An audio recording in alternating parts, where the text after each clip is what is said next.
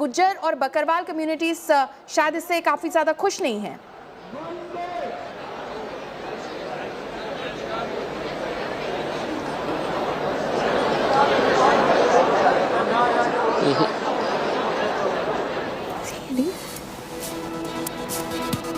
Okay, we'll try and reconnect with my colleague Himanshu. Himanshu is at the public rally that Home Minister Amit Shah is scheduled to address in a short while from now. He is in Srinagar, in fact, attending his day's first engagement over there. Those pictures of him reviewing security preparedness in Jammu and Kashmir with top officials of the security apparatus in Jammu and Kashmir. This is what is referred to as the Unified Command Center. That meeting over there happening in Srinagar as we speak. Lieutenant Governor Mr. Manoj Sinha is also present in that meeting. Top officials of the Indian Armed Forces, paramilitary forces, Jammu and Kashmir Police, all present in that meeting, where one of the key focus areas is the recent spate of attacks on non-locals in Kashmir, which has been a cause of concern, a worry for the security forces. And that is what the Home Minister will be reviewing in terms of measures that are being taken on the ground to ensure that non-locals, Kashmiris, the people of Jammu and Kashmir are safe. The Home Minister is in Jammu and Kashmir on a 3-day tour. He arrived 2 days ago in Jammu. Yesterday, he spent his entire day in the Jammu region, where he, in fact, first visited the Mata Vaishno Devi temple in Katra and then proceeded forward to address a rally in Rajouri. Himanshu, my colleague, is back with us. Himanshu is at Baramulla, where the Home Minister is scheduled to arrive in some time from now. Himanshu, जिस तरह से रजौरी में गृह मंत्री ने पहाड़ी community के लिए उनको एक आश्वासन दिया कि आपको एसटी स्टेटस मिलेगा, उसी तरह से बारामुल्ला में भी पहाड़ी कम्युनिटी काफ़ी ज़्यादा संख्या में है। शायद वो वही आश्वासन यहाँ पर भी देंगे, पर इससे कहा जा रहा है कि जो गुजर और बकरवाल कम्युनिटीज़ हैं वो ज़्यादा खुश नहीं है। Himanshu,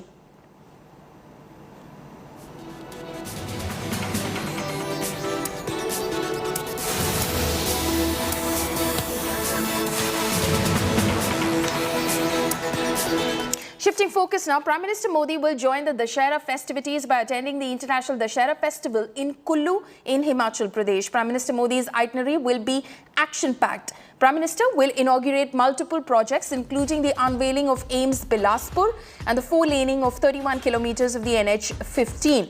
AIIMS Bilaspur is constructed at a cost of more than 1,470 crore rupees, with 18 specialty and 17 super specialty departments, 18 modular operation theatres and 750 beds with 64 ICU beds. Spread over 247 acres, the hospital is equipped with 24 hours emergency and modern facilities like dialysis, ultrasonography, CT scan, MRI, etc. Apart from AIIMS, Prime Minister Modi will also lay the foundation stone of the medical device park at Nalagarh, constructed at a cost of about 350 crore rupees. He will also inaugurate the Government Hydro Engineering College at Bandla that cost about 140 crore rupees. ये तो एक बड़ी खुशी की बात है कि इस बार हम 2 साल के बाद जो है दशहरे को जो है बड़े धूमधाम से मना रहे हैं। तो साथ में हमारे प्रधानमंत्री जी, जो कि एक बड़ी ऐतिहासिक बात है कि वो हमारे दशहरे में जो है वो क्या नाम शरीक होंगे।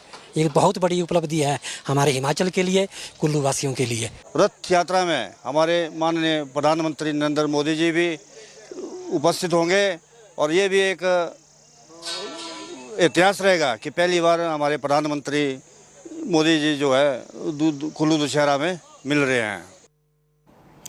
Dussehra, also known as Vijayadashmi, is being celebrated across India with fervour. Here are the top defining images. Vijayadashmi celebrations underway at the RSS headquarters in Nagpur under the leadership of RSS Chief Mohan Bhagwat. Santosh Yadav, the first woman to climb Mount Everest, invited as the chief guest. She is also the first woman chief guest to be invited for the Dussehra event in the history of RSS.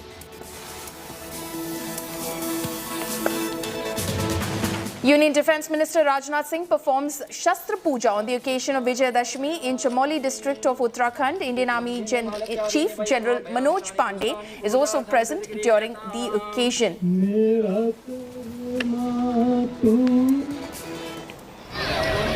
Mysuru Palace was illuminated with 97,000 bulbs on Tuesday night ahead of the grand Dasara celebrations today. Later in the day, the world-famous Jambu Savari and Torchlight Parade will be part of the Vijayadashmi celebrations.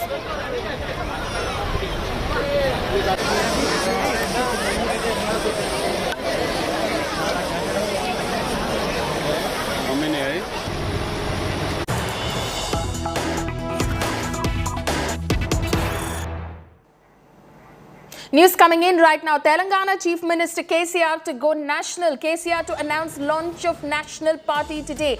KCR holds key meeting at Telangana Bhavan. MLAs, MPs and district presidents attend the meeting. Over 280 members attend the TRS meet. JDS Netas, former Karnataka Chief Minister H.D. Kumaraswamy are also seen in attendance during this meeting. My colleague Apurva Jayachandran is joining me live. Apurva, there's a lot of buzz around this big launch of the TRS's National Party. We do see in those images that H.D. Kumaraswamy was also there ahead of that launch at the breakfast meeting with Chief Minister KCR. Give us more details. Well, Paulmi, that's right. Today is a very special day here in Telangana. All action and all eyes are here at Telangana Bhavan, where Chief Minister KCR will be arriving there shortly. You can also see cadres of TRS carrying out a bike rally sort of thing en route at Telangana Bhavan, where Chief Minister KCR will be arriving shortly as well. Several leaders from prominent parties across the south, including that of JDS Chief Kumaraswamy and VCK Chief Tol Tirumavalavan, have arrived here for the meeting that will take place today. The celebrations that you can clearly see is completely grand in gesture out here. Posters and banners that have been put from pillar to post, as well as several others, cadres who have also at various junctions in and across the city and the state as well, have gathered for celebrations post the announcement which we will be likely expecting for the Chief Minister KCR to be announcing post 1 p.m. That is what sources do tell us. This will be the launch of the National Party of TRS. The announcement that comes in from Telangana's Chief Minister K. Chandrasekhar Rao. The TRS party, National Party, will be named BRS, which is Bharat Rashtra Samiti. And as you can see, the celebrations and the posters have already been set in place, where 2 or 3 of the posters also say that CM KCR is on the way. India, he's coming, and that this will be the new generation. This will be the newborn India brought in by Chief Minister KCR. This will be the TRS party's national launch as well. That is what we do know. In fact, it will be interesting to see what will be the next step of action that will be taken post the launch of the national party. We do know that several leaders from across southern states have come here. Political parties have come here, including that of VCK Chief Tol Tirumavalavan, as well as JDS Chief Kumaraswamy as well. He had in fact arrived here late last night, and in the breakfast meeting that was underway at Chief Minister's office there today, we also saw several of these leaders sitting down and having a chat with the Chief Minister KCR at the breakfast brunch that was organized just in a few minutes from now. We're also expecting the Chief Minister will arrive here at the Telangana Bhavan, where the announcement will be made. Likely the meeting that will take place now will go on well into 1 p.m. this afternoon. That is what we do know. Almost over 200 of cadres, TRS representatives, the party representatives, including MLAs, MPs,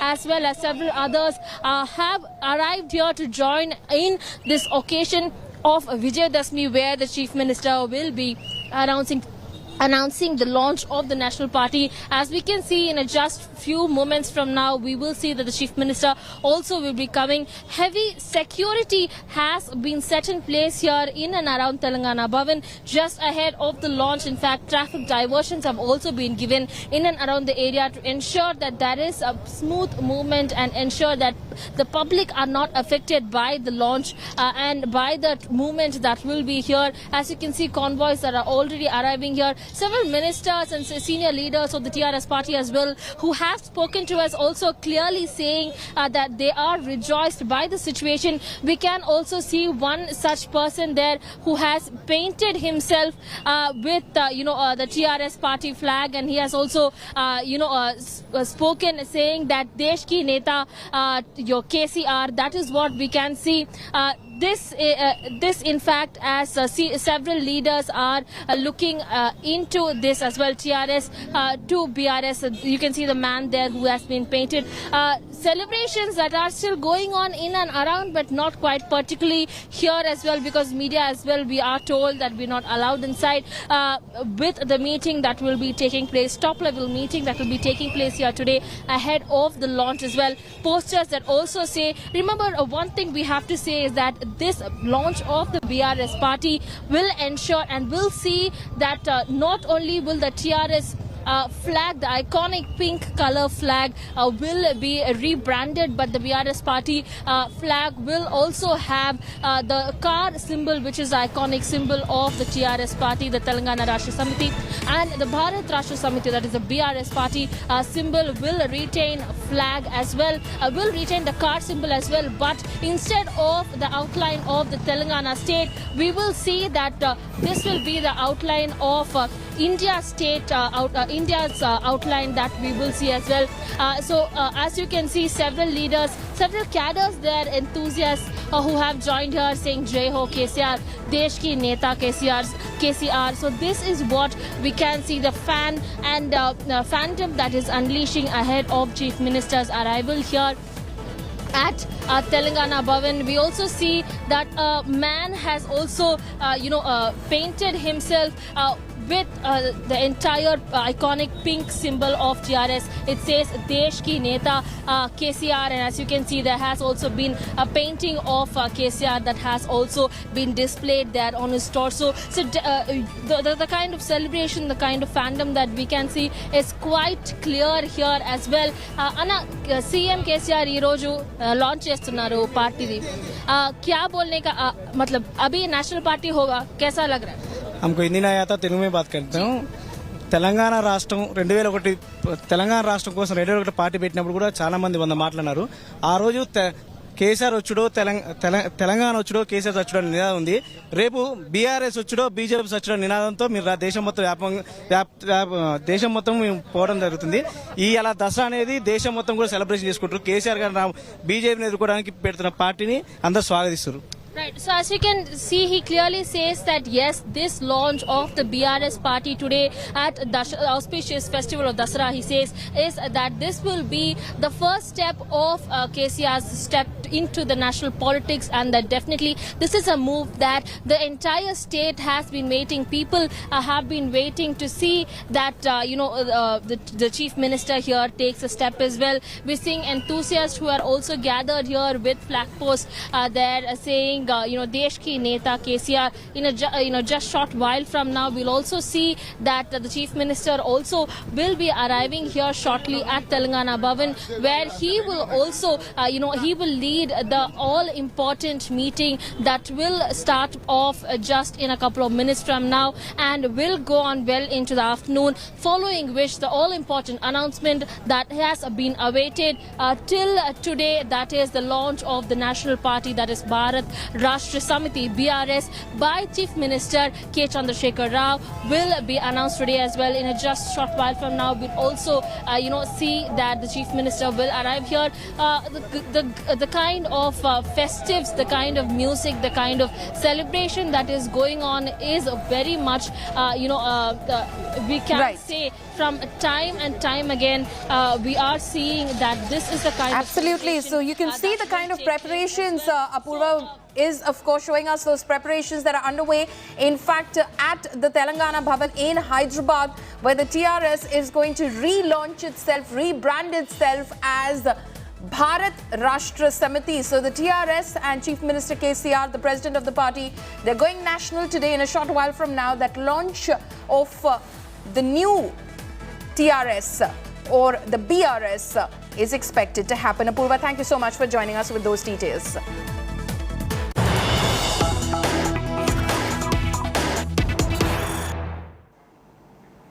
News coming in right now. Parliament panel rejig. No seat for the opposition at the helm of key parliamentary committees. Congress loses chairmanship of IT and Home. TMC loses chairmanship of Food and Consumer Affairs. TMC MP Derek O'Brien hit out over the Parliament committee rejig. He said this is stark reality of New India. Is it opposition mukt Parliament panels now? Congress and TMC lose key Parliament panel posts. Remember, the Congress earlier was at the helm of affairs of the IT committee. Shashi Tharoor was the chairman of the IT committee. Abhishek Manu Singhvi was chairman of the Committee for Home Affairs, considered to be two very prestigious and key parliamentary committees. Now they in fact have been replaced. The IT committee chairmanship has gone, very interestingly, to the Eknath Shinde faction, which has been recognized as the real Shiv Sena. It has gone to Pratap Rao Jadhav and Brijlal, former DGP, to head Home Affairs. Slipping into a short break, coming up next, billionaire Elon Musk now says he's ready to buy Twitter. Latest of the dilly-dallying by the world's richest man. More on the other side of this break.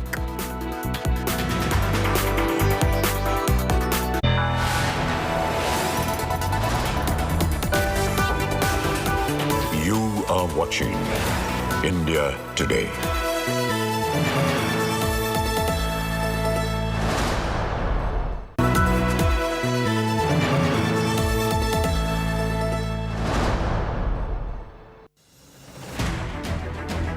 I don't read the news. I read between the lines to tell you the true version of events, the true story of our times. To document grief, the toughest assignment for any journalist to be. From those who matter, Women politicians going to stick up for each other. of those who should matter, I document the truth. I don't distort the truth. I don't glamorize the truth. I don't gloss over the truth. The ghosts of India's contentious medieval history have come knocking again. I hustle for the truth, on the ground, in the newsroom, in the studio. I don't try to grab eyeballs. I inform you to make you see the point. To the Point with Preeti Chaudhary. At these times, only on India Today.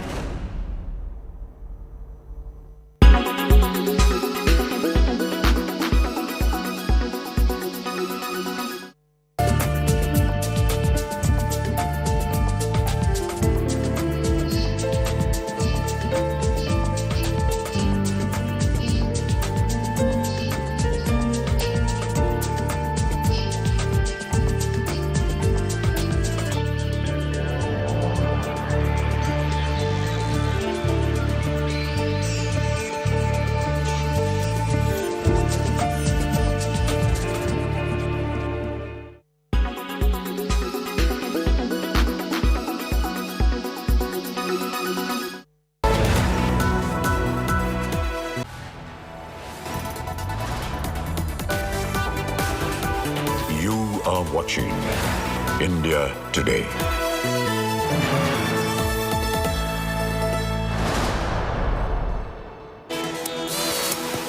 The tumultuous saga of Elon Musk's on-again, off-again purchase of Twitter has taken a turn toward a conclusion.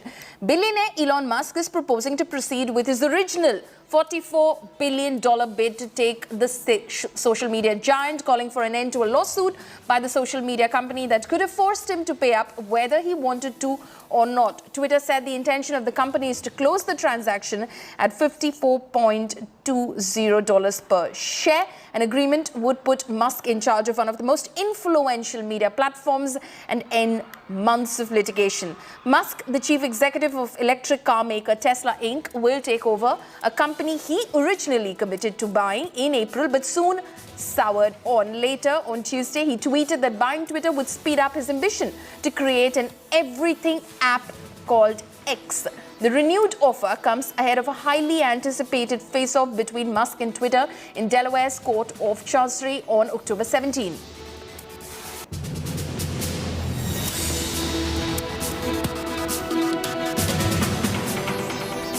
Elon Musk is proposing to go ahead with his original offer of $54.20 per share to take Twitter private. Here's a report.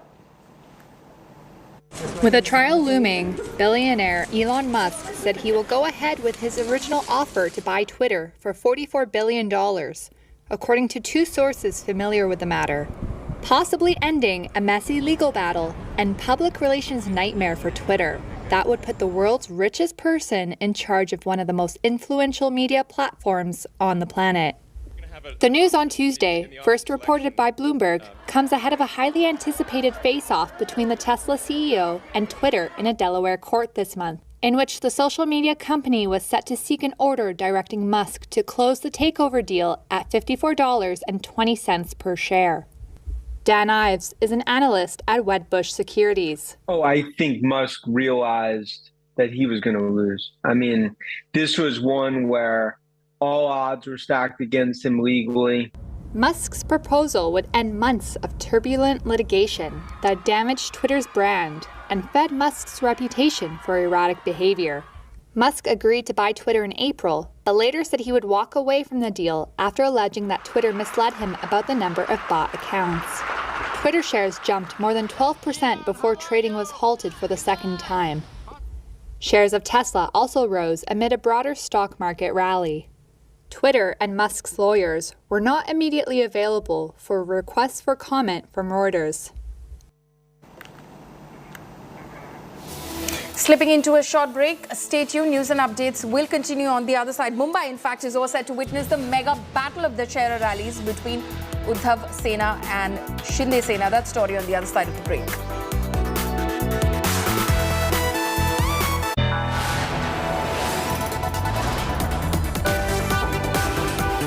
You are watching India Today.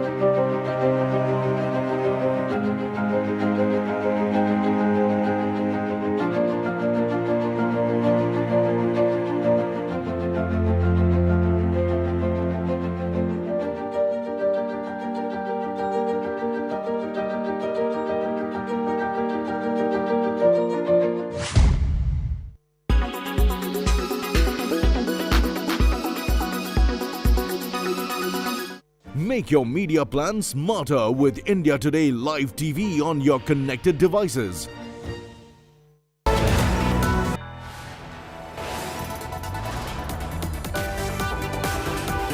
You are watching India Today.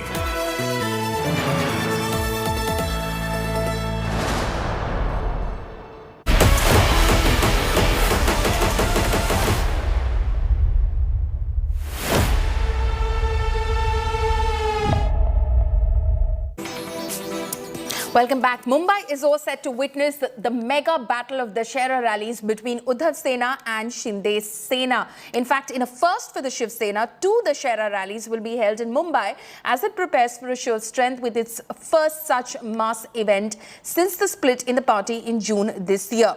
Uddhav-led Sena is preparing to hold the rally at Shivaji Park, where they have been held every year since 1996. Chief Minister Eknath Shinde's faction will be holding his rally at the Mumbai Metropolitan Region Development Authority grounds at the Bandra Kurla complex in Mumbai. Ahead of their Dussehra rallies, the Shiv Sena's two factions have been engaging in a video war, with both sides claiming to be the true heirs of Sena founder Bal Thackeray's legacy.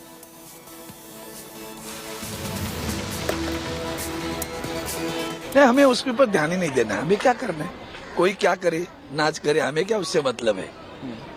वंदनीय हिंदू हृदय सम्राट शिवसेना प्रमुख बाला साहब ठाकरे जी ने शिवसेना का निर्माण किया, तब से लेकर आज तक वही शिवसेना की रैली होती रही है।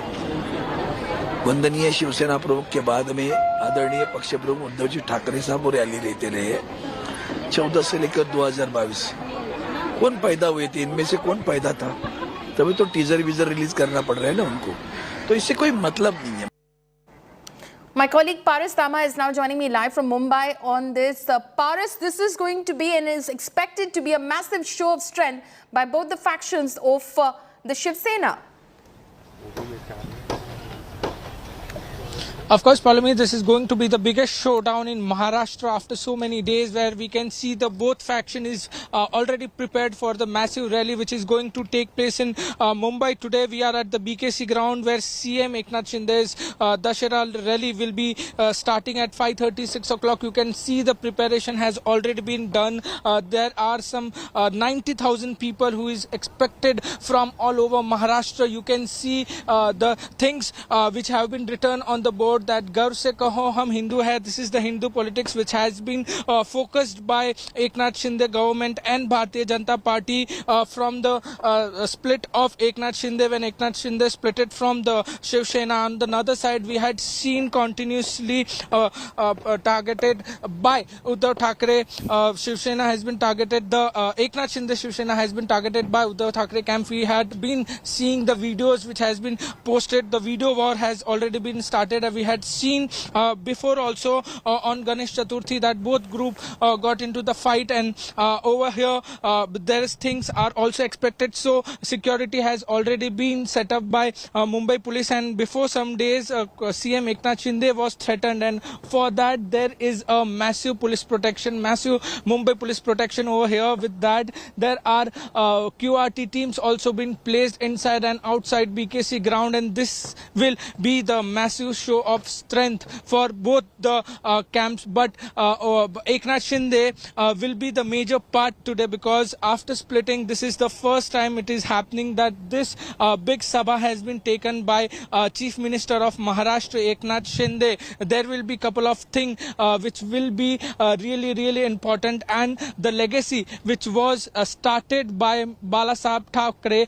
will be continued today also in the another part of Mumbai, Shivaji Park, where the legacy will be taken forward by Uddhav Thackeray. This rally is continuously being done from 1996, and today also it will happen in Dada Shivaji Park. But different thing is that there are two Shiv Senas, and fight for real Shiv Sena still continues. The most important thing that I want to show, the flag, the symbol which the both parties are fighting, there is the same symbol over here also, the bow and arrow which both parties are fighting, and this will be the real show of strength in the evening when rally starts.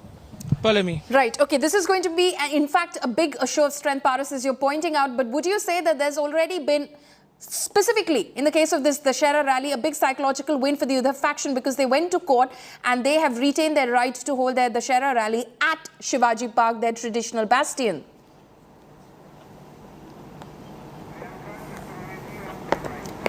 Priyanka Chaturvedi, Shiv Sena Member of Parliament, is joining us over the phone line. Ms. Chaturvedi, this is of course expected to be a massive show of strength by both factions of the Shiv Sena today in Mumbai, but already would you say that the Uddhav faction has won a psychological win, so to say, because you've got permission to hold your rally at your traditional bastion of Shivaji Park?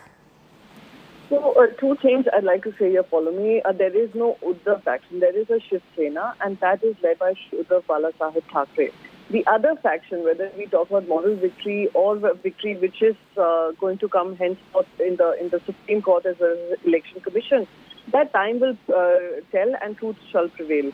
The other rally that is happening at BKC, you can definitely call it the Shinde Janata Party, that those who are the Bharatiya Janata Party supporters and those who have betrayed the Shiv Sena are holding another rally in Mumbai. But that is not going to have an impact on a rally that we have been having year on year, addressed earlier by Vandaniya Hindu Hriday Samrat Uddhav Balasaheb Thackeray, and now will be addressed by Shri Uddhav Balasaheb Thackeray. But wasn't it a bit of a blow recently, ma'am, when many members of the Shiv Sena party workers, in fact 3,000 to 4,000 of those from Worli, from where Aditya Thackeray is an MLA, in fact joined the Eknath Shinde faction? Actually, Paulomi, I would expect India Today is a very respected media channel to do its research on this particular narrative which was being floated around by the Shinde faction. Whether they were card bearers of Shiv Sena, and you would find that none of them were Shiv Sena office bearers or held any position in the party. They were those who are opposing a few things as far as the coastal road is concerned. Many of them have gone on record to say that they were called to hear them out, but for the news that was spread to media is that they're joining the faction. So there are a lot of things that are, the truth somewhere slips in between the narrative that is being built by the Shinde faction. However, all I'd say is that truth shall prevail, truth is supreme. It may take some time, but we are all patiently waiting, and we will continue to fight the fight.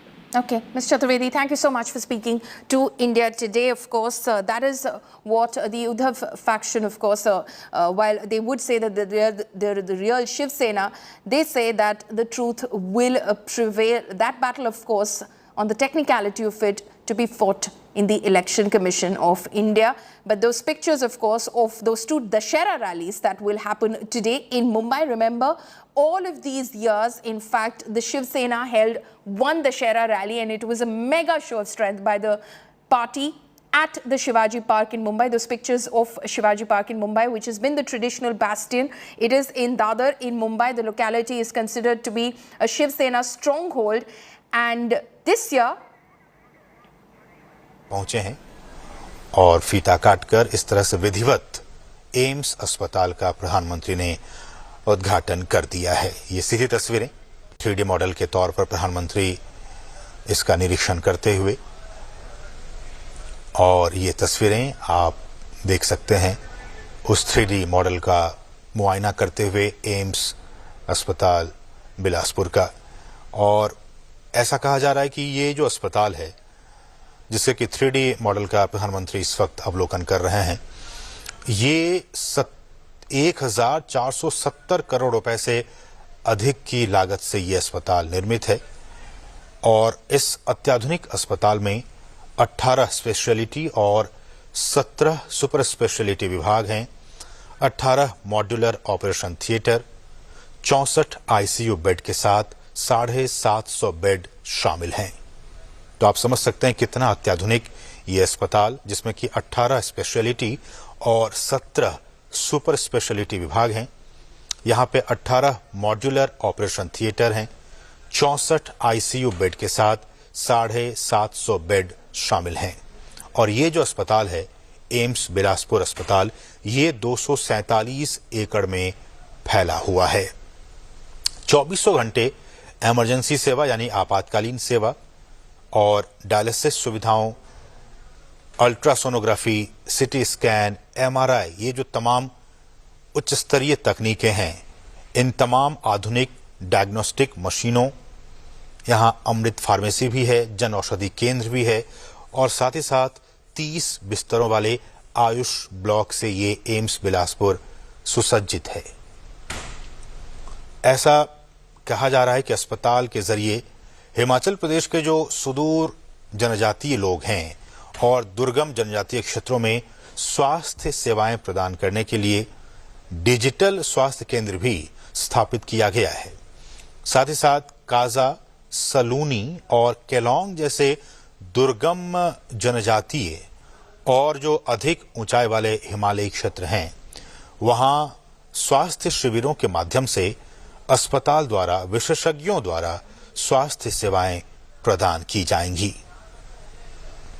और इस AIIMS अस्पताल में हर साल MBBS course करने के लिए 100 छात्रों और नर्सिंग कोर्स के लिए 60 छात्रों को प्रवेश दिया जाएगा और जब ये छात्र यहाँ से पास आउट होंगे तो फिर आसपास के जो इलाके हैं वहाँ स्वास्थ्य को लेकर जो स्थितियां हैं उनमें आमूलचूल परिवर्तन आने वाले दिनों में देखा जा सकता है।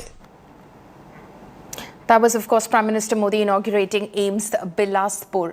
Now, shifting focus, amid an escalating row over the trailer of the upcoming film Adipurush, demands to ban the film have started to grow. President of right-wing group Hindu Sena, Vishnu Gupta, has written a letter to the Secretary at the Ministry of Information and Broadcasting, urging him to ban the film. Hindu Sena has accused the film of hurting the sentiments of Hindus by misrepresenting Ramayana.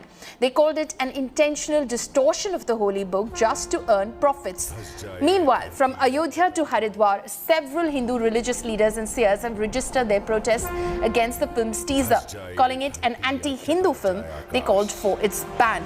Earlier, Madhya Pradesh Home Minister Narottam Mishra wrote to the director of the film Adipurush, Om Raut, urging him to remove the objectionable scenes from the film. He also threatened to take the legal route if no action is taken by the director.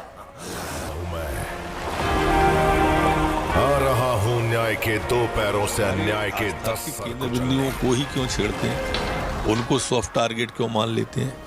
हिम्मत है किसी और दूसरे धर्म के ऐसे देवताओं को करने की? है तो दिखाना चाहिए।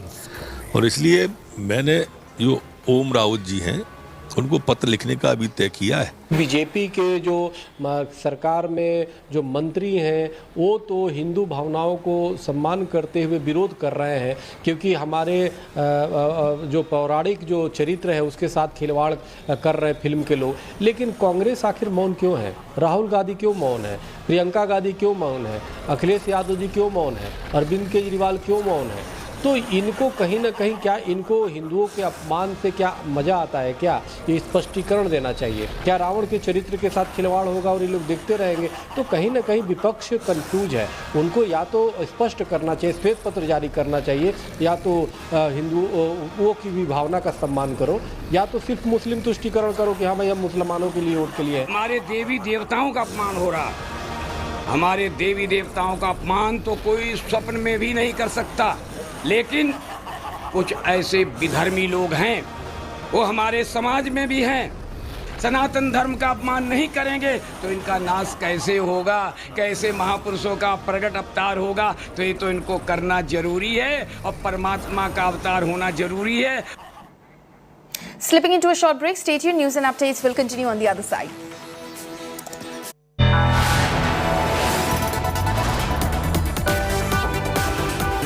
You are watching India Today.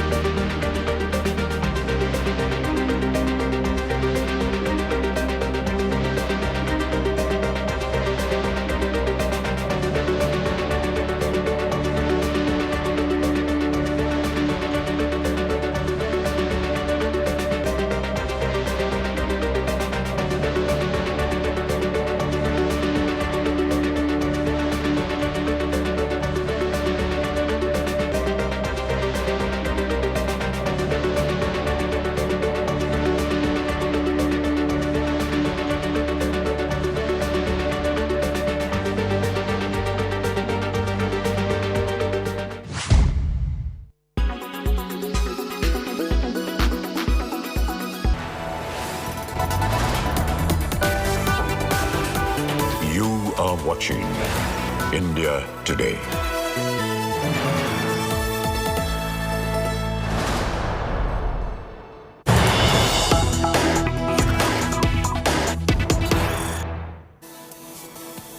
Welcome back. We're cutting across live to Bilaspur right now in Himachal Pradesh, where Prime Minister Narendra Modi is in fact dedicating AIIMS Bilaspur to the nation. वहाँ के निवासियों के लिए बहुत ही महत्वपूर्ण दिन। कहा यह भी जा रहा है कि इसी महीने से अक्टूबर से ही अब एम्स बिलासपुर में आपात सुविधाएं भी मिलनी शुरू हो जाएंगी और इसके निर्माण में लगे जो प्रशासनिक अधिकारी हैं उन्होंने बताया है कि ब्लॉक ए के 150 बेड की आपात सुविधा, 5 बेड डायलिसिस यूनिट शुरू होंगे। साथ ही ब्लॉक बी में ओपीडी और ब्लॉक सी में diagnostic block, lab, USG, x-ray, CT scan, MRI और ब्लड बैंक शुरू होने जा रहे हैं।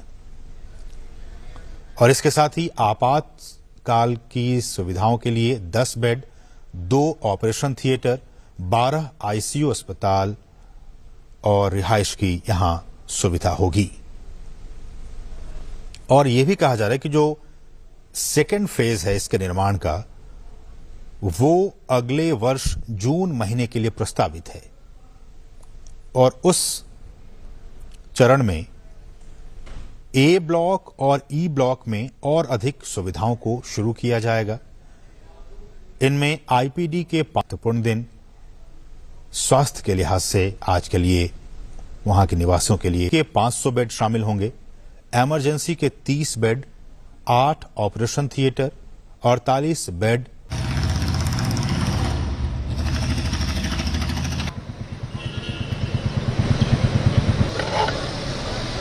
महत्वपूर्ण दिन, स्वास्थ्य के लिहाज से आज के लिए वहां के निवासियों के लिए बहुत ही महत्वपूर्ण दिन। कहा यह भी जा रहा है कि इसी महीने से अक्टूबर से ही अब एम्स बिलासपुर में आपात सुविधाएं भी मिलनी शुरू हो जाएंगी और इसके निर्माण में लगे जो प्रशासनिक अधिकारी हैं उन्होंने बताया है कि ब्लॉक ए के 150 बेड की आपात सुविधा, 5 बेड डायलिसिस यूनिट शुरू के 500 बेड शामिल होंगे, इमरजेंसी के 30 bed, 8 operation theatre, 48 bed linear accelerator को शुरू कर दिया जाएगा। और एम्स बिलासपुर का जो थर्ड फेज होगा, उम्मीद की जा रही है कि वो अगले साल दिसंबर तक, यानी दिसंबर 2023 तक तीसरा चरण भी। Slipping into a short break, stay tuned. News and updates will continue on the other side of this break.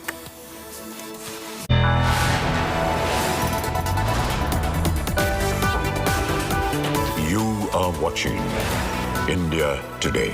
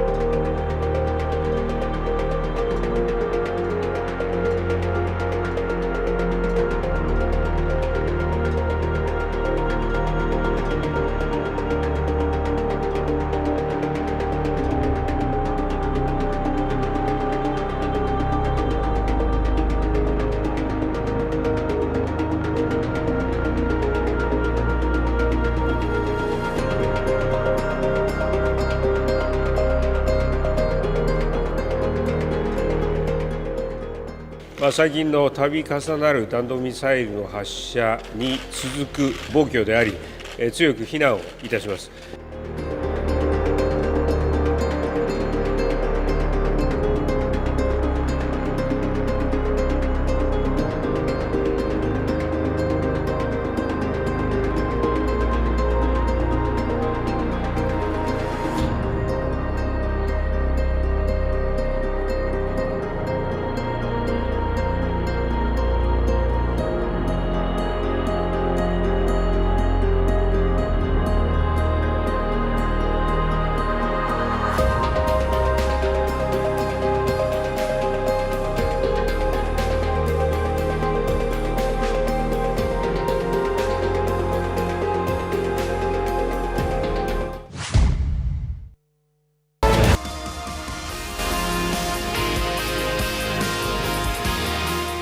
Kriti, you refused Karan Johar's lust stories because the role centered around the female orgasm and your mother vetoed it.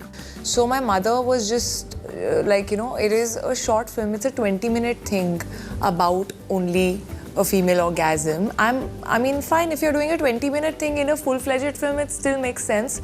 But maybe I don't think you should do it at this point. So that was the whole discussion. So you've been very open, and to your great credit. I've been very open till now. I'm very open for everything. Like I have allowed them कोई love to scene go हो, to parties. कृति की कोई love scene हो, No you problem. have no problem I with that. don't have any problem. You've only drawn the line at the orgasm. उसके पहले.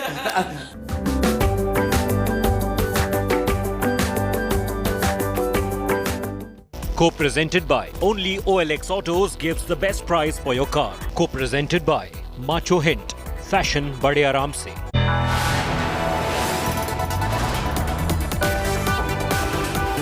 You are watching India Today.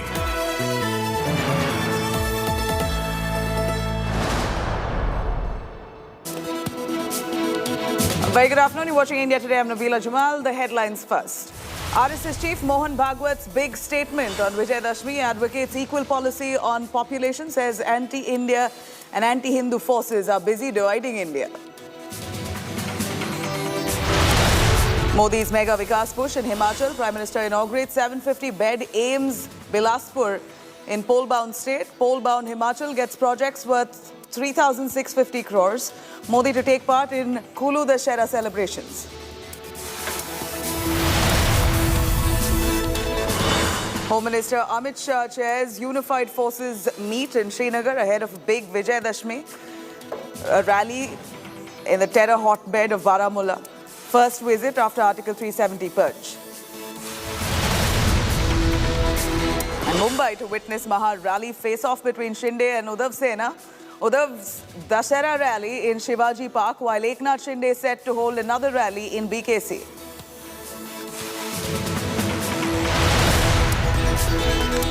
Now, chorus grows to ban the film Adipurush. Seers protest over misrepresentation of gods, demand to ban the film over insult to gods, outraged Hindu groups right to the centre. 5 killed in early morning road mishap on Mumbai's iconic Bandra-Worli C-Link. Car stranded after pile-up hit from behind by another speeding vehicle.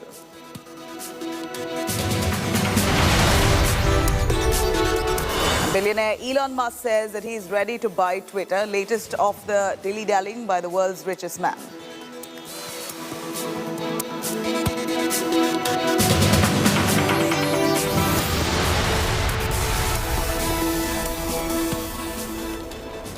All right, Telangana Chief Minister K. Chandrasekhar Rao is now going national, thereby kicking off the TRS Mission 2024. KCR will be launching his national party, Bharat Rashtra Samiti, later today, months after positioning himself as a national player and touring states to meet opposition leaders and form a united front against the BJP. Telangana Chief Minister held a key meeting with JDS Netas, cabinet colleagues and all 33 district presidents of the party to discuss the roadmap for the launch of this national party.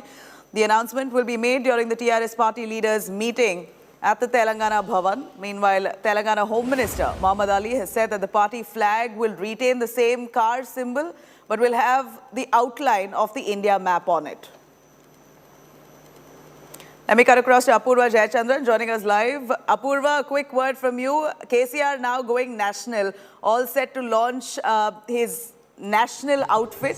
He will be launching his Bharat Rashtra Samiti party later today. Give us a little more. What's the difference between his between this national outfit and what he has within the state? Well, Nabila, as you can see, the D-Day has finally arrived here at Telangana, where we are here right outside the Telangana Bhavan. As you can see, cadres have already gathered here with celebrations that are on high out here as well. You know, not only music, dance, but also we're seeing that members from across the state have come out here to support KCR as he is all set to announce the launch of the national party over here, that is Bharat Bharat Rashtriya Samiti. Remember, what we do know is that with respect to the launch of the party, national party, we do know that this is going to be one of the key fundamental steps that KCR will want to take. Remember, we've already seen that talks have been underway in across various instances where KCR has talked about bringing forward the TRS party into the national, into the large field as well. And now with the launch, official launch that is set to be announced roughly after 1 p.m. this evening, we do see that this is the kind of fandom, this is the kind of show and music and love that we see that the Chief Minister of Telangana, K. Chandrasekhar Rao, is receiving. With respect to drawing comparisons between TRS and BRS, what we do know is that BRS will be an extended form of what will be the mission and what will be the epitome of what the Telangana Rashtra Samiti is. The TRS party, remember, in governance has brought in many schemes, including that of Dalit Bandhu and several others that have been announced as really good schemes and has won laurels as well. And we're also seeing that with these schemes, what we do know, sources do say, is that these schemes that have already been centralized for Telangana will go ahead and will be launched across the country as well. That is the main mission of BRS, that is Bharat Rashtriya Samiti. We see members here who have had body paint on them saying Desh Ki Neta KCR, as well as TRS to BRS, the transformation that will take place as well. When we look into what will be the politics behind this, we also see that today we see notable leaders from other southern parties, southern political parties, including that of JDS, as JDS leader Kumaraswamy, as well as the Tamil Nadu's leader VCK Chief Tol Tirumavalan, who has also arrived here to and we see that there's pompous celebrations over KCR going national. Let me quickly cut across to BJP leader joining us on the phone line, Krishna Sagar Rao, to give us a little more on what he feels as an opposition Telangana Chief Minister floating his party nationally now. Mr. Rao, a quick word on Telangana Rashtra Samiti. Now turn to Bharata Rashtra Samiti. KCR's national push ahead of 2024. How would you receive this news? It's a misplaced ambition which will fall flat on its face. And it's a wasteful exercise of public exchequer. As I'm saying public exchequer because it's all the money which is corrupt, which is being invested into a political outfit, which will yield nothing. The Bharatiya Janata Party looks at it in amusement as to a man who hasn't achieved anything in the state in 2 terms of his rule. Now he's planning to do something at the national level. As I said, it's a misplaced ambition, will backfire and fail miserably, because if he is going to lose the USP of what his outfit here was, the regional strength which he had as a regional party, today he is actually axing his own feet by removing it and naming it as a national party. And I also don't understand, there's no concept called launching a national party. Have you ever heard that? Did anybody launch a national party? You will start a party with an ideology and a movement and a clear objective. And then if it is blessed by people in multiple states, you become a national party. You don't find or found a national party. That never happened. It didn't even happen to BJP and Congress. So it is a meaningless exercise, completely out of sync with reality, an imagination which has found some kind of a wing. And because he has the money in his pocket, he's trying to kind of Well, at the same time, KCR is pitching his Telangana good governance pitch. He basically wants to present his model of what he's done to the state of Telangana across the country and say that this is how I've governed my state. This is what I can do to yours if you vote me to power. And this is the same KCR who's been wanting to float a third front ever since the previous Lok Sabha elections. So he seems to be the real front runner now.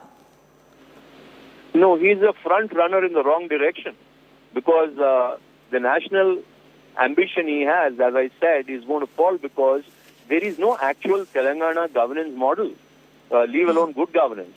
The only thing he'll talk about, if you ask him what did you do in Telangana, he'll talk about the freebies he has given to different sections. Now, freebies anybody can do. You don't need to have a robust model to do that. It is, exchequer's money which you are giving it away in doles. But other than that, did you do any social reform? Did you bring in about social change?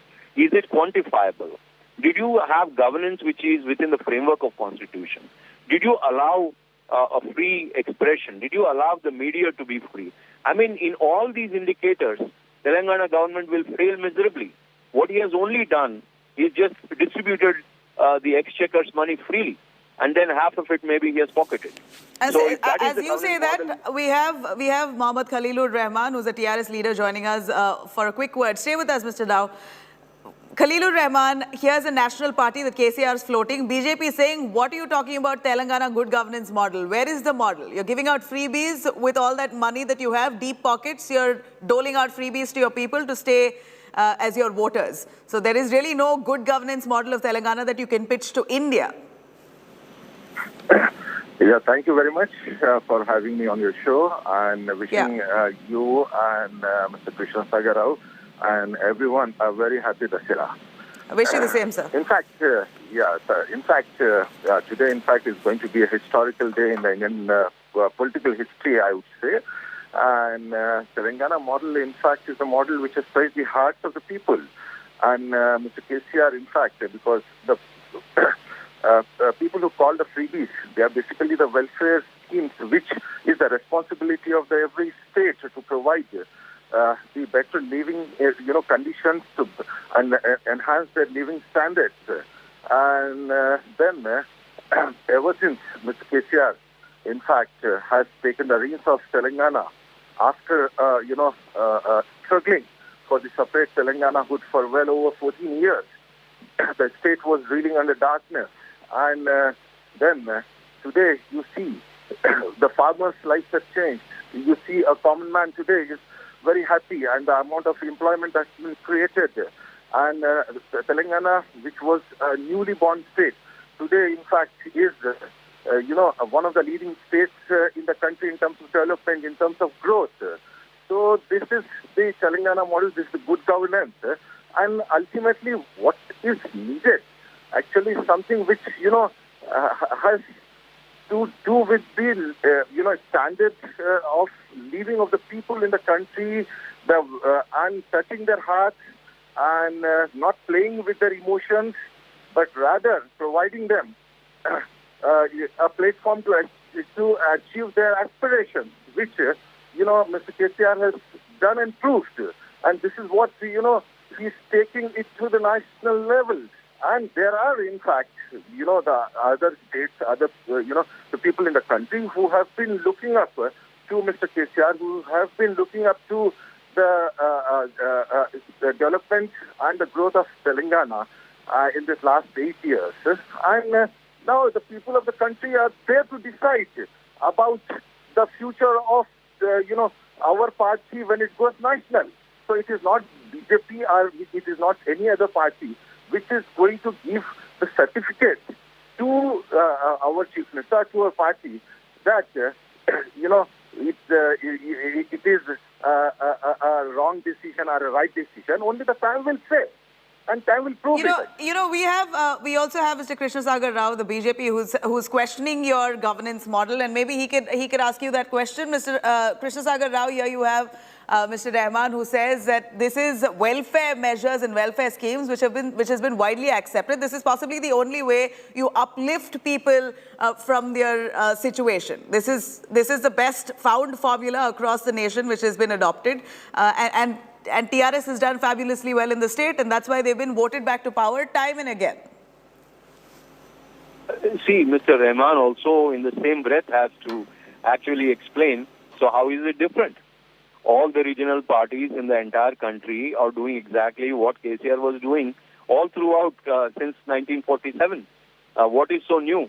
You call in the name of welfare, you dole out money, freebies, you almost bribe the voters, and you do minority appeasement or electoral appeasement socially by dividing the country or the electorate into, caste, creed, geography, and then the communities and religion. That is what he is doing. So what is so new about his model? Number one. Number two, what social change did he bring about? Because he's talking about quantum change which he wants to bring. In Telugu, it's called Gunatmaka Marpu. Now, what is that Gunatmaka Marpu? Quantum change is brought about in Telangana.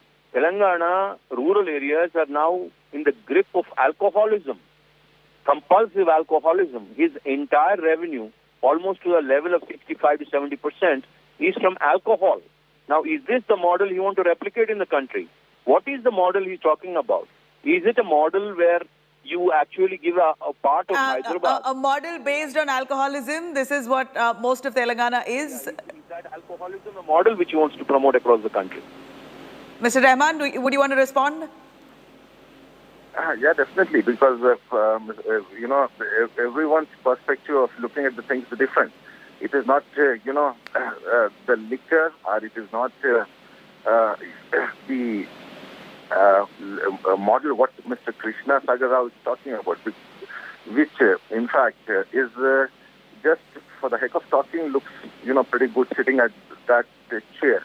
But what has BJP been doing actually? I mean, they came into power promising 2 crore jobs and the employment of the people, the people, youth every year, and then 15 lakh rupees into every account. And likewise, if I start citing, I mean, there are so many promises which were made by the BJP government in 2014. And where have all those promises gone? Except that definitely, one of the major promises of the BJP government was building the Ram Temple, which in fact they have stood up to. But other than that, when it comes to the development agenda, and when it comes to especially treating all the states on the equal scale, BJP has miserably... All right. Yeah, well, we've heard what the leaders of the TRS as well as the BJP have to say. Let me cut across to Apurva, who's right now amid all the chaos while the party is now being launched by KCR. Let's listen in. Is to launch across the schemes of TRS well into the national arena as well. Just a couple of minutes back, we also saw that Chief Minister KCR has just arrived here at the Telangana Bhavan, and he has also what appears to be quite happy that he has arrived here ahead of the general meeting as well. And now with the kind of celebration that we are seeing in a short while from now, the general body meeting will also be taking place now with senior leaders as well. Several cadres who have gathered here saying that CM KCR is the best. Jai Ho KCR. So as you can see, the celebrations here definitely have reached the peak as well, and we do realize and we do know that this will be the official date that the CM of Telangana, K. Chandrasekhar Rao, will launch the party's national agenda that will be Bharat Rashtriya Samiti. The BRS party will go on to have the same iconic toys car symbol that will be on the part of the BRS flag as well. But instead of the Telangana party, Telangana state outline, it will have India outline as well. We do see that celebration continues to be the top key out here, as several cadres have been enthusiastic. All who were just a couple of minutes back eagerly awaiting for the Chief Minister arrive now can see that the Chief Minister has just now gone inside. I mean, you can also see the kind of, the iconic pink that stands for TRS there, the festivities, the festoons that have just now started as well. And with the kind of chanting that is clear, that is Jai Ho KCR and, the TRS party ki Jai, all of this, all indicating that the crowds here also quite eagerly had awaited for the launch of Chief Minister KCR's launch of the national party, that is Bharat Rashtriya Samiti. All right, so there you have all that celebration and fervor on the day of Dussehra. KCR launching his new national party, TRS, now to be turned into a national party, and for that they've got to meet, they need at least 6% of valid votes in at least 4 other states in the Lok Sabha Assembly elections for their party to be recognized as a national party. And from the agenda here today at this meeting at the Telangana Bhavan, KCR is all set to announce his national party and will be And as per claims from the party members, they will be fighting polls in states like Gujarat, Karnataka, Maharashtra, Andhra Pradesh and Uttar Pradesh. A huge national pitch by KCR. Apurva, a quick word. All right, we've lost a connection. We're going to cut across to tracking these developments for now. Slipping into our next story. Union Home Minister Amit Shah, who's currently in Srinagar, as part of his 3-day tour to the Union territory. Amit Shah is now chairing a unified command meet of Jammu and Kashmir and Srinagar. LG Manoj Sinha, top officials of the army, paramilitary forces, state police and civil administration have taken part in this high-level meeting. The focus will be on tracking the attacks on non-locals in the Kashmir Valley. Amit Shah will then address a mega public rally in North Kashmir's Baramulla town, which is going to be BJP's first show of strength in a town considered to be the hotbed of terrorism. Security has now been tightened in the valley for Amit Shah's visit. Officials have said that multi-tier security has been put in place. Drones are being used for aerial surveillance as well. After the abrogation of Article 370, this will be the Home Minister's second visit to Kashmir. मैं यहाँ पर कई साल मैंने काम किया, परंतु बारामूला के अंदर 50,000 से ऊपर की अरेंजमेंट हो और इतने लोगों की चिंता कर रहे हों ये लोग, आज अद्भुत नज़ारा है। जो जम्मू कश्मीर के लिए अच्छा होगा वो सब यहाँ पर जितनी स्कीम्स हैं वो अनाउंस करेंगे आज। जनाब अमित शाह साहब को सुनने की जो चाह है वो जुनून की हद तक पहुंची और जो उम्मीद की जा सकती है 40 से 50,000 लोग आज इस बारामूला के स्टेडियम में उनको सुने आएंगे। जहां जम्मू कश्मीर की इस डेवलपमेंट के तरीके से सारा एकदम चेंज हो गया, जम्मू कश्मीर डेवलपमेंट और विकास के रास्ते पे चला। इसी तरह एक पॉलिटिकल सिनेरियो जो जम्मू कश्मीर में हुआ करता था वो चेंज हो गया और लोग अब ज्यादा से ज्यादा मेन स्ट्रीम की तरफ अब रागिब होने। इनका हम वेलकम करने के लिए आए हैं, यहाँ से करना से 300 किलोमीटर यहाँ से आए, हम वहाँ से वेलकम करें। हमारी 400 गाड़ी वहाँ से आ रही है करना थी, खाली एक तहसील करना की, बाकी 5 तहसीलें हैं। देखो कितनी गाड़ियाँ आएंगी, चल रही हैं गाड़ियाँ, रास्ते में बहुत ज्यादा भीड़ है, लोग बड़े जोश खरोश से लोग आ रहे हैं। अब आज का दिन जो है मुझे लगता है जम्मू कश्मीर में ऐतिहासिक अल्फाजों में लिखा जाएगा। बहुत ही उम्मीदें हैं क्योंकि जम्मू कश्मीर में हर महीने के बाद खुद पैन ले रहे हैं। मेडिकल कॉलेज चाहिए हमें रामबन के लिए, टूरिज्म डेवलपमेंट अथॉरिटी चाहिए, बहुत ही उम्मीदें हैं हमें। हम अगर लाख बार भी शुक्रिया अदा करेंगे वो काम। All right, let me quickly cut across to Ashraf Vani joining us live. Ashraf, a quick word as we see that Amit Shah is all set to chair a unified command meet. Will be addressing all the attacks on non-locals in Kashmir. Tell us, how has Kashmir received Amit Shah's visit today? He's on a 3-day visit, a huge outreach to the community. What more do we know? The unified command meeting has concluded and already the security plan for the future has been chalked out in that main meeting of the Home Minister here in the Srinagar, because this is the one of the crucial meetings in which all the security heads who are based and are working in the Kashmir Valley and the Jammu and Kashmir are the part of that particular meeting.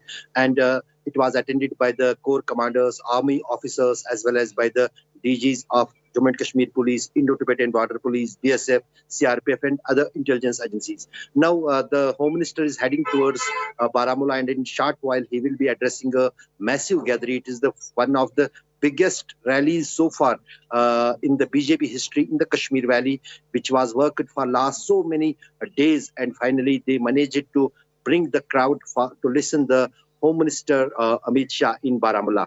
Baramulla is the one of the districts in the Kashmir Valley which is adjoined by the hilly areas, and Home Minister is going once again announce something for the Pahadi population. Yesterday he has already said it, today he may said it again. Also some of the development projects which are underway in the Kashmir, they will be launched by the Home Minister himself at 3 p.m. in the Raj Bhavan. But so far during the Home Minister's visit, 3 days visit in the Kashmir Valley, there were some unfortunate and terror incidents. We have seen during last 24 hours, 4 militants killed in Shopian in twin encounters. In fact, one civilian was also killed in an unfortunate misfire by the security forces in Pulwama. He's coming in hospital. So mix up this Home Minister's visit to Jammu and Kashmir. But what will be the vision of the government in the Kashmir? That is the main focus what people of the valley and state union territory want to listen. Ashraf, thank you very much for joining us on that. Now, cutting across to the death toll in Uttarkashi's Danda 2 Peaks avalanche tragedy, as now we hear that at least 4 people have lost their lives. Those are the confirmed deaths so far. Rescue operations currently in full swing with the NDRF, SDRF teams along with the Indian Army. 4 deaths have been confirmed so far, but 14 others are yet missing. As far as the official reports come in, 14 mountaineers are missing. 4 of them have been declared dead. And this was a group of nearly 40. And so far, we hear that at least 24 of them are not traceable yet. It was on Tuesday when the avalanche hit a trekking group, at least 40 of them from Uttarkashi's Nehru Institute of Mountaineering, including 33 trainees and 7 instructors. The avalanche hit the team at 9 a.m. on Tuesday at an altitude of 16,000 feet. Unfortunately, at least 14 of them missing. Situation evolving है और जैसे जैसे आंकड़े और situation सामने आ रही है तो वो बताया जा रहा है और आगे भी जो अपडेट्स आएंगे आपको बताएंगे। जो अभी तक मैंने बताया कि सर्च एंड रेस्क्यू ऑपरेशन चल रहा है और जो सर्वाइवर्स हैं उनका पहला लॉट यहाँ आ चुका है और उनको सामान्य इंजरीज़ हैं, उनकी चेकअप के लिए हॉस्पिटल भेजा गया है। यहाँ पे भी मेडिकल टीम्स हैं, उन्होंने भी उनको देखा है। सभी अपनी अपनी तरफ से कंट्रीब्यूशन इसमें कर रहे हैं और पूरी कोशिश यही है कि कम से कम समय में इस रेस्क्यू मिशन को चलाया जाए, पूरा किया जाए। Right now we are at Matli ITBP helipad in the Uttarkashi district, and through visuals let us show you the relief operations are underway. ITBP, SDRF and NDRF are taking care of the relief operations to evacuate the stranded trainees and instructors which were trapped after a heavy avalanche struck in Draupadi Ka Danda area on Tuesday at 8:45 a.m. Many of them are feared dead, though the rescue operations are still on and there's a hope that many people will be evacuated and will be brought back safely. With cameraman Anil Badoni, Ankit Sharma for India Today, Uttarkashi. All right, on that note, we're going to slip into a short break. We'll be right back with news and updates. Stay with us.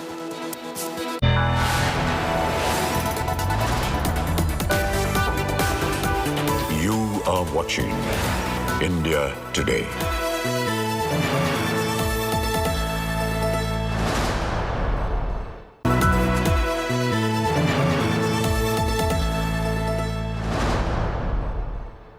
Everyone's busy finding what's trending.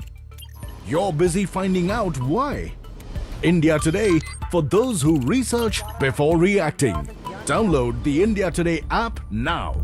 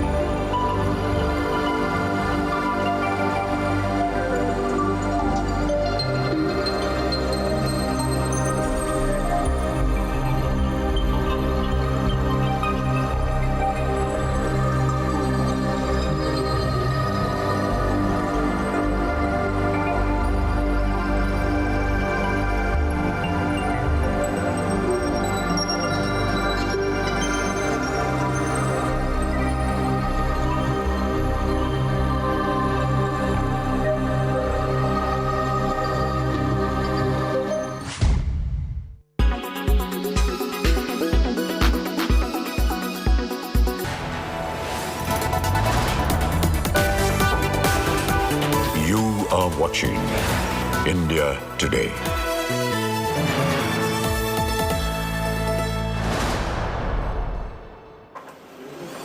All right, Kanye West, or Ye as he's known as, is at it once again in his surprise Easy 9 show at Paris Fashion Week. He's kicked up a storm yet again, this time again for all the wrong reasons. Let's take a quick look at Ye's latest bizarre stunt.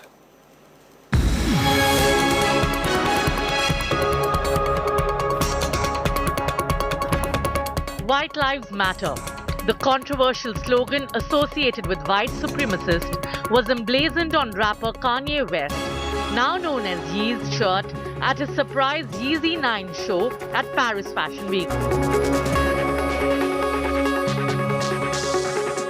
Unexpectedly, like everything that he does, this too has triggered a massive storm. The rapper didn't just stop at sporting the slogan on his sweatshirt. He went a step ahead and jumped onto Instagram, his preferred mode for ranting, and dismissed the Black Lives Matter movement that swept America as a scam.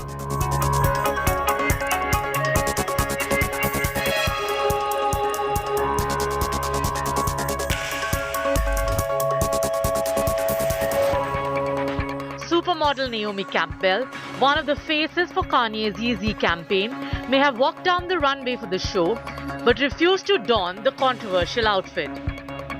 While Will Smith's son Jaden stormed out of the show and lashed out against Kanye on social media. Kanye has been on a tirade, with his meltdowns revolving around his ex-wife Kim Kardashian. Repeated taunts, threats and mockery of the reality TV star have been the norm. But will Kanye West donning a t-shirt stating White Lives Matter, a slogan considered hateful by many, pull the trigger on his dwindling career? Bureau Report, India Today. All right, on that note, we're going to slip into a short break. On the other side, a lowdown on the entire controversy around the film Adi Purush and the clamor for a ban growing around it. Stay tuned to watch out.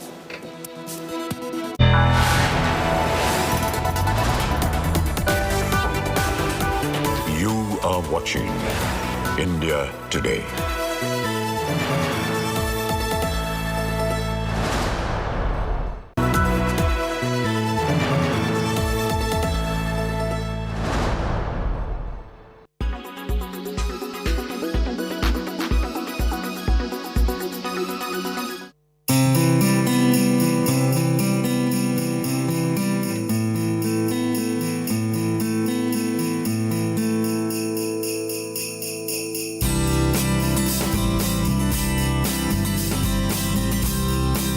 The largest producer of mustard in the world is facing a heat wave. We're talking about Canada. The delicious Dijon mustard is France's favorite condiment. A heat wave across the ocean in Canada has caused a drastic shortage. The shortage is evident in France. Canada supplies 80% of the mustard seeds to France. Because of the drought, the Canadian harvest became half in 2021. This has propelled France to grow their own crop. Remember, Europe is battling a fuel crisis and a power crisis post the Russia-Ukraine war. Mustard seeds have become more attractive after a drop in the prices of grains and oil seeds. Jérôme Garbes, a mustard expert, said that 15,000 tons of mustard seeds should be produced, meeting 40% of the requirement. Luc Vandermeysen, president of the Burgundy Mustard Association, said that store shelves should be replenished in October. He also said the shortage will be completely over in early 2023. We're very confident for Christmas. Being an agrarian economy, India produces its own mustard. Rajasthan is the largest mustard producing state in the country, therefore it's never going to be a problem for India.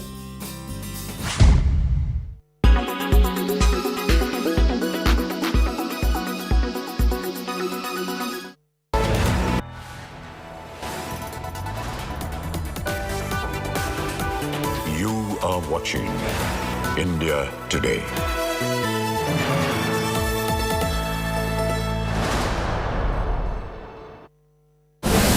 Adi Purush faces boycott calls. Anger peaks over Ravan portrayal. BJP wades into Adi Purush Rao. Slams portrayal of gods in Adi Purush. BJP claims Ravan khilchified. Outrage justified or exaggerated? So the images of Saif Ali Khan playing Ravan, looking completely different from the Ravan that we have seen growing up in TV series, is what's led to all of this outrage. Netizens are slamming the filmmaker of Adipurush, Om Raut, for misrepresentation of the Ramayana and the way that he's portrayed the character of Ravan in the teaser of his upcoming period epic. Let's get you all the details about the controversy that's doing the rounds and how now this has also become political, with BJP leaders jumping in.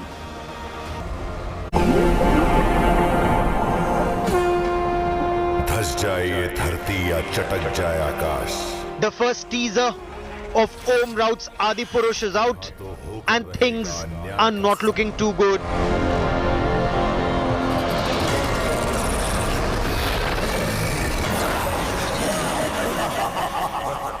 The movie based on Ramayana is already in the eye of a storm.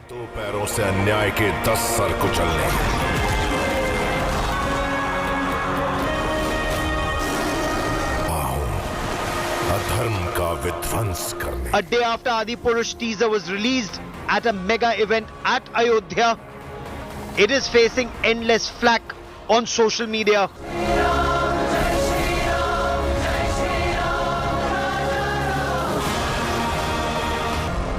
While the trailer has been tagged disappointing and childish, outrage is growing over the portrayal of Ravan by Saif Ali Khan for a number of reasons.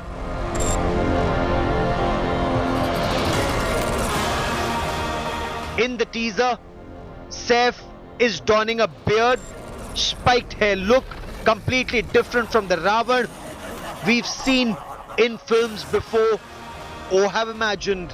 In several scenes, there is no tripund on Saif's forehead.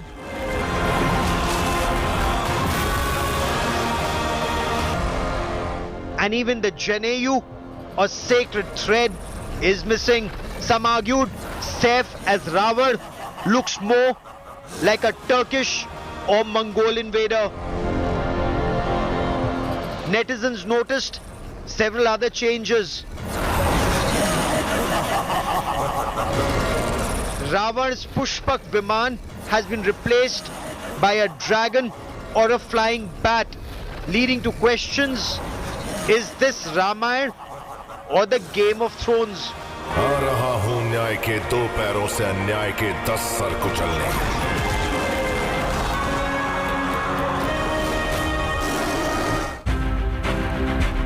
What followed next was a torrent of memes ripping apart the teaser. BJP leader and legal convener dived into the controversy, claiming alleged Islamization of Ravan and the Vanar Sena, asserting that creative freedom had crossed the Lakshmana Rekha. The Ravana in this photograph that I see floating around is a guy who looks nothing Indian, who has blue eye makeup and is wearing leather jackets. This is our history they are misrepresenting. They cannot do it in the guise of creative liberty. This is our history. Ramayana is who we were, who we are. It represents this nation.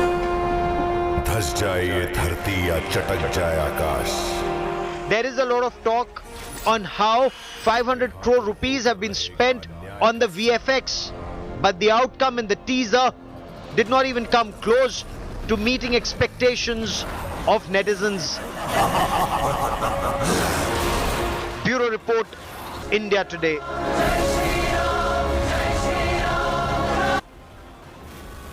Now, several BJP leaders have jumped into the fray, raising objections, questioning this particular trailer. The Madhya Pradesh government too has said that they will take note of what's played out. Narottam Mishra, Home Minister of Madhya Pradesh, is joining us on this broadcast.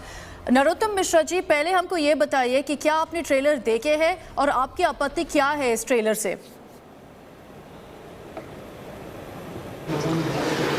अब जैसे हनुमान जी के अंग वस्त्र थे ना, हमारे यहाँ हनुमान जी के अंग वस्त्रों के बारे में स्पष्ट रूप से लिखा हुआ है कि कानन कुंडल कुंचित केसा, हाथ वज्र और ध्वजा विराजे, कांधे मूज जनेऊ साजे। अब जो हमने अंग वस्त्रों का वर्णन हमारे हनुमान चालीसा में है, ग्रंथ में है, आप चमड़े के वस्त्र पहना रहे हो उनको। हनुमान जी के बारे में उनका देह जो उन्होंने काली बताई है, हमारे यहाँ हनुमान जी की देह के बारे में भी बताया है। लाल देह लाली रचे अरधर लाल लंगूर, वज्र देह दानव दलन जय जय जय कपिशूर। एक एक चीज का वर्णन हमारे शास्त्रों में हर जगह किया गया है और हमारे शास्त्रों के अनुसार हम ऐसा मानते हैं कि जो भी ग्रंथ में हमारे में लिखा है वो सत्य है। जैसे हनुमान चालीसा में लिखा है, पृथ्वी से सूर्य की दूरी युग सहस्त्र योजन पर भानु, तो जितनी दूरी हनुमान चालीसा में लिखी है, नासा के वैज्ञानिकों ने अभी भी उतनी ही दूरी बताई है। तो ये वैज्ञानिक भी वही सिद्ध कर रहे हैं। आज हमारे रामायण में राम सेतु राम रावण युद्ध का वर्णन किया था। उस समय की तात्कालीन करुणानिधि सरकार ने और कांग्रेस की सरकार ने सुप्रीम कोर्ट में हलफनामा दिया कि राम रावण युद्ध हुआ ही नहीं था, लेकिन नासा के वैज्ञानिकों ने बताया कि हाँ यहाँ राम सेतु है, तो सब मान गए। तो आखिर हमारे ही ग्रंथों पे आपत्ति क्यों कर देते हैं? ये नहीं, वो तो मतलब वो नरोत्तम मिश्रा जी, एक लीगल फाइट अभी भी है राम सेतु के बारे में, लेकिन इस ट्रेलर के ऊपर काफ़ी आर्ग्यूमेंट्स ये भी है कि क्रिएटिव लिबर्टी कहाँ है। अभी जितनी किताबें हैं, जितनी फिल्में हैं जिसमें रामायण के ऊपर, इसकी स्टोरी लाइन के ऊपर भी है, और इसमें काफ़ी क्रिएटिव लिबर्टी लिए है, इसमें भी शायद वही किया है। बेना, मेरा ये निवेदन है कि थोड़ा बहुत लिबर्टी जब लें, देना भी चाहिए, जब ये कभी कभी किसी और धर्म को भी लें।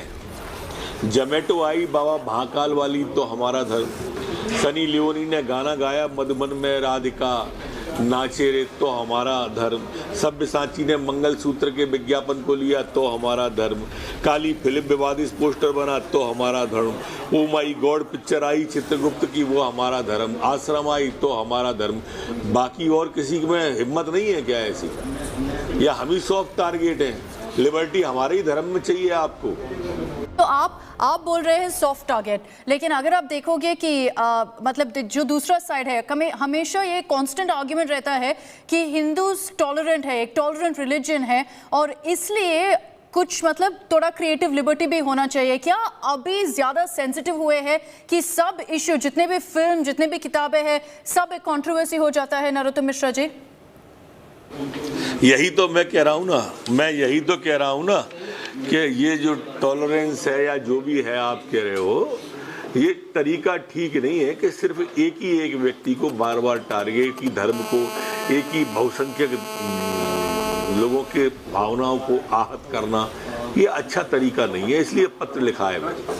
ठीक है। दूसरे कंट्रोवर्सी आपने बताया पहले जवाब में कि जो हनुमान जी पे कंट्रोवर्सी है वो एक चीज़ है, दूसरा है कि जो रावण की डिपिक्शन है इस ट्रेलर में, उस पर भी काफ़ी डिबेट, काफ़ी चर्चा हो रहा है। आपको क्या कहना है इसके बारे में?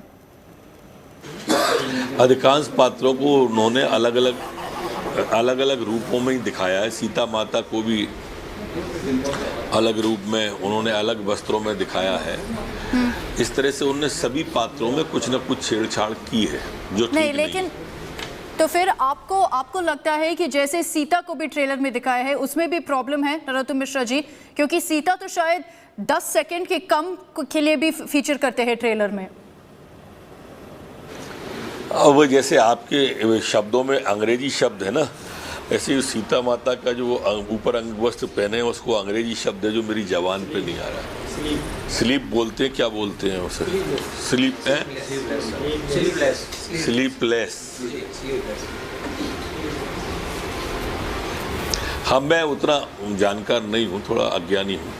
नहीं, तो आप बता रहे हैं, so there's essentially a problem with Ravan's depiction, there's a problem with Sita's depiction, there's a problem with Hanuman's depiction. Are we blowing it out of proportion? Narottam Mishra ji, हर कैरेक्टर के ऊपर कुछ ना कुछ कंट्रोवर्सी या इश्यू है अभी। नहीं, मैं तो संवेदनशील इसलिए हो रहा हूँ, मैं संवेदनशील सिर्फ एक बात पर हूँ कि हर बार हमारा ही धर्म क्यों? इसका जवाब आप दे दीजिए या डायरेक्टर साहब दे दें या कोई भी आके दे दे। हर बार एक ही धर्म क्यों? बस इतना सा सवाल है। ठीक है। तो आपने बताया कि ये आपके प्रॉब्लम है, ये आपकी आपत्ति है, आपकी मांग क्या है अभी फिल्म मेकर से, डायरेक्टर से? ये 10 से आपत्तिजनक हटा दे, आपत्तिजनक 10 हटा। मैंने लिखित में लिख के दे दिया है ना, मैंने तो ये लिखित में भेजा है पत्र उनको, डायरेक्टर को। कोई ज्यादा बड़ी मांग नहीं है मेरी, आपत्तिजनक 10 शो को हटा दें। लेकिन वो कैसे कर सकते हैं नरोत्तम मिश्रा जी? ये फिल्म जो मतलब पूरे बने हैं, हम सबको पता है कि स्टोरी क्या है, रामायण की स्टोरी है, वो कैसे काट सकते हैं इस फिल्म को कि रावण के जितने भी सीन से हटा दे, तो फिर स्टोरी क्या है? मैंने आपको जितने अभी नाम पढ़ के सुनाए थे ना, मैंने आपको भी जितने महाकाल की जोमेटो आई थी, सनी लियोनी का मधुबन में राधिका गाना आया था, पूरा गाना ही बदल दिया था ना। इसमें महाकाल वाली में पूरा सब्यसाची का मंगलसूत्र बदला था, काली फिल्म के विवादित जो पोस्टर थे सब बदल गए थे। जैसे वो सब बदले ऐसे ये बदल जाएगा, आप प्रतीक्षा करिए सिर्फ। ठीक है, Narottam Mishra ji, thank you for joining us here on India Today, taking the time out and speaking to us on this entire controversy. The big news break that's coming from the conversation that I just had with the Madhya Pradesh Home Minister is that he's confirmed he's written to the director Om Raut on this issue. The minister has in fact highlighted to the filmmaker, saying that no Indian filmmaker is expected to depict our gods this way. He's also said that sentiments of the people have been hurt. It's natural that their sentiments will be hurt by this teaser. He's also, in that letter which he showed here on India Today, urged the filmmaker to remove any such depiction and take care that such errors are not repeated in the future. So essentially a warning that's being shot off by the Madhya Pradesh government to the filmmaker Om Raut, saying remove these objectionable parts. If that doesn't happen, if the filmmaker doesn't respond, what will happen next? We'll have to wait and watch. अधर्म का विध्वंस करने। Let's explain to you what this controversy is all about. Obviously, the trailer of Adipurush has ruffled a lot of feathers, and it's particularly over several of the characters. Yes, there's been quite a bit of trolling also over the poor graphics, the poor VFX used in the movie, which is evident from the trailer. But the larger controversy is over the depiction of Ravan, the depiction of Hanuman as well. Let's show you what we've seen largely in most of the films, books, how these iconic epic characters are depicted. Let's begin with Lord Ram. You see a clear similarity here, and that's why Prabhas right now, superstar Prabhas, after Bahubali, is being hailed for his depiction of Lord Ram in Adipurush. Very similar to what you've seen largely in other movies and other TV series as well. So over Lord Ram, there's no controversy, because you can see that a lot of the elements that make Lord Ram, make his character, have been retained in this depiction as well. Let's show you the other characters. While Lord Ram, there's not much controversy over Hanuman too. Right now, there's a huge controversy over how he's been shown, over his character, over his looks, what he's wearing, all of that. What you see there on the right is the images from one of the most popular depictions of Ramayana, and how Hanuman was shown there versus here. You can again see very, very big difference. Now, obviously, there's an attempt to modernize. That's what you can make out, at least from these two stills. But in the process, it looks like many people feel that their religious sentiments have also been hurt. So clear difference there in how Hanuman looked in the TV series, films that we've seen growing up, versus today's Adipurush. Let's show you the next image, the most controversial of the lot, the depiction of Ravana in this film, or at least in the trailer. Now, what you see there is the image of Ravan. Long hair, no beard, mustache, and you can see that he's wearing a Janayu. He has the tripund as well on his forehead. In Saif Ali Khan's Ravan, which you see here on your screens, he is sporting the tripund in some scenes, in some he isn't. Netizens are saying that's impossible. Ravan was known to be a staunch Shiv Bhakt, a Brahmin, always sported the tripund, and some scenes Ravan in this film isn't showing. Besides that, of course, you can see that the Pushpak Viman has been replaced by a demon that Saif Ali Khan playing Ravan is riding. And you can see in the entire look itself, how Ravan looks there versus here is completely different. Saif Ali Khan sporting a bearded look with short hair, spiked hair. Now, most of us know the classic tale of the Ramayana because it's been told and retold for generations. You've got books, you've got movies, animated series, you name it.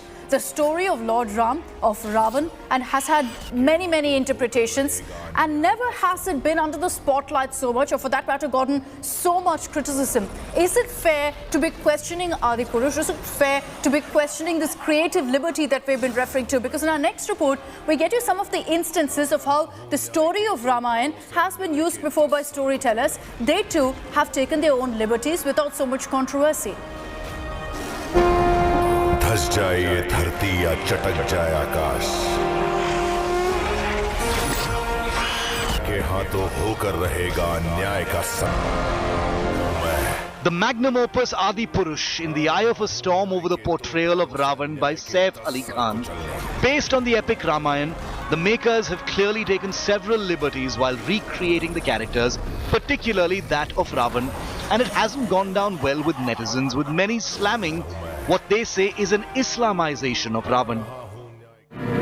सेनापति कंपन, प्रहस्त, महापार्श, दुर्मुख और मंत्री मंडल के सदस्यगण.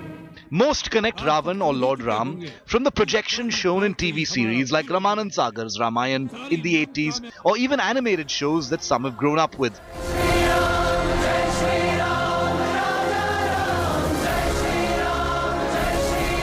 Why is it that everyone is up in arms over this film when there have been several works of art that have previously also experimented with the looks of Lord Ram and Ravan? Let's give you a few instances.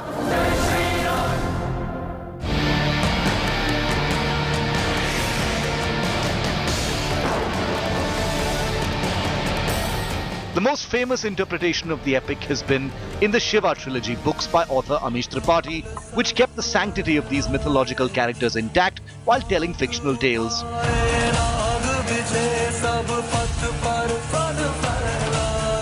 In 2019, Amish's book Ravan, Enemy of Aryavata, was published, and it chronicles the life of Ravan until the time he kidnapped Sita. In this book, Ravan's Pushpak Viman is a plain chopper hybrid, but is stuck to the stories of legend when it comes to Ravan, describing him as intelligent, sharp, as multi-talented, and plays the Ravana Hatha instrument.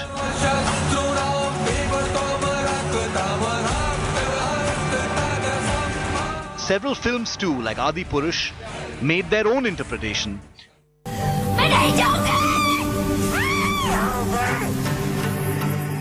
Mani Ratnam's Ravan was a clear retelling of the Ramayana, but with a twist, where he questioned the core story of the Ramayana of Lord Ram as the Maryada Purushottam, and instead Ravan being humanized and someone fighting for his people's rights.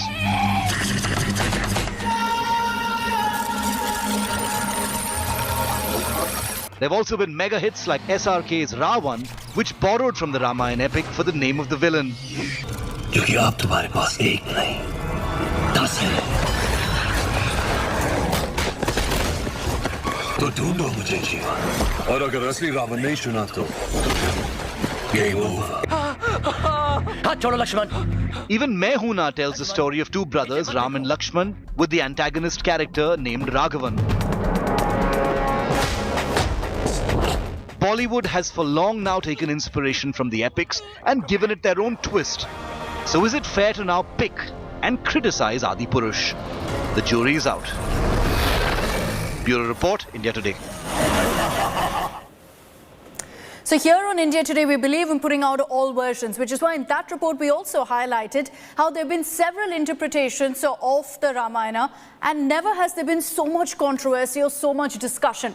The teaser for this film has also garnered a lot of attention for other reasons, because many of the images that have come in from the trailer caught netizens' eye, and they started highlighting similarities between Adipurush, between the images and the scenes that have been shown, at least the so-called grandeur, with scenes from several other very, very popular TV series like Game of Thrones, like the movie Planet of the Apes, and all of this even as the VFX of the film has been referred to as cartoonish and is disappointing. Let's talk about that, the similarities of this teaser, of this trailer with other films and popular TV series.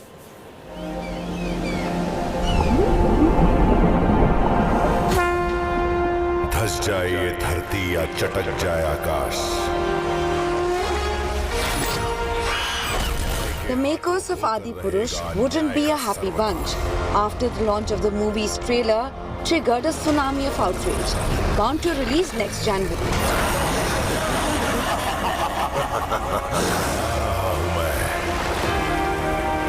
आ रहा हूं न्याय के 2 पैरों से अन्याय के 10 sir कुचलने।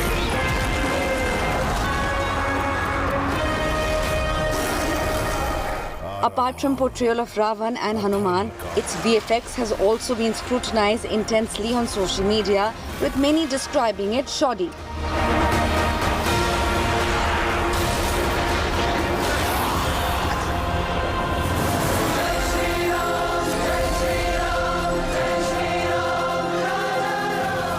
Now, netizens are picking apart the teaser frame by frame and comparing it with many blockbuster Hollywood movies. चटक जाए आकाश। While some have claimed that Ravan's flying demon, inspired by the dragons in the Game of Thrones,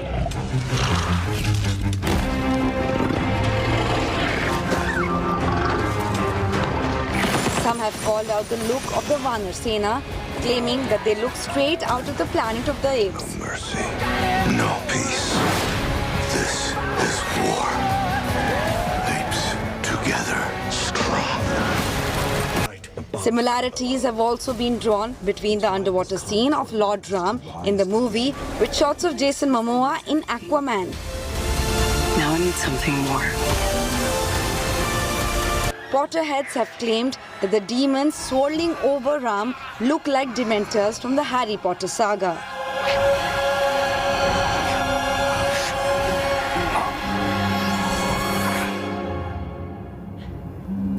Marvel fans haven't been kind to the movie either. From comparing the walk of Ravan to Hela in Ragnarok. I'm Hela. I'm just a janitor. You look like a smart boy with good survival instincts. To Ram walking with Lakshman and Hanuman to the iconic Avengers Assemble shot, the similarities drawn are many. Assemble. Made with a budget of 500 crore rupees, Adi Purush is one of the most expensive Indian films ever made. चटक जाए आकाश। Filmmakers could now be hoping that movie buffs will now pass these apparent flaws when Adi Purush hits the theatres in January. Bureau Report, India Today.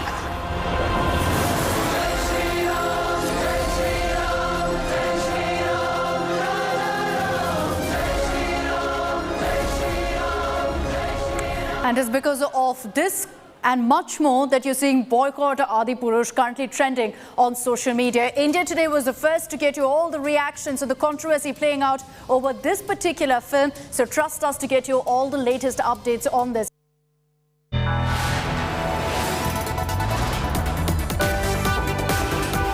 You are watching India Today.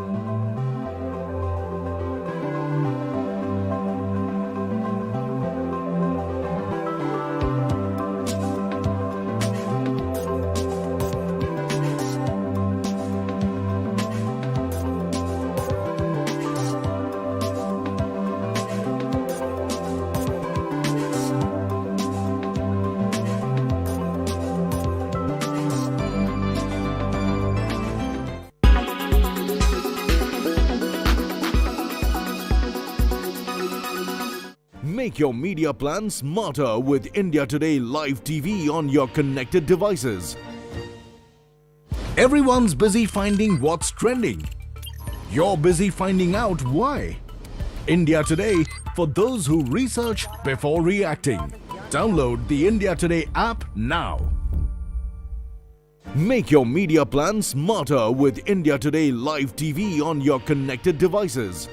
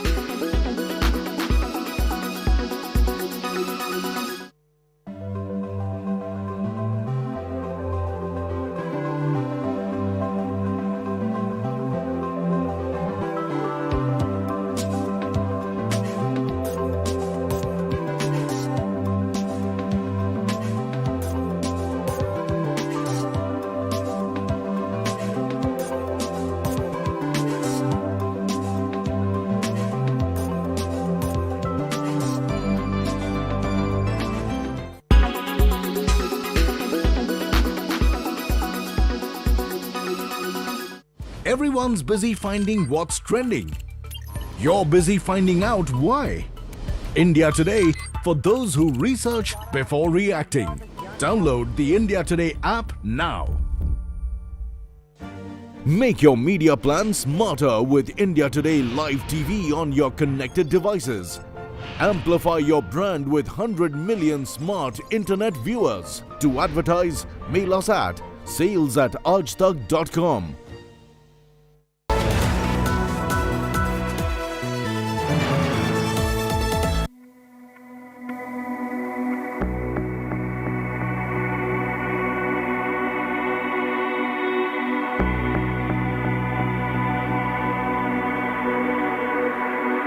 Evolution.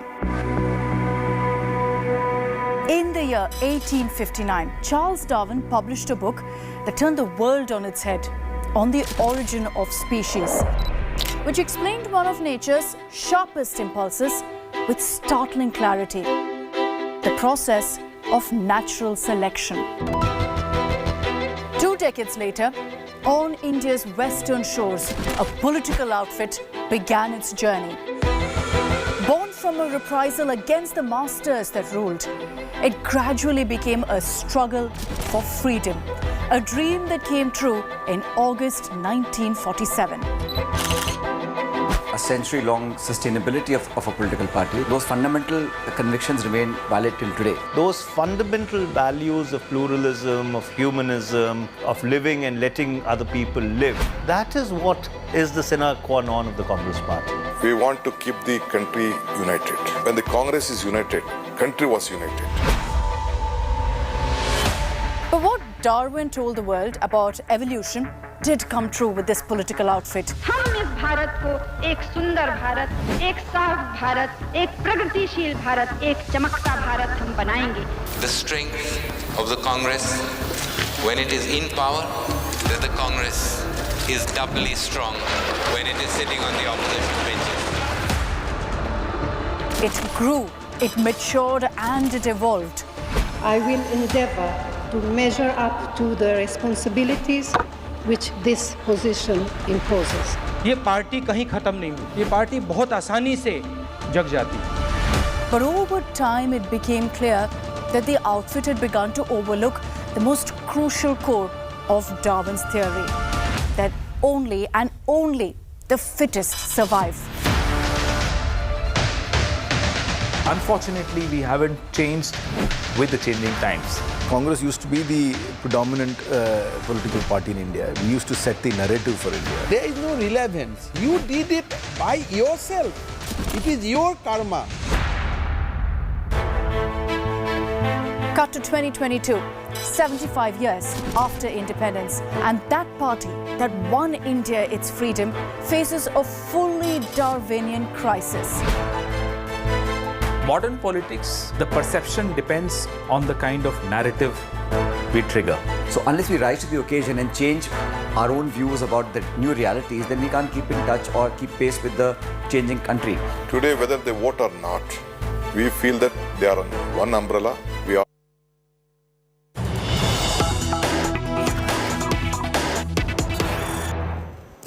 Cutting across to Amit Shah, speaking at Baramulla, Jammu and Kashmir. Listen in.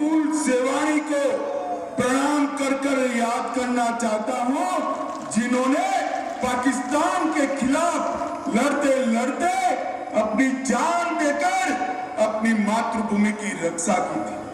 और उस वक्त अगर सन 47 में मकबूल सेवानी जैसे वीर नौजवानों ने अपने इस क्षेत्र को बचाया न होता, तो आज यहाँ पर भी पाक ऑक्यूपाई कश्मीर जैसा हाल होता. न बिजली होती, न पानी होता, न अस्पताल होता. आज मैं फिर से एक बार मकबूल सेवानी को प्रणाम कर कर उनको श्रद्धांजलि देकर मेरी बात की याद करना चाहता हूं. मित्रों,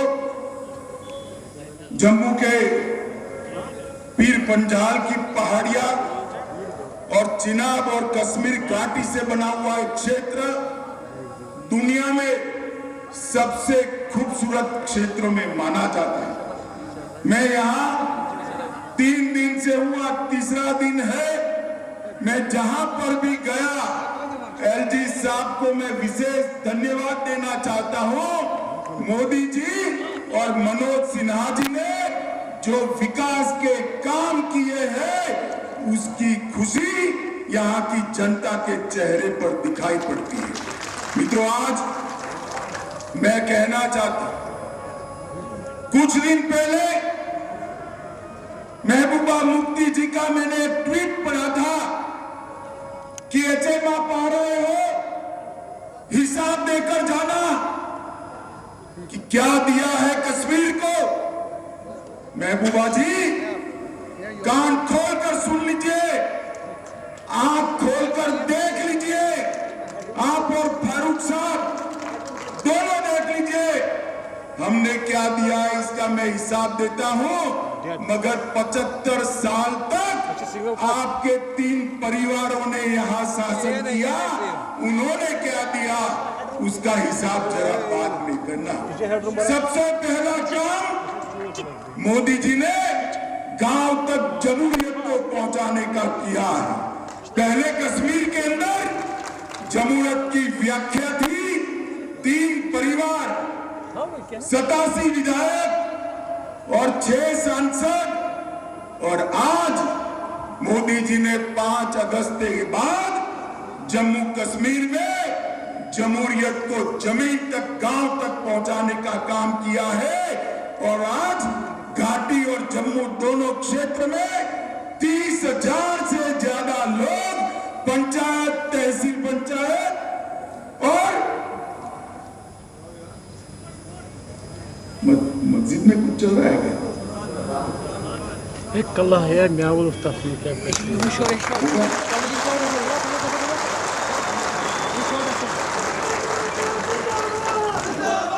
मुझे अभी चिट्ठी मिली मस्जिद में, समय हुआ है प्रार्थना का, अब समाप्त हो गया। मैं चालू करूं क्या फिर से? जरा जोर से बोलो, चालू करूं भाई? मोदी जी ने जमहूरियत को 30,000 लोगों तक पहुंचाने का काम किया है। अब तक 370 जाने के पहले 87 विधायक, 6 सांसद और 3 परिवार था, मुफ्ती परिवार, अब्दुल्ला परिवार और गांधी परिवार।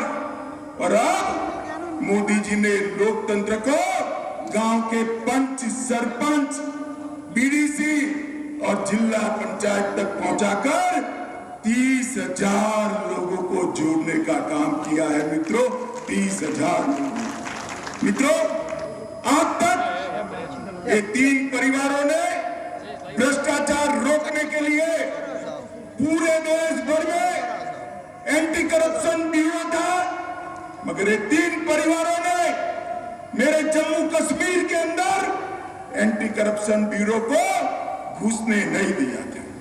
मैं समझ नहीं पाता था क्यों घुसने नहीं दिया। जब यहां आया 1 साल पहले, एक जर्नलिस्ट ने कहा कि साहब एंटी करप्शन ब्यूरो अगर बनेगा तो वो ही धर लिए जाएंगे, वो भला क्यों करेंगे। मुझे बताओ माताओं, भाइयों, बहनों, इतनी बड़ी संख्या में उपस्थित हो, गरीबों का पैसा भ्रष्टाचार की भेंट चढ़ना चाहिए क्या? जरा जोर से बोलिए, चढ़ना चाहिए क्या? मोदी जी ने तय किया है गरीबों का पैसा गरीब तक पहुंचेगा। मित्रों, आज मैं पूछने आया हूं फारूक साहब और महबूबा जी को, आप हिसाब लाइए, 70 साल तक ये 3 परिवारों ने शासन किया, कितना इन्वेस्टमेंट आया जम्मू कश्मीर में, कितनी इंडस्ट्री आई, कितने कल कारखाने लगे, कितने युवाओं को रोजगारी मिली। 70 साल के अंदर सिर्फ 15,000 करोड़ का इन्वेस्टमेंट आया। और मोदी जी ने ये 3 साल में 56,000 करोड़ का इन्वेस्टमेंट आज जम्मू कश्मीर में आने का काम किया है। पहले ये टेररिस्ट हॉटस्पॉट था, आज टूरिस्ट हॉटस्पॉट बना। मित्रों, कश्मीर में घाटी में सबसे ज्यादा साल के 6 लाख सैलानी आया करते थे। आज मैं यहां पर अक्टूबर में आया हूं, जोर से ताली बजाइएगा। पहले 6 लाख आते थे, अक्टूबर तक 22 लाख प्रवासी यहां आ चुके हैं, जिससे कितने युवाओं को रोजगारी मिली है और ये सिलसिला आगे बढ़ने वाला है। पहले क्या दिया घाटी के युवाओं, मैं बताता हूं आपने क्या दिया। महबूबा जी, फारूक साहब, आपने घाटी के युवाओं के हाथ में पत्थर पकड़ाया, बंदूक पकड़ाई और मोदी जी ने यहां पर इंडस्ट्री लाकर उसके हाथ में मोबाइल और लैपटॉप पकड़ाने का काम किया है, जिससे युवा अपने आप को रोजगार युक्त कर पाए। मित्रों, आज मैं जब यहां आया हूं तब एक बात बताना चाहता हूं। दहशतगर्दी से कभी किसी का भला हो सकता है क्या? आतंकवाद ने दुनिया में किसी का भला किया, ऐसी कोई घटना हो तो मुझे आतंकवाद के पैरोकार जो है वो बता दे। दहशतगर्दी से किसी का भला नहीं है। जम्मू कश्मीर के 42,000 लोग 90 से लेकर आज तक दहशतगर्दी के भेंट चढ़ गए, आतंकवाद के भेंट चढ़ गए। मुझे बताइए भाइयों बहनों माताओं, ये 42,000 लोगों की मृत्यु के लिए कौन जिम्मेदार है? ये 3 परिवार ने शासन किया, वो जिम्मेदार है। अब आतंकवाद धीरे धीरे समाप्ति की ओर जाता है। कुछ लोग यहां पर पाकिस्तान की बात करते थे, मैं आज उनको कहना चाहता हूं, कभी भी आप आइए, हमारे लोगों के साथ बैठिए। पाक ऑक्यूपाई कश्मीर में कितने गांव में बिजली है, इसका हिसाब लेकर आइए। मैं बताता हूं, आज हमारे कश्मीर के अंदर हर गांव में बिजली पहुंच चुकी है। माताओं, भाइयों, बहनों, भगवान न करे आपके घर में कोई बीमारी आ जाए तो मोदी जी ने 5 लाख तक का इलाज पूरा फ्री ऑफ कॉस्ट कर दिया। 77 लाख लोगों को कार्ड देकर आज इलाज के लिए एक भी पैसा खर्च नहीं करना है। 1 लाख लोग ऐसे थे जिनके पास ये बर्फीली हवाओं में भी रहने का पक्का घर नहीं था। 70 साल तक मुफ्ती एंड कंपनी ने, ये अब्दुल्ला एंड सन्स ने शासन किया, मगर 1 लाख लोगों को घर नहीं मिला था। मोदी जी ने 14 से लेकर 22 तक कश्मीर में और जम्मू में 1 लाख लोगों को घर देने का काम किया है। मित्रों, ये सबसे बड़ी उपलब्धि है। मित्रों, लगभग 12,41,000 इतनी बड़ी संख्या में माताएं बहनें बैठी है। 12 लाख परिवारों को गैस का सिलेंडर देकर चूल्हे के धुएं से मुक्ति देने का काम देश के प्रधानमंत्री नरेंद्र मोदी ने किया। लगभग 11,87,000 किसानों के अकाउंट में हर साल 6,000 रुपया जमा किया जाता है। जल जीवन मिशन के तहत 58% लोगों के घर में नल से जल पहुंचाने का काम नरेंद्र मोदी सरकार ने पूरा कर दिया है। मित्रों, आप एक बात बताइए, ये मुझे सलाह देते हैं कि पाकिस्तान से बातचीत करो। मुझे सलाह देते हैं, जिन्होंने 70 साल तक यहां राज किया, वो लोग सलाह देते हैं पाकिस्तान से बात करो। मेरा स्पष्ट मत है, मैं पाकिस्तान से बात करना नहीं चाहता। मेरे बारामूला के गुर्जर, पहाड़ी और बकरवाल भाइयों बहनों को बात करना चाहता। मैं कश्मीर के युवाओं को बात करना चाहता। जरा खुली नजर से, खुले दिमाग से सोचिए, जिन्होंने दहशतगर्दी फैलाई इसने कश्मीर का क्या भला किया है? आज पूरे देश के सभी राज्य आगे बढ़ रहे हैं, कश्मीर को भी वो रेस के अंदर लाना है। हमें आतंकवादी की बताए हुए रास्ते पे नहीं जाना।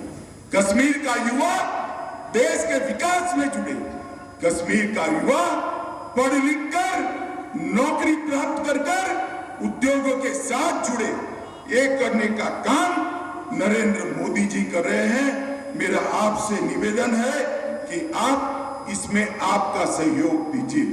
मित्रों, दो मॉडल है यहाँ। एक तो मोदी जी का मॉडल है जो विकास, शांति, सद्भाव और रोजगारी देता है, और एक गुपकार मॉडल है। गुपकार मॉडल ने क्या दिया? पुलवामा का अटैक करा दिया। और आज मोदी जी ने क्या करा? पुलवामा में 2000 करोड़ के खर्चे से अस्पताल बनाने का काम किया। गुपकार मॉडल क्या कर रहा है? पाकिस्तानी आतंकवादियों को लाल जाजम बिठाकर यहां पर ला रहा है। मोदी मॉडल क्या कर रहा है? 56,000 करोड़ के इन्वेस्टमेंट को जमीन पर उतारकर मेरे बारामूला के युवाओं को रोजगारी देने का काम ये नरेंद्र मोदी मॉडल कर रहा है।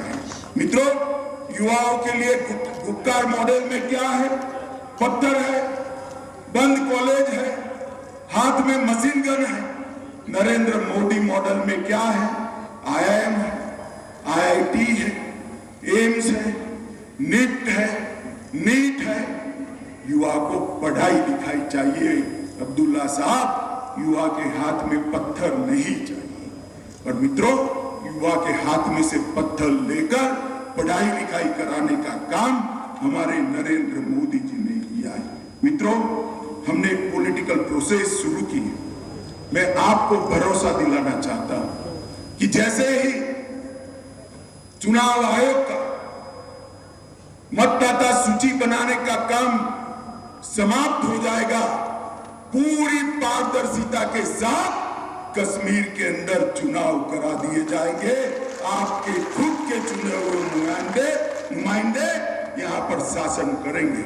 माताओं, बहनों और भाइयों, मैं परिसीमन की बात करना चाहता हूं। पहले जो परिसीमन किया, डिलिमिटेशन किया, ऐसे किया था कि आप कुछ भी करो, ये 3 परिवार के लोग ही चुनकर आएंगे। मोदी जी ने जिस प्रकार की दखल नहीं की, और आज चुनाव आयोग ने जो डिलिमिटेशन किया है, इसके परिणाम स्वरूप आपके ही नुमाइंदे जीत कर आएंगे, आपके नुमाइंदे ही यहां पर शासन करेंगे। मित्रों, दहशतगर्दी से मोदी जी ने लगभग कश्मीर को मुक्त कर दिया है। और आज मैं आप सभी को कहना चाहता हूं, दहशतगर्दों का साथ गांव में भी कोई देता है तो उसको समझाइए, उसको वापिस लाइए, उसको मेन स्ट्रीम में लाइए। दहशतगर्दी से, आतंकवाद से कश्मीर का भला नहीं होने वाला। कश्मीर का भला जमहूरियत से होने वाला है। कश्मीर का भला इंडस्ट्री लगने से होने वाला है। कश्मीर का भला एम्स लगने से होने वाला है। कश्मीर का भला IIM लगने से होने वाला है। मित्रों, बारामूला के अंदर एक जमाने में जब ये 3 परिवार का शासन था, 132 करोड़ का बजट था। कितना था बारामूला वालों, बताइएगा? 132 करोड़। जरा जोर से बोले, कितना था? 132 करोड़। और 2022-23 में मोदी जी के शासन में 132 करोड़ से बढ़ाकर 1515 करोड़ तक पहुंचाने का काम देश के प्रधानमंत्री नरेंद्र मोदी जी ने किया है। DDC और BDC के लिए 110 करोड़ रुपया अलग से दिया है। बारामूला में सरकारी मेडिकल कॉलेज बन रहा है, जो यहाँ के बच्चों को डॉक्टर बनाकर कश्मीर के गरीब भाइयों बहनों का इलाज कराने का काम करेगा। एक्सप्रेसवे नारवल से बारामूला तक, राष्ट्रीय राजमार्ग और बारामूला से उरी तक 850 करोड़ की लागत से एक्सप्रेसवे बनाया है। गुलमर्ग से पर्यटक बारामूला आना चाहते हैं। बारामूला बाबा रेसी गुलमर्ग तक 43 किलोमीटर का सड़क 85 करोड़ के खर्च से बनाने का काम देश के प्रधानमंत्री जी ने किया है। मित्रों, 847 करोड़ रुपए से 1.5 लाख परिवारों को शिक्षा के क्षेत्र के तहत आज शामिल करने का हमने फैसला किया है। जो मेडिकल कॉलेज लगेंगे वो मुफ्त अस्पताल भी चलाएंगे। 5 नए डिग्री कॉलेज डांगी, वाचा, हादीपुर, बोनियार, क्रीरी और बोमई में स्थापने का काम नरेंद्र मोदी सरकार ने किया है। और बारामूला की मेरी क्षेत्र की बच्चियों के लिए 100 बिस्तर की क्षमता के साथ गुर्जर बकरवालों का एक बच्चियों का छात्रालय रेसिडेंस स्कूल भी बनाने का काम नरेंद्र मोदी सरकार ने किया है। 402 पंचायतों में 2 स्टेडियम और हर पंचायत के अंदर खेल के मैदान बनाए हैं। 10 करोड़ रुपया की लागत से 2 इंडोर स्टेडियम भी बन रहे हैं। और गुलमर्ग में, सिर्फ मैं गुलमर्ग की बात करता हूं, आपसे सटा हुआ है, 4 लाख प्रवासी आए थे, 4 लाख टूरिस्ट आए थे। उससे बढ़कर 13 लाख टूरिस्ट सिर्फ सितंबर माह तक गुलमर्ग में आ चुके हैं। मित्रों, आज मैं कहना चाहता हूं कि हजारों करोड़ रुपए के बिजली के कारखाने लगे, हजारों करोड़ रुपए की सिंचाई की योजनाएं लगी हैं। और ये सारा जब लगता है तो समृद्धि कश्मीर की घाटी में ही आने वाली है। माताओं, भाइयों, बहनों, रेल नेटवर्क के सुधार के लिए उधमपुर श्रीनगर बारामूला रेल लिंक का काम शुरू कर दिया गया है। प्रधानमंत्री सड़क योजना के तहत 3167 करोड़ रुपया की 119 नई सड़कें बनाने का काम नरेंद्र मोदी सरकार ने किया है। और मित्रों, मैं आज आपको बताना चाहता हूं कि नरेंद्र मोदी जी जो इंडस्ट्रियल पैकेज लेकर आए हैं उसके तहत 56,000 करोड़ का निवेश आज देश से कश्मीर के अंदर आया है, जिसके तहत 5 लाख लोगों को रोजगारी मिलने की संभावना है। 5 लाख युवाओं। मित्रों, ये विकास इसलिए हो रहा है कि यहां अलगाववाद की बात करने वाले आज साइड ट्रैक पर हैं। मेडिकल कॉलेज 2047 से 14 तक, मैं बबुआ जी और फारूक साहब सुन ले, 2047 से 2014 तक आपके परिवारों ने शासन किया। सिर्फ 4 मेडिकल कॉलेज बनाए थे। 14 से 22 तक 9 मेडिकल कॉलेज नए बनाने का काम नरेंद्र मोदी जी ने किया। 15 नर्सिंग कॉलेज बनाए। पहले 500 डॉक्टर यहां से निकलते थे, अब 1300 डॉक्टर यहां से निकलकर देश भर की और जम्मू कश्मीर की सेवा करेंगे। कश्मीर में एम्स बनाया है, कश्मीर में नीट बनाया है, अनंतनाग, बारामूला, वहां पर नई मेडिकल कॉलेज बनाई है, नीट कश्मीर में बनाया है। जम्मू और कश्मीर में 2 क्लस्टर विश्वविद्यालय बनाए हैं, बीएससी नर्सिंग कॉलेज और 2 कैंसर इंस्टीट्यूट भी कश्मीर में बनाने का काम नरेंद्र मोदी जी ने किया है। और मित्रों, सबसे बड़ी बात मैं आप लोगों को ये करने आया हूं कि धारा 370 के कारण मेरे गुर्जर, बकरवाल और पहाड़ियों आरक्षण का फायदा नहीं मिलता था। आप लोगों को अब तक आरक्षण मिलता था क्या, बताइए? मिलता था? शिक्षा में भी नहीं मिलता था, सरकारी नौकरियों में भी नहीं मिलता था, चुनाव के अंदर भी आपको आरक्षण नहीं मिलता था। मोदी जी ने धारा 370 हटाई और अब एसटी का आरक्षण मिलेगा। इसके साथ साथ मोदी जी ने एक आयोग बनाया, जस्टिस शर्मा का आयोग। All right, cutting across to Prime Minister Modi in Uttar Pradesh, in Himachal Pradesh is Bilaspur. Let's take a listen. Jairam Thakur ji Bharatiya Janata party के राष्ट्रीय अध्यक्ष, हम सबके मार्गदर्शक और इसी धरती के संतान श्रीमान जेपी नड्डा जी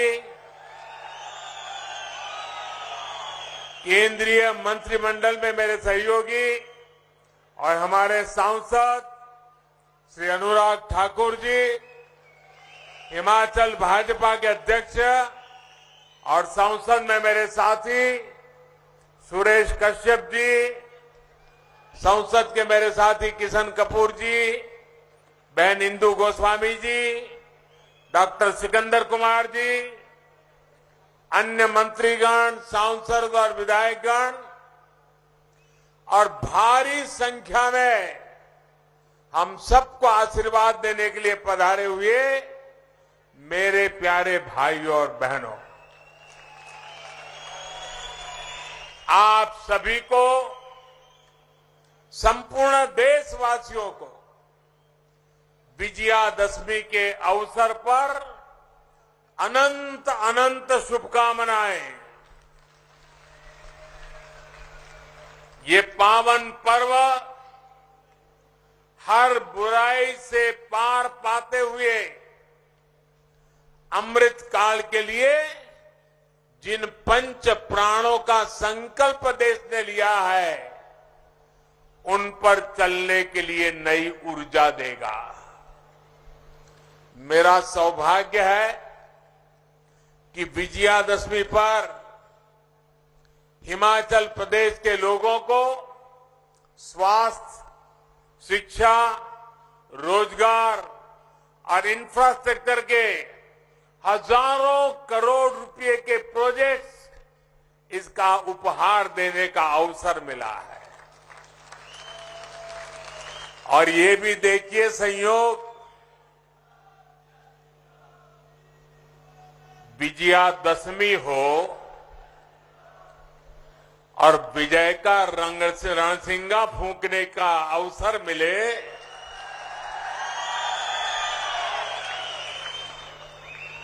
ये भविष्य के हर विजय के आगाज लेकर के आया है।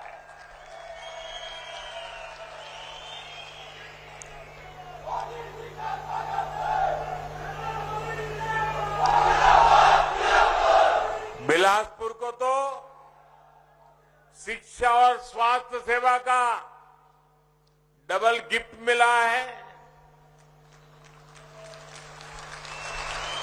कलुरारी, बंदले, धारा ऊपर हाइड्रो कॉलेज, कने थल्ले एम्स हुणे ऐतिरी पहचान गुणी।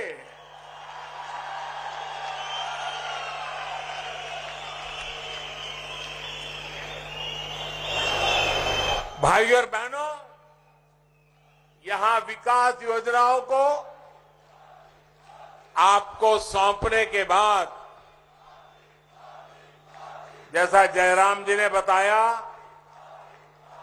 एक और सांस्कृतिक साक्षी का, विकार विरासत का साक्षी बनने जा रहा हूं। और बहुत वर्षों बाद मुझे एक बार फिर कुल्लू दशहरे का हिस्सा बनने का सौभाग्य मिलेगा। सैकड़ों देवी देवताओं के साथ भगवान रघुनाथ जी की यात्रा में शामिल होकर मैं देश के लिए भी आशीर्वाद मांगूंगा। और आज जब बिलासपुर आया हूं तो पुरानी यादें ताजा होना बहुत स्वाभाविक है। वो भी एक वक्त था कि यहां पैदल टहलते थे। कभी मैं, धूमल जी, नड्डा जी पैदल यहां बाजार से निकल पड़ते थे। हम एक बहुत बड़ा रथ यात्रा का कार्यक्रम लेकर भी यहां बिलासपुर की गलियों से गुजरे थे। और तब स्वर्ण जयंती रथ यात्रा यहां से होकर, और वो भी मेन मार्केट से निकली थी और वहां जनसभा हुई थी। और अनेक बार मेरा यहां आना हुआ, आप लोगों के बीच रहना हुआ है। हिमाचल की इस भूमि पर काम करते हुए मुझे निरंतर हिमाचल की विकास यात्रा का सही यात्री बनने का अवसर मिला है। और मैं अभी सुन रहा था, अनुराग जी बड़े जोर जोर से बोल रहे थे कि ये मोदी जी ने किया, ये मोदी जी ने किया, ये मोदी जी ने कहा। हमारे नड्डा जी भी कह रहे थे ये मोदी जी ने किया, ये मोदी जी ने किया। और हमारे मुख्यमंत्री जयराम जी भी कह रहे थे मोदी जी ने किया, मोदी जी ने किया।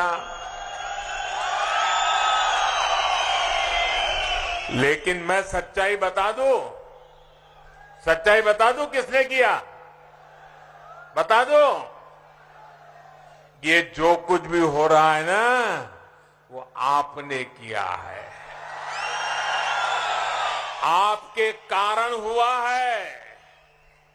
अगर आप दिल्ली में सिर्फ मोदी जी को आशीर्वाद देते और हिमाचल में मोदी जी के साथियों को आशीर्वाद न देते तो ये सारे कामों में वो अड़ंगे डाल देते। ये तो जयराम जी और उनकी टीम है कि जो काम दिल्ली से मैं लेके आता हूं उसको तेज गति से लोग दौड़ाते हैं, इसलिए हो रहा है। और ये अगर एम्स बना है तो आपके एक वोट की ताकत है, अगर टनल बना है तो आपके एक वोट की ताकत है, हाइड्रो इंजीनियरिंग कॉलेज बना है तो ये आपके वोट की ताकत है, अगर मेडिकल डिवाइस पार्क बन रहा है तो ये भी आपके वोट की ताकत है। और इसलिए आज मैं हिमाचल की अपेक्षाओं को ध्यान में रखते हुए एक के बाद एक विकास के काम कर रहा। विकास को लेकर हमने देश में लंबे समय तक एक विकृत सोच को हावी होते देखा है। ये सोच क्या थी? अच्छी सड़कें होगी तो कुछ राज्यों और कुछ बड़े शहरों में होगी, दिल्ली के आसपास होगी। अच्छे शिक्षण संस्थान होंगे तो बहुत बड़े बड़े शहरों में होंगे। अच्छे अस्पताल होंगे वो तो दिल्ली में ही हो सकता है, बाहर हो ही नहीं सकता है। उद्योग धंधे लगेंगे तो भी बड़े बड़े जगह पे लगेंगे। और विशेषकर देश के पहाड़ी प्रदेशों में मूल सुविधाएं तक सबसे अंत में कई कई वर्षों के इंतजार के बाद पहुंचती थी। उस पुरानी सोच को और उस सोच का नतीजा ये हुआ कि इससे देश में विकास का एक बड़ा असंतुलन पैदा हो गया। इस वजह से देश का एक बड़ा हिस्सा, वहां के लोग असुविधा में, अभाव में रहे।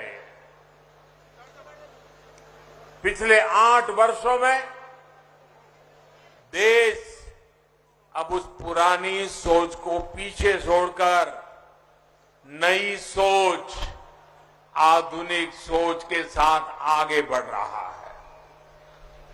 अब देखिए, लंबे समय तक, और मैं तो जब यहां आता था मैं लगातार देखता था जी, यहां एक यूनिवर्सिटी से ही गुजारा होता था। और इलाज हो या फिर मेडिकल की पढ़ाई, आईजीएमसी शिमला और टाटा मेडिकल कॉलेज पर ही निर्भरता थी। टाटा मेडिकल कॉलेज पर गंभीर बीमारियों का इलाज हो या फिर शिक्षा या रोजगार, चंडीगढ़ और दिल्ली जाना और हिमाचल के लिए मजबूरी बन गया था। लेकिन बीते 8 वर्षों में हमारी डबल इंजन की सरकार ने हिमाचल की विकास गाथा को नए आयाम पर पहुंचा दिया है। आज हिमाचल में सेंट्रल यूनिवर्सिटी भी है, आईआईटी भी है, ट्रिपल आईटी भी है, Indian institute of management IIM जैसे प्रतिष्ठित संस्थान भी है। देश में मेडिकल शिक्षा और स्वास्थ्य का सबसे बड़ा संस्थान एम्स भी अब बिलासपुर और हिमाचल की जनता की आन बान शान बढ़ा रहा है।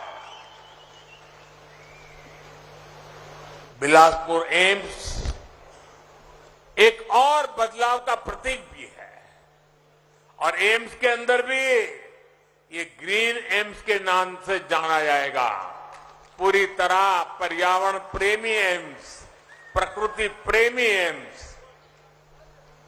अभी हमारे सभी साथियों ने बताया, पहले सरकारें शिलान्यास का पत्थर लगाती थी और चुनाव निकलने के बाद भूल जाती थी। आज भी हिमाचल में जाओगे, हमारे धूमल जी ने एक बार कार्यक्रम किया था, कहां कहां पत्थर पड़े हैं ढूंढने का, और ढेर सारे ऐसे कार्यक्रम जहां पत्थर पड़े थे, काम नहीं हुआ था। मुझे याद है, मैं एक बार रेलवे का रिव्यू कर रहा था, आपके ऊना के पास एक रेलवे लाइन बिछानी थी। 35 साल पहले निर्णय हुआ था, 35 साल पहले पार्लियामेंट में घोषणा हुई थी, लेकिन फिर फाइल बंद। हिमाचल को कौन पूछेगा भाई?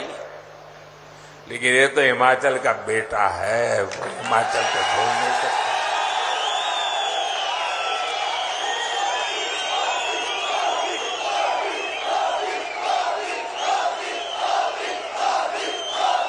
लेकिन हमारी सरकार की पहचान है कि जिस प्रोजेक्ट का शिलान्यास करती है उसका लोकार्पण भी करती है। अटकना, लटकना, भटकना, वो जमाना चला गया दोस्तों। साथियों, राष्ट्र रक्षा में हमेशा से हिमाचल का बहुत बड़ा योगदान रहा है। जो हिमाचल पूरे देश में राष्ट्र रक्षा के वीरों के लिए जाना जाता है, वो हिमाचल अब इस एम्स के बाद जीवन रक्षा के लिए भी महत्वपूर्ण भूमिका निभाने वाला है।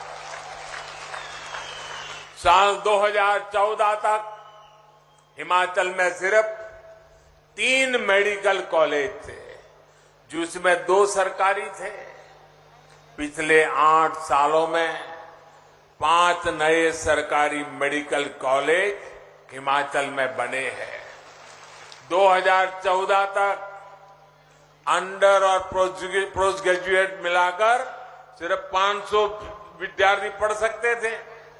आज ये संख्या 1200 से अधिक, यानी 2 गुने से भी ज्यादा हो चुकी है।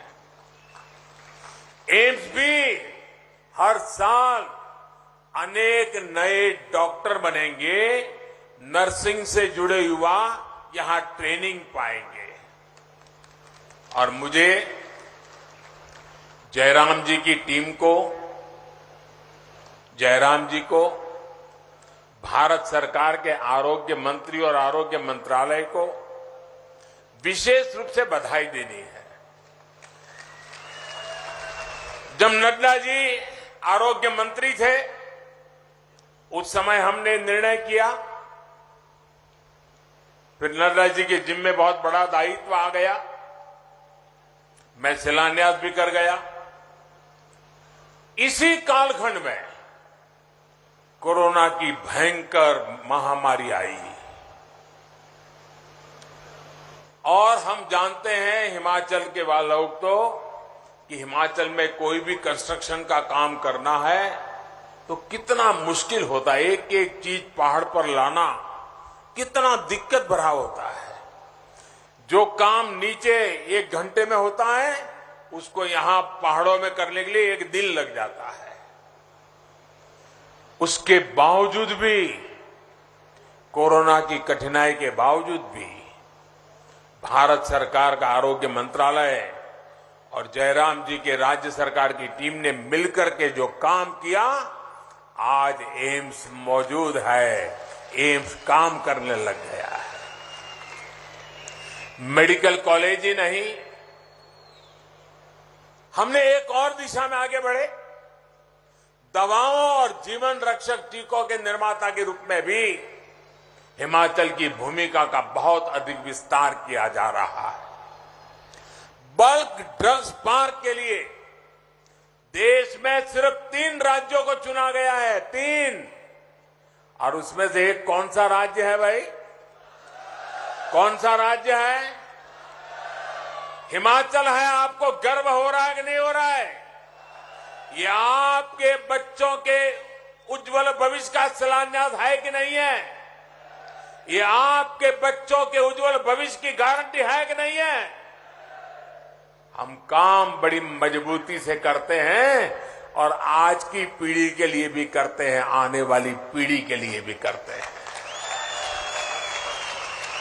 उसी प्रकार से मेडिकल डिवाइस पार्क के लिए 4 राज्यों को चुना गया, जहां आज मेडिकल में टेक्नोलॉजी का भरपूर उपयोग हो रहा है, विशिष्ट प्रकार के औजारों की जरूरत पड़ती है। उसको बनाने के लिए देश में 4 राज्य चुने गए। इतना बड़ा हिंदुस्तान, इतनी बड़ी जनसंख्या, हिमाचल तो मेरा छोटा सा राज्य है,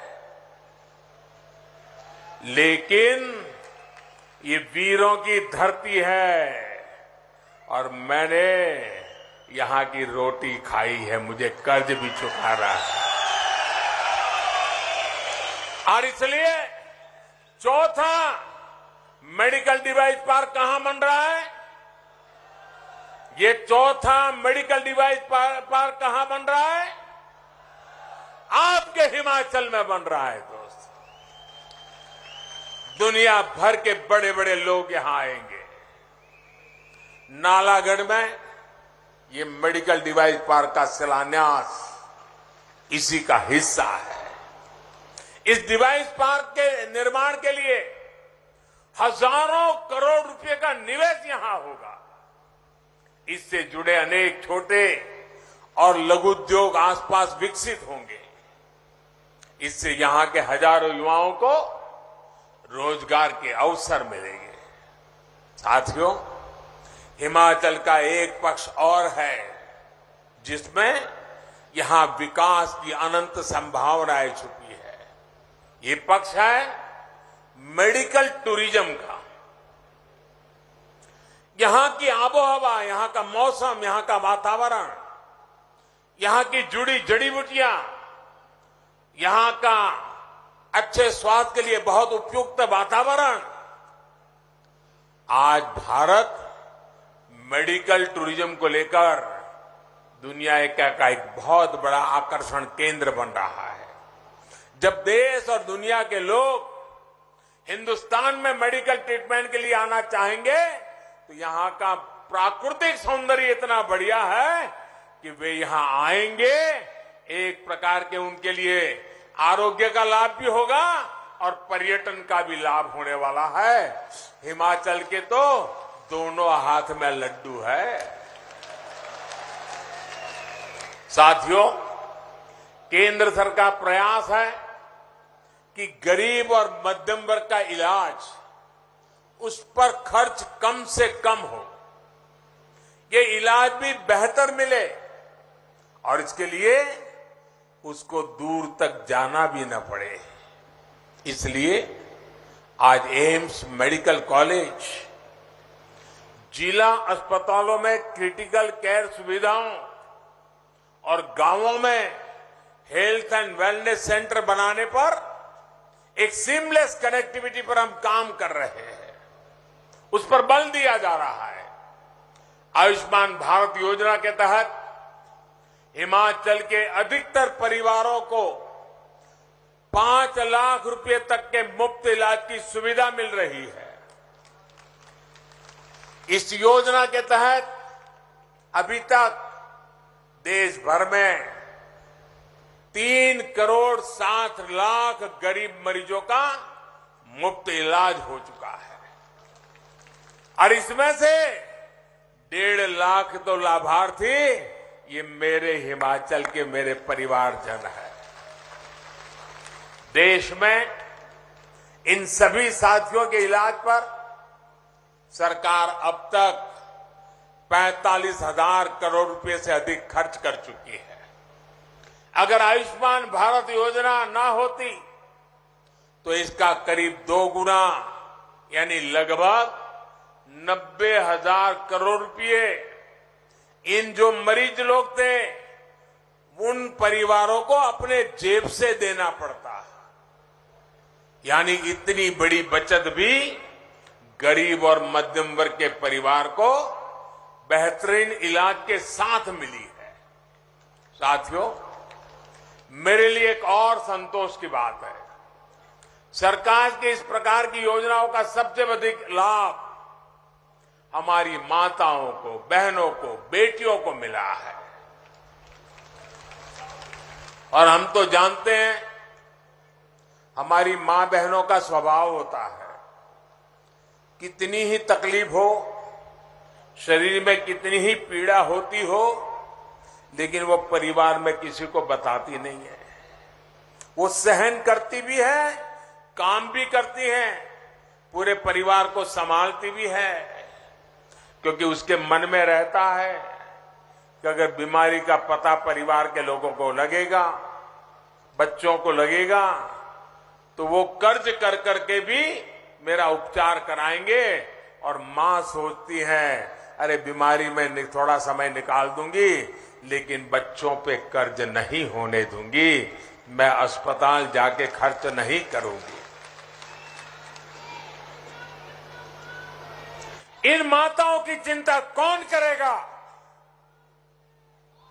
क्या मेरी माताएं इस प्रकार की यातनाएं चुपचाप सहती रहे?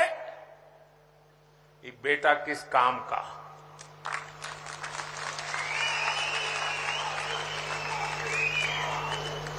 और उसी भावना से आयुष्मान भारत योजना का जन्म हुआ है, ताकि मेरी माताओं बहनों को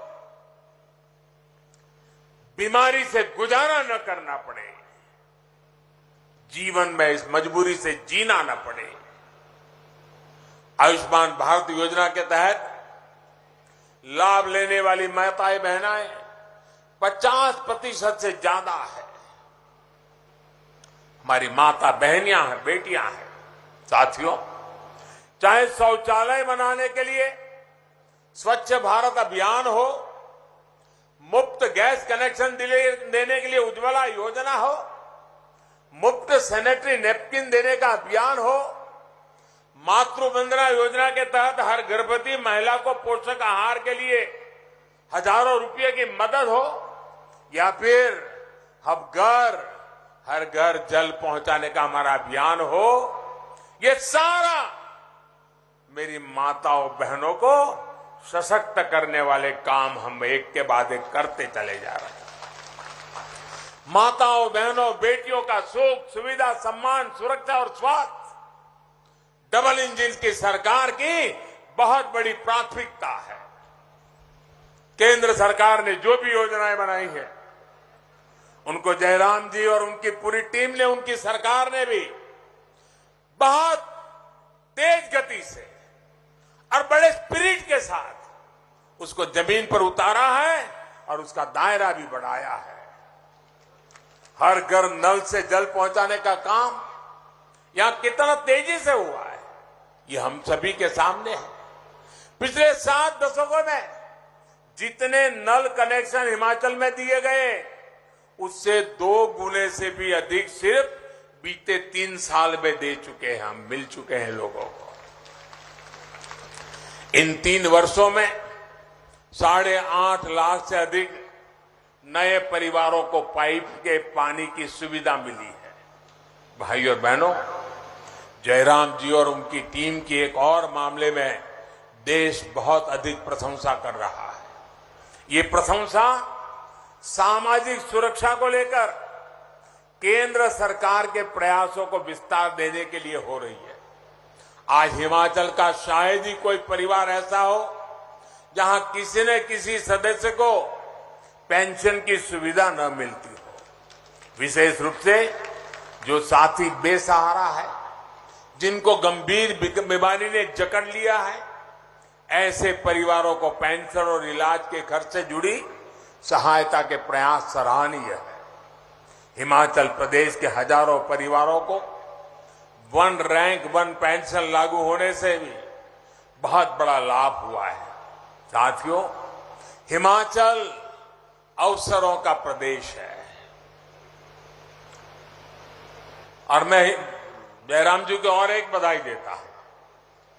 वैक्सीनेशन का काम तो पूरे देश में चल रहा है, लेकिन आपकी जिंदगी की सुरक्षा के लिए हिमाचल देश का वो पहला प्रदेश है जिसने 100% वैक्सीनेशन का काम पूरा कर दिया है।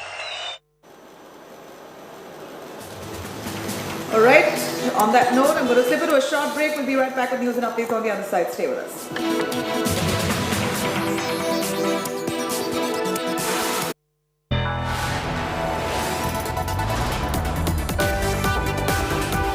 You are watching India Today.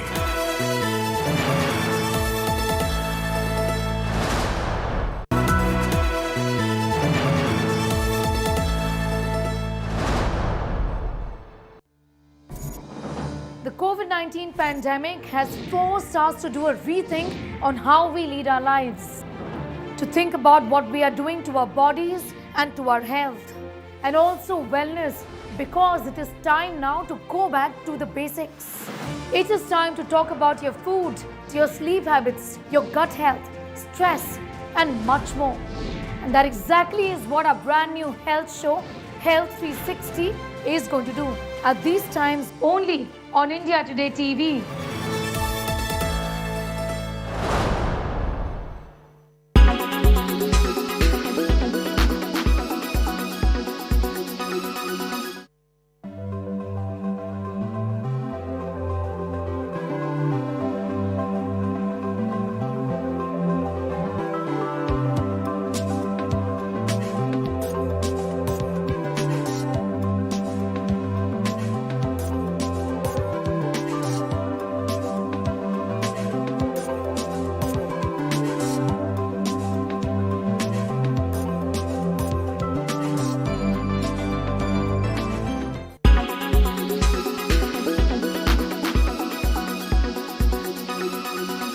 Make your media plan smarter with India Today Live TV on your connected devices.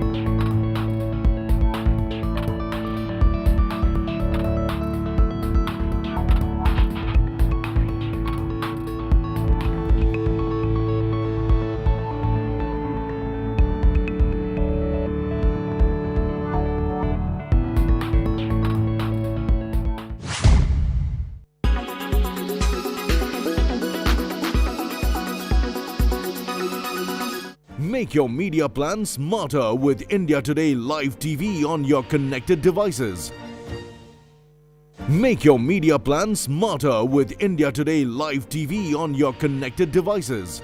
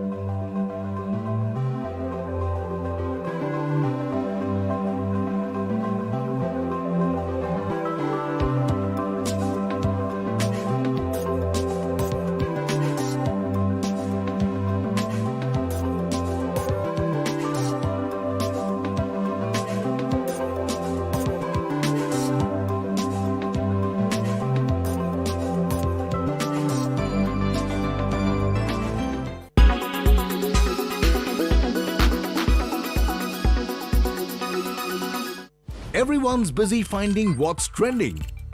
You're busy finding out why. India Today, for those who research before reacting. Download the India Today app now. Make your media plan smarter with India Today Live TV on your connected devices. Amplify your brand with 100 million smart internet viewers. To advertise, mail us at sales@aajtak.com. With every sunrise comes new beginnings, new opportunities and new stories. And that's why we're first up. While you're sleeping, we're hard at work to ensure you get the perfect news shot every morning. Get you all the updates. Our morning mission to get you news that's fresh and packed with flavor. Watch First Up every weekday morning with me, Akshata Nandagopal, right here on India Today.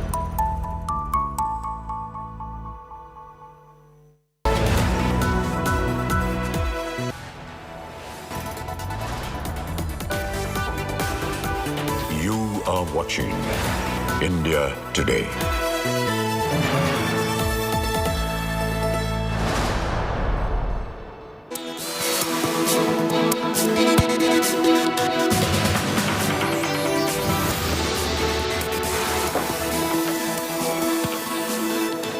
Very good afternoon. You're watching India Today. I'm Nabila Jamal, taking you through the top news, the headlines first.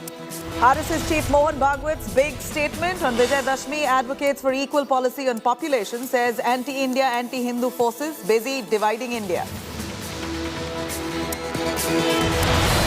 Prime Minister Modi sounds the poll bugle in Himachal, inaugurates 750-bed AIMS Bilaspur in poll-bound state.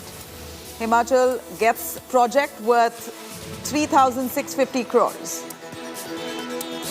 मेरा सौभाग्य है कि विजयादशमी पर हिमाचल प्रदेश के लोगों को स्वास्थ्य, शिक्षा, रोजगार और इंफ्रास्ट्रक्चर के हजारों करोड़ रुपए के प्रोजेक्ट इसका उपहार देने का अवसर।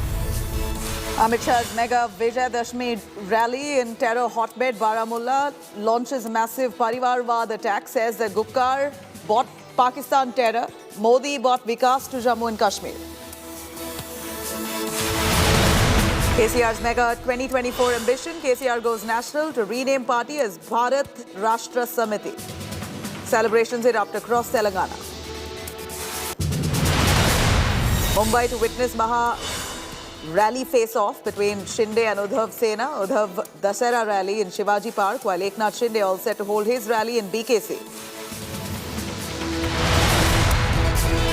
On the chorus to ban the film Adi Purush grows. Seers protest over misrepresentation of gods, demand to ban the film over insult of Hindu gods. Outraged Hindu groups write to the centre. हंस जाए ये धरती या चटक जाए आकाश।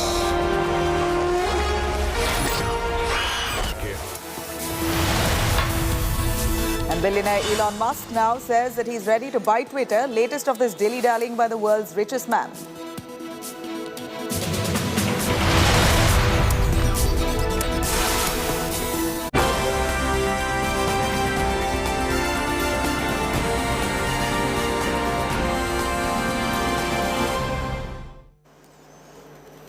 All right, Telangana Chief Minister K. Chandrasekhar Rao is going national, thereby kicking off the TRS's Mission 2024. KCR's TRS is now national party, Bharat Rashtra Samiti, months after positioning himself as a national player and touring states to meet with opposition leaders in a bid to form a united front against the BJP. Telangana Chief Minister held a key meeting with JDS netas, cabinet colleagues and all district presidents of the party to discuss the roadmap for his national party.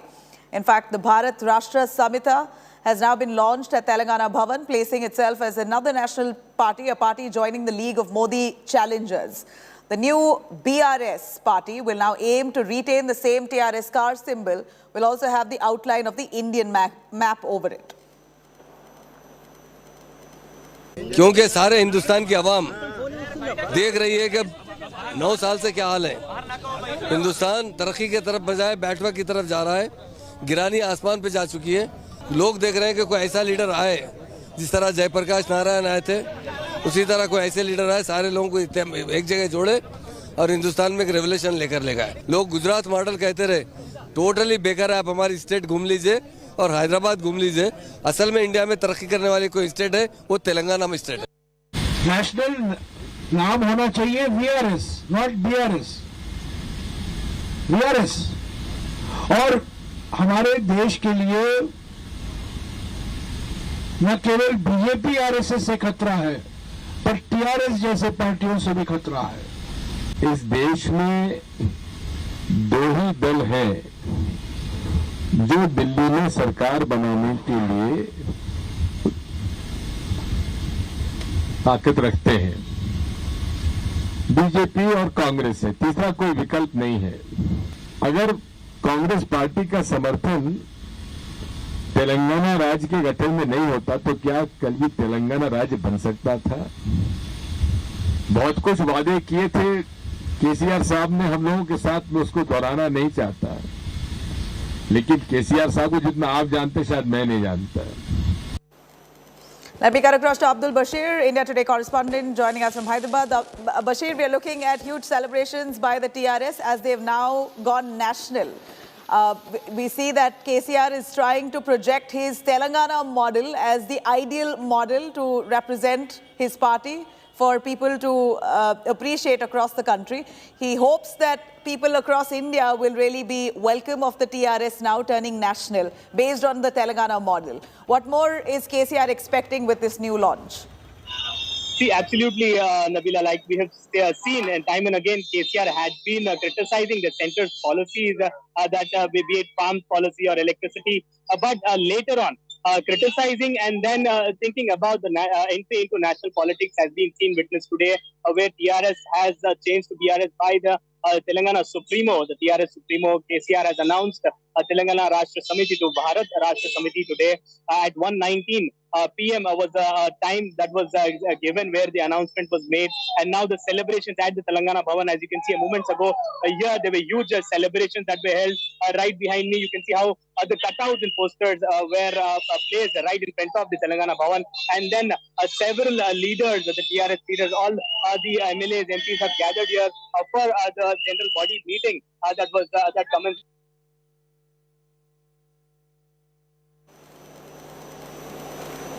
And then now the CM has left the venue, and later he is going to reach the Pragati Bhavan, where after lunch he is going to get back to this Telangana Bhavan and hold a press conference on what will be the agenda of the National Party, what is his route map in the national politics, as we have seen. But however, the Congress and the BJP had been criticizing the new party, that is BRS, and stating that it must be changed to BRS, that is voluntary retirement. That is what they have been stating to the Telangana Rashtra Samiti chief KCR. So now the announcement has been made. It is to be seen what exactly will be the roadmap for the TRS from the state to center. However, several other the policies that the TRS government had brought has been stating that this will become the role model for the country, be it Kaleshwaram project, be it Mission Bhagiratha, and several other schemes that were announced by the TRS government was said to be taken to the center, to the other states, and that must be used as the role model. That is what the Supreme had been time and again stating. Over to you now. Right. You know, Bashir, stay with us. We also have Apurva joining us. Apurva, a quick word as we see the BJP already hitting out, saying that there is nothing called a Telangana model of governance. It's all freebies that's been doled out. So not too sure what's the purpose of TRS going national. But KCR, for long we know, has been the front runner of trying to come together with a third front, basically wanting to challenge the Modi juggernaut. He says that he wants to float his own national party, and this is his pitch or the start of his 2024 campaign against Modi. Do you believe, or is there any kind of hint that KCR has given of himself wanting to be the Prime Minister of India?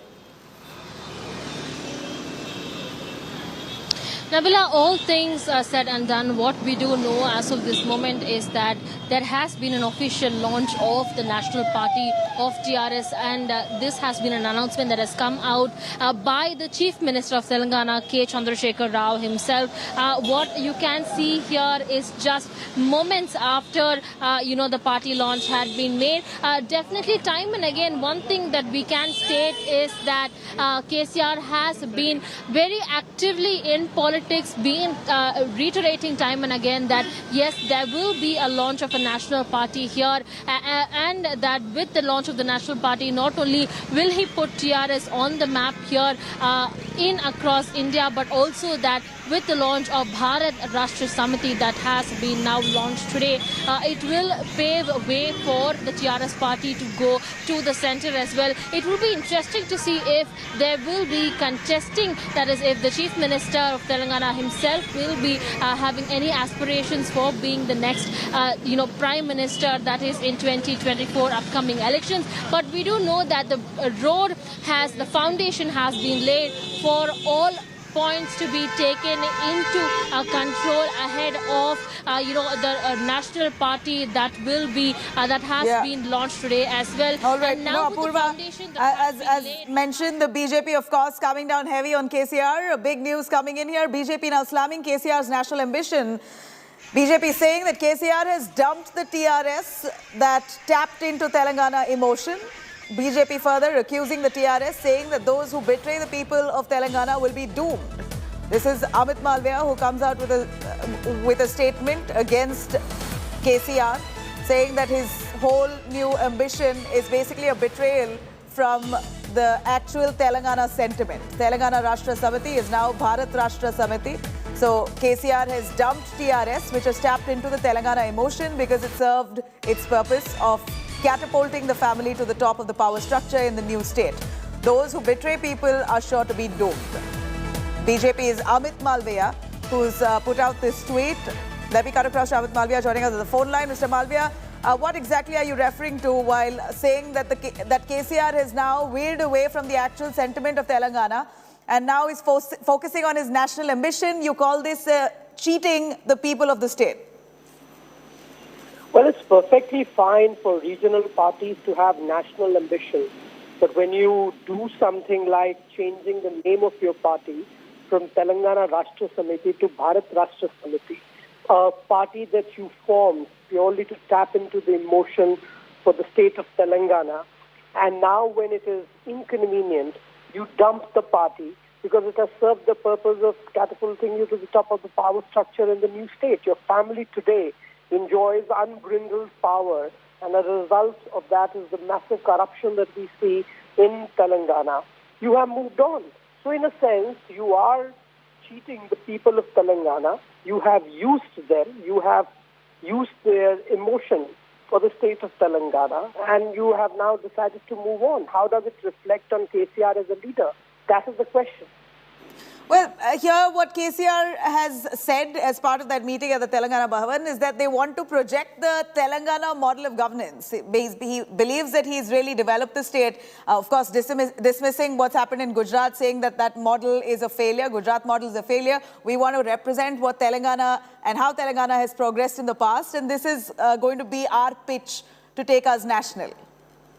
Well, if he was so proud of the Telangana model that he talks about, which frankly no one knows about, I changed the name of the party. If you went with a name like Telangana Rashtra Samiti and a symbol and contested elections across the country, it isn't the case that people would not look at what you had to offer. But the truth is that he has nothing to offer in the name of Telangana model. Nobody really knows what the Telangana model is, except the fact that the family now lives in a farmhouse, and the son and the daughter run the state while the chief minister has withdrawn from public affairs. That is exactly what Telangana model is about. There is massive corruption at every level. That is what Telangana model is all about. And I repeat again, if you were so proud of Telangana model, why change the name and drop the word Telangana? The word, the state that has brought you where you are. You know, Mr. Malviya, the optics of it is quite interesting. You have the JDS leaders from Karnataka, Kumar Swamy also present there. They're all having a meal together, almost making it look like opposition parties are coming together as a third front. And that was led by KCR even the last time. The previous Lok Sabha elections, KCR was the one who insisted on a third front. So it appears this is his way out through a national party that he would like to achieve it. Well, haven't we seen such gatherings in the past? We've seen hand-holding events and the opposition leaders coming together.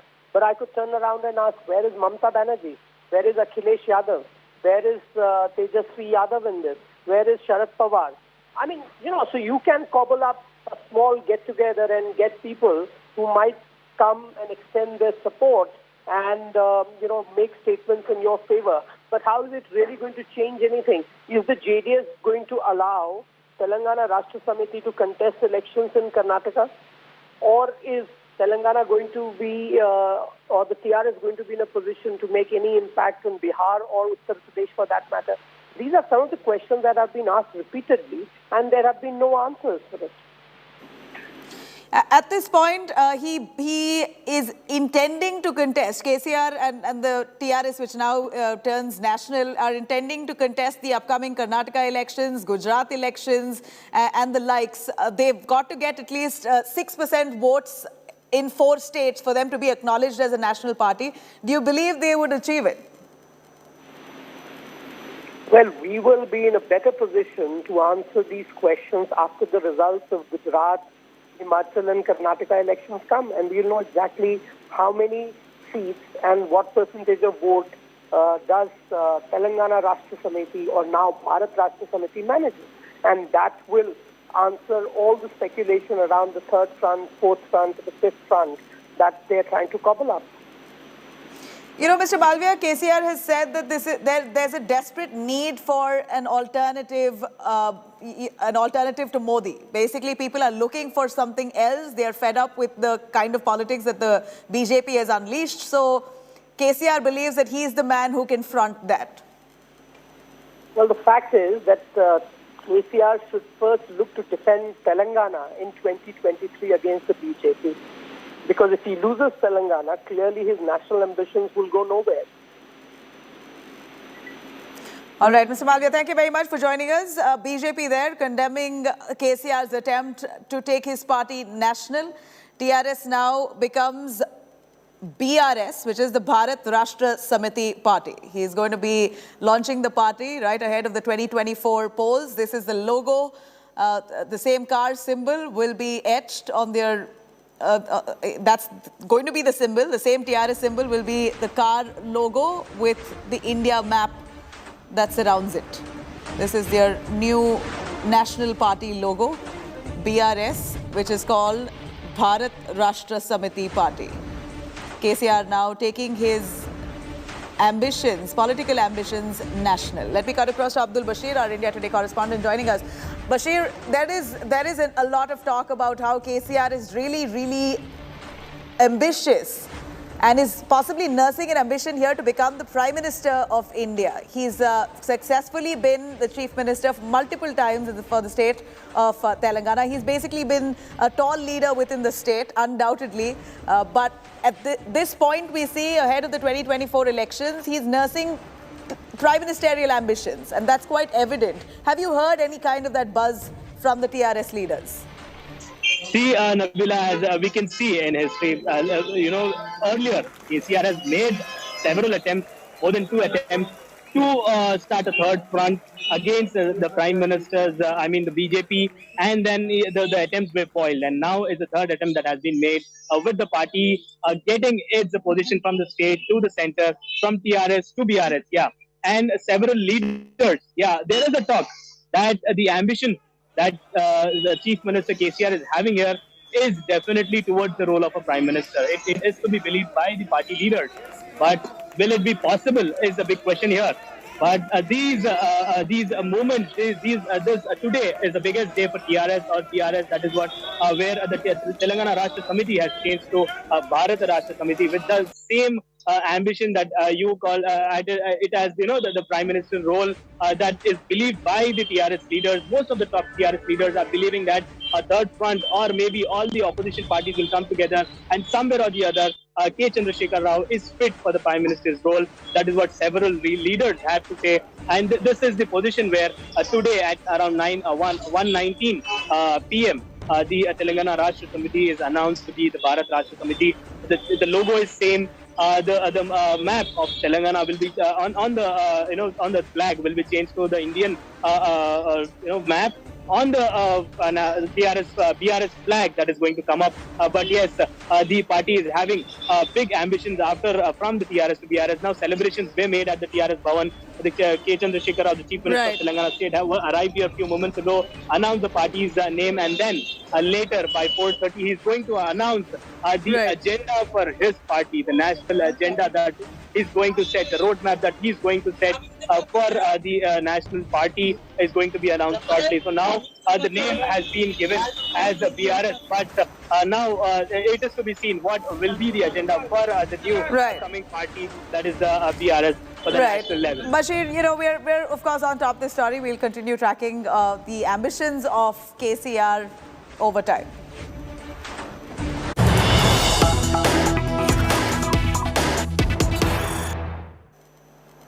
All right, some big news here. A day after exposing terror outfit Dawat-e-Islami regarding its deep-rooted conspiracies, how it tries to wage war against India, its involvements in some major acts of terror, India today has now gone a step further, bringing more evidence which makes the case against the Pakistani outfit crystal clear. This is a big India Today impact. India Today investigation now taken note by central agencies. Security experts hail the tell-all expose. Massive calls now for central investigation into this matter. The agencies plan a follow-up on our expose. In fact, India Today exposed Dawat's terror treasury. We confront Dawat's arm on terror proof. Dawat-e-Islami front, Faizan admits, says that will act. Faizan says will act on anti-India elements. Pakistan's terror front's sinister conspiracy, India Today has highlighted. Now security experts hailing this tell-all expose, massive calls now for a central investigation into this matter. In fact, just a day after India Today exposed the terror outfit Dawat-e-Islami regarding its deep-rooted conspiracies, how it's tried to wage a war against India, its involvement in some major terror acts. Now you have calls growing for a central investigation into this matter. Mohammad Hizbullah, our India Today special correspondent, joining us on the phone line. Hizbullah, quick word. We hear security experts now hailing India Today's expose on Dawat-e-Islami and their roots in India and the kind of terror that they want to unleash. After much of those details, a clamor now growing for central investigation into this. Tell us a little more. What more do we know on Dawat's front? Faizan admitting this, saying that they will act on this matter. Nabila, कल शाम को जब हमने इस exposé किया कि कैसे दावत-ए-इस्लामी पाकिस्तान से इंडिया में ऑपरेट कर रहा है, कैसे जब हमने पाकिस्तान में जब उनके वेबसाइट पे जब हमने अपना डिटेल डाला कि हमें क्लास ज्वाइन करना है, तो कैसे मुझे वहाँ से इंडिया का नंबर दिया गया, फिर उस नंबर ने मुझे कांटेक्ट किया, फिर उसके बाद हमारी क्लासेस शुरू होती है और कैसे पूरे 2-2.5 महीने का एक लंबा सिलसिला था। कल जब हमने स्टोरी ऑन एयर किया, उसके बाद से कम मेरे पास 50 से ज़्यादा ऑफिशियल अधिकारी जो सरकार में बड़े बड़े ओहदे पे बैठे हैं, उनका कॉल आ गया। वो स्टोरी को समझना चाह रहे हैं कि ये है क्या, कैसे हुआ, कैसे ऑपरेट कर रहे हैं। तो ये और आज हमारे सहयोगी मुस्तफ़ा शेख दावत-ए-इस्लामी का जो मुंबई में जो ऑफिस है वहाँ गए थे। वहाँ उन्होंने कहा कि हमारा पाकिस्तान से कोई लेना देना नहीं, बट उन्होंने एक चीज़ एक्सेप्ट किया कि जो भी हम पाकिस्तान के वेबसाइट पे जो भी इंडियंस अप्लाई करते हैं वो हमारे पास डाइवर्ट होकर आता है। मतलब उन्होंने ये एडमिट किया कि हमारा पाकिस्तान से लेना देना है। अब ये देखने वाली बात है कि इंडियन एजेंसी उस पर कैसे एक्ट करती है। और जी, all right, we're going to try and patch Hizbullah there, but here Dawat-e-Islami's links and the kind of radicalization that they're carrying out through technology in India fully exposed. India Today has brought you this news break, and now you have central investigation, at least a growing demand for central investigation into this matter. In fact, time now for India Today's bombshell investigation. As much as we know, the Kanhaiya Lal incident that's happened in Udaipur, the murder of a tailor who was beheaded for putting out a social media post in support of Nupur Sharma. If you recollect that, investigators now have linked his killers to Pakistan-based radical outfit, the same Dawat-e-Islami. Now, an explosive India Today investigation has revealed that Dawat-e-Islami has established its footprint in India and is exploiting borderless technology to push its radical Islamist agenda into India. Here's part 1 of Operation Pak Terror Dawat. They filmed it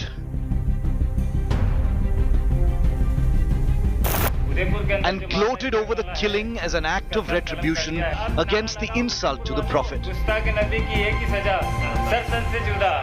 अभी तक की पूछताछ से सामने आया है कि ये लोग दावत-ए-इस्लामी नाम की संस्था से इनमें एक गोश मोहम्मद नाम के व्यक्ति का आना जाना था, संपर्क था।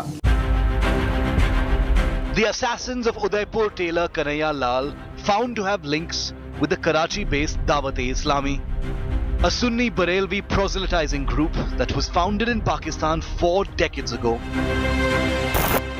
Islamabad went on the record. its Foreign Office issuing a denial, defending the Dawat-e-Islami, rejecting India's charges of its connection with the Udaipur assassins. But when India Today's investigative reporter penetrated the Dawat-e-Islami in Karachi, Pakistan's claims fell crumbling apart. And that's what you're about to see. Watch now as India Today's special investigative team dismantles Pakistan's laughable lies and exposes the Dawat-e-Islami's radical agenda and its network in India. It began with our reporter applying for an online religious program offered by this organization. On the face of it, the Karachi-based Dawat-e-Islami doesn't list India in countries of its operations. But our probe establishes the Pakistani organization does have a well-oiled structure in India. With bank accounts, local mobile numbers, and men on the ground in at least 2 states, Madhya Pradesh and Maharashtra. We now show you the unraveling of the Dawat-e-Islami's propaganda operation in India, piece by piece. This is how it came apart after our reporter registered for one of its religious courses on July the 22nd under the pseudonym Rashid Ahmed. No less of a shock when Dawat responded after a couple of hours on mail. Its message provided an India WhatsApp number to take the conversation forward. Here's that India contact of Pakistan's Dawat-e-Islami. And the same night, a man called our reporter from the same number. He identified himself as Haseen Ahmed from the Dawat-e-Islami's Madhya Pradesh branch. Form apply किया हुआ था जी जी जी जी माशाअल्लाह तो हमें आपका form मिला हुआ है यार भाई हमारे यहाँ मदनी खाजा और नाजरा कोर्स होता है तो इससे पहले आपने कभी मदनी खाजा पढ़ा है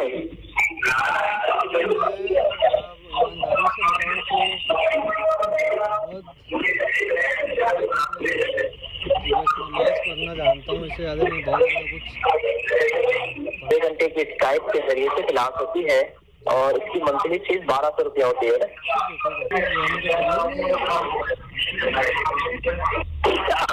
ये आपकी जो हमारी जो ब्रांच है ये एमपी में मध्य प्रदेश ये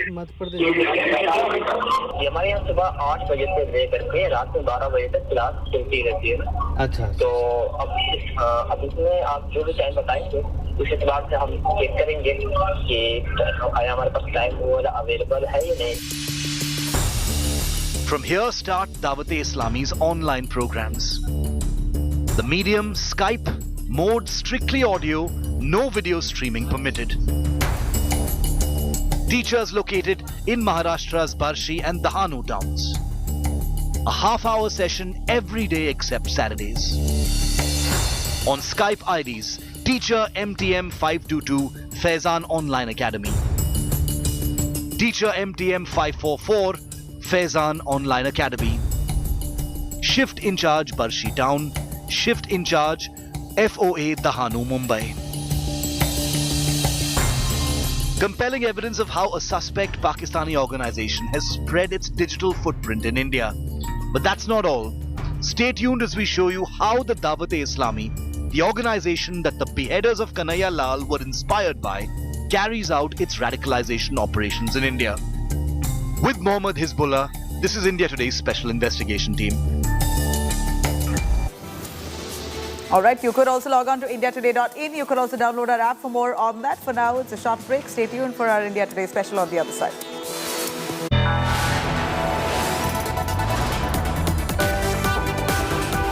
You are watching India Today.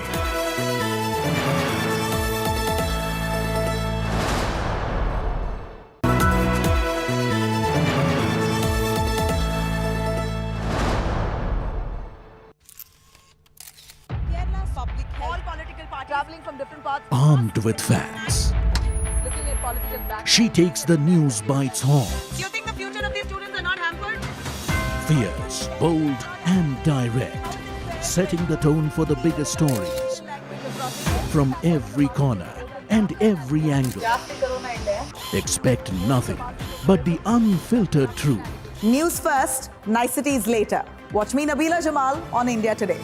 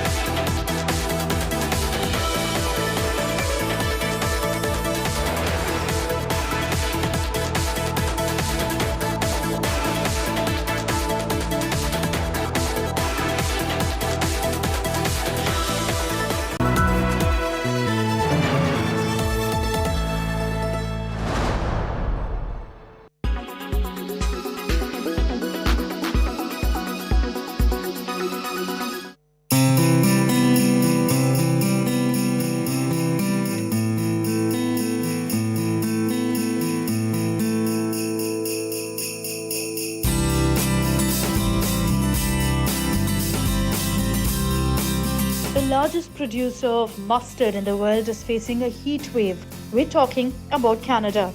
The delicious Dijon mustard is France's favorite condiment. A heat wave across the ocean in Canada has caused a drastic shortage. The shortage is evident in France. Canada supplies 80% of the mustard seeds to France. Because of the drought, the Canadian harvest became half in 2021.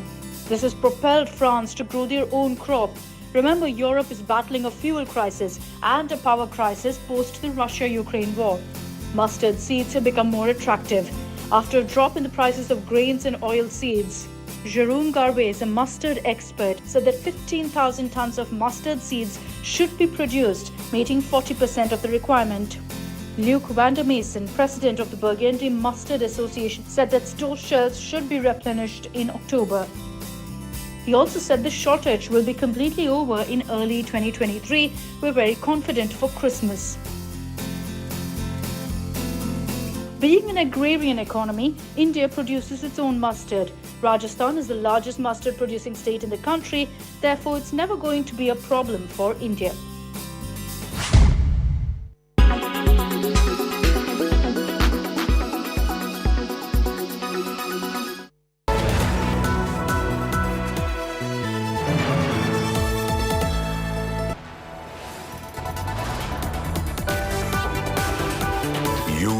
Watching India Today.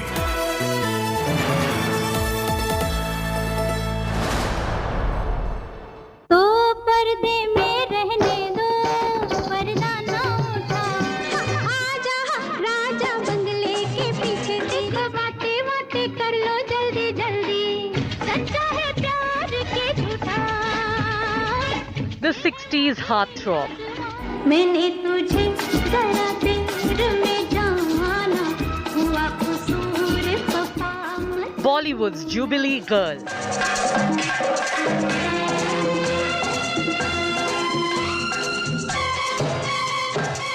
Dada Saheb Phalke Award winner 2022.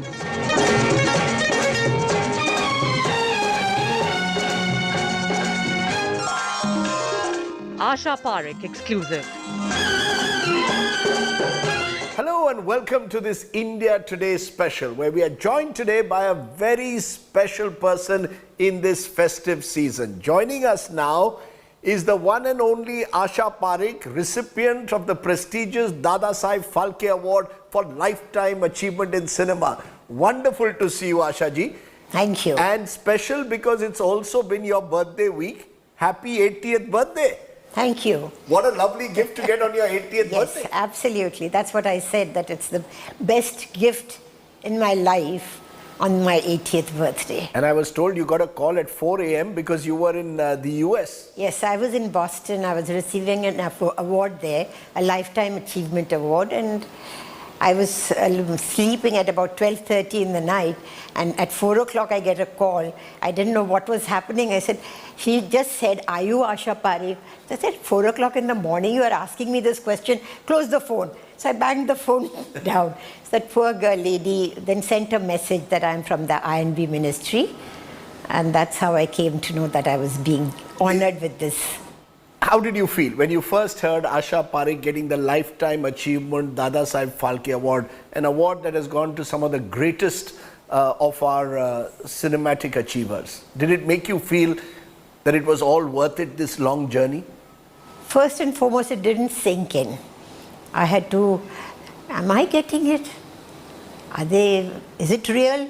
So for 2 days I was, I didn't know whether I was really receiving the award. And then slowly when the press started ringing up and congratulating me, and my fellow artists ringing up and congratulating me, then it dawned upon me, okay, yes, I am getting the award. It's been a remarkable journey when I look at it. You've done what? Well over 100, several hundred films, but you started off as a child artist? Yes. In the early 50s? Yes. And then did, of course, Dil Dekhe Dekho, famously, 1959 as a 17-year-old. Yes. So it's been a very, very long journey. Very long journey. Very, very long journey. I did not work after a certain period, but I was still joined with the film industry, with various associations, various trusts. So it was not that I was away from the films. I'm still with the films. Let's rewind to where it started. Child artist, was that a decision taken by your parents? Was there something were you drawn to cinema? No, it wasn't like that. I was about 8 or 9. I was performing on the stage, and late Bimal Roy saw me, and after the performance was over, he said, "Please call that girl, I want to see her." So when I went near him, he said, "Will you work in the films?" I said, "Yes." I didn't even think, I didn't know what I was saying. I said, yes, I'll work. So I came back. My parents said, "What did you go and do?" I said yes, to work in the films. So then my mother, who was very supportive, said, "Okay, you like to work? Go ahead." So it was about 5-10 days work in Baap Beti. So it was, in a way, your dancing skills, yes, which attracted Bimal Roy first give you a role as a child artist. Ji. And then, of course, come Nasir Hussain with Dil Dekhe Dekho, opposite the one and only Shami Kapoor. Yes. That must have been fun, because in that early scene in Dil Dekhe Dekho, you're actually inviting him to a rock and roll club, and you're showing your dancing prowess right from day one. Huge hit. Yes, huge hit. It was a very big hit, and it was released on my birthday. Wow. And I still remember the crowds were going all crazy after the show. There was a premiere at Novelty, and it was a hit. And you shot it in one of the hill stations, Nainital, Ranikhet. Yes, Ranikhet. Ranikhet. Because there's that lovely song. You want to croon it with me? Dil Dekhe Dekho. Yes, that was done in Bombay, in Filmalia Studio. But that was the age of hill stations, of romance, and you and Shami Kapoor became this incredible pairing, hit film after hit film. What was it like working with Shami Kapoor? I used to like working with him. The reason being, he was trained as a classical singer also. So his music was so much in him that when he performed, वो झटके वटके वो लेते थे. That was something which I started learning from him. And I didn't know how to lip sync. To sing a song and lip sync is not easy. So he taught me how to do it. So from that time onwards, and we were shooting in Ranikhet. So one of those days we could not shoot because of the rains. I remember Geeta Bali was there. So what she would do, because I was about 16 years old, she would pick me up and put me on her shoulder and pat me and take me around and tell Shamiji, let's adopt her. So that's how it was, So then after that, I started calling Shami Chacha and Geeta Chachi. Arre wow. That's how it began. And you were a classical dancer. Yes. And there was Shami Kapoor with all his different moves, but it was magic on screen. Yes, I had to learn. I mean, I learned jiving, I learned rock and roll. So all this I had to learn because I was a classical dancer. I mean, English dance was not my cup of tea. But yet you did it and you pulled it off. I remember Teesri Manzil. Yes. Aja, Aja. Ja.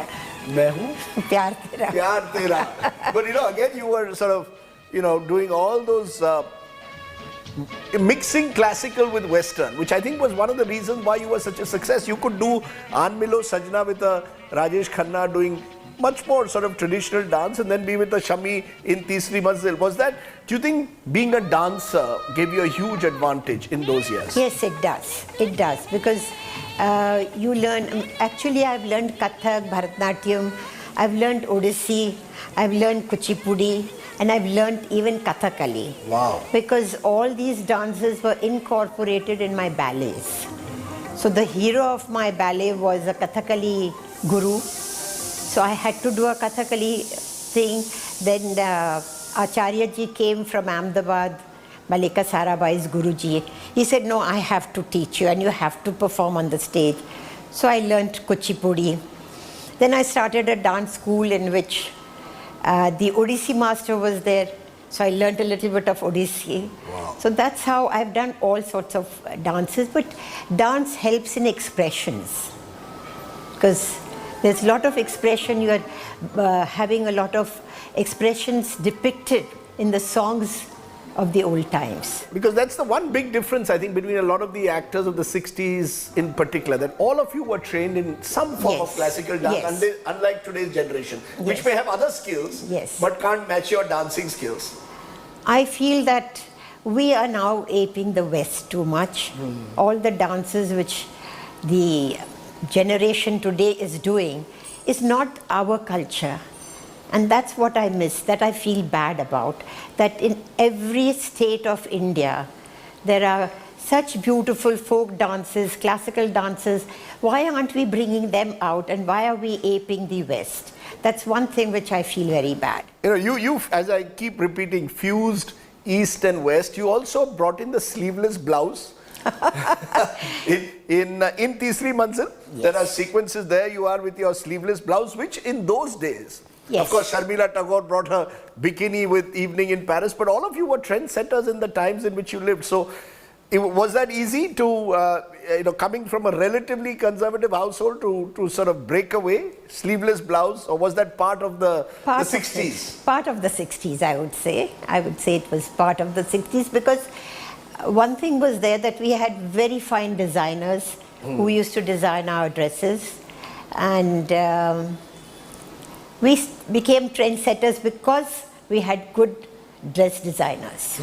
Because you could pull off the sari, the churidar kurta, you had your printed blouses, you also had the eyeliner. That became an Asha Parekh trademark, right? There was the sadhana haircut. Yes. The famous sadhana, and there was the Asha Parekh eyeliner.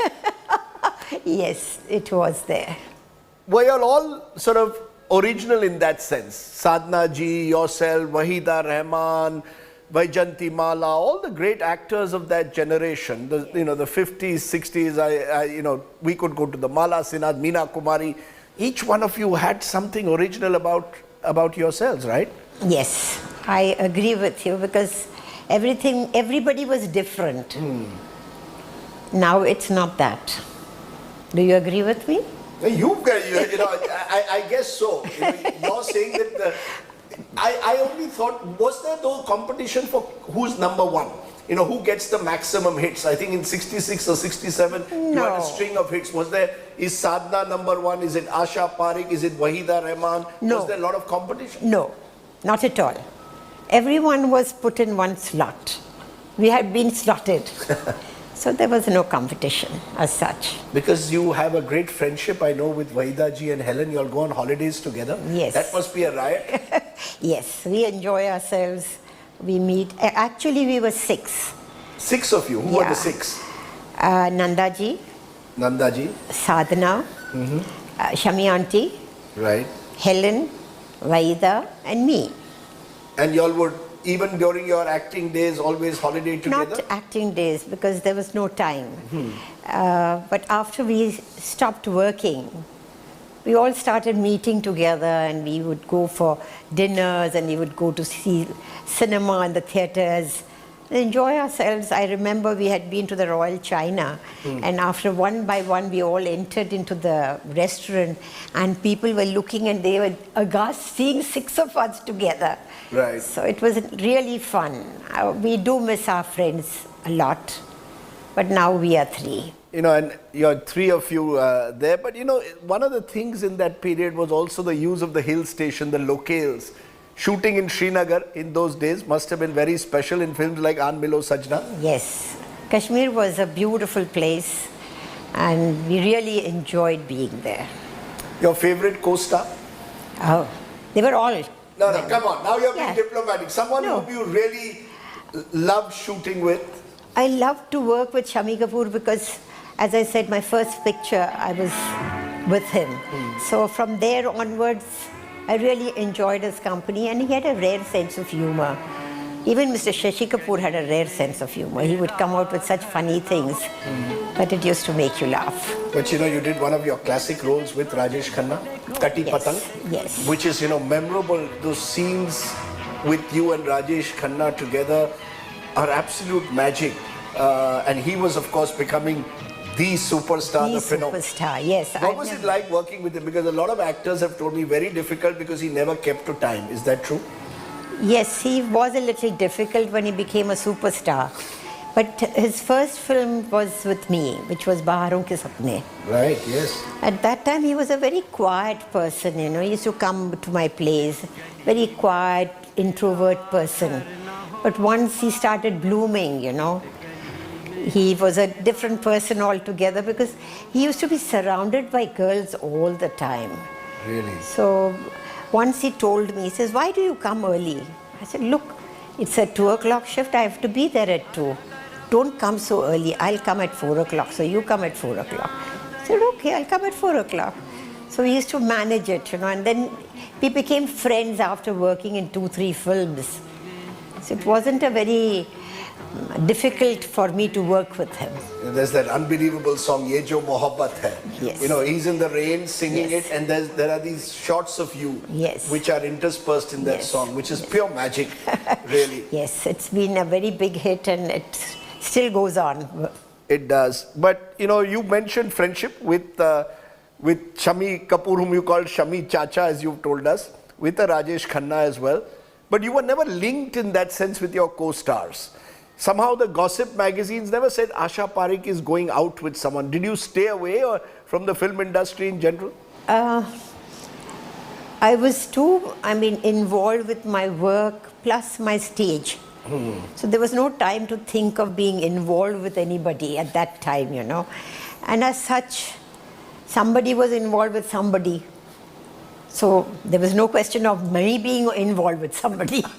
So it's a difficult situation. Because I remember at that time, Rajesh Khanna was going with Anju, and Vinod Khanna was going out with Gitanjali. Yes. So I used to remember that if the shooting got delayed, these girls would ring up and, you know, create a hangama.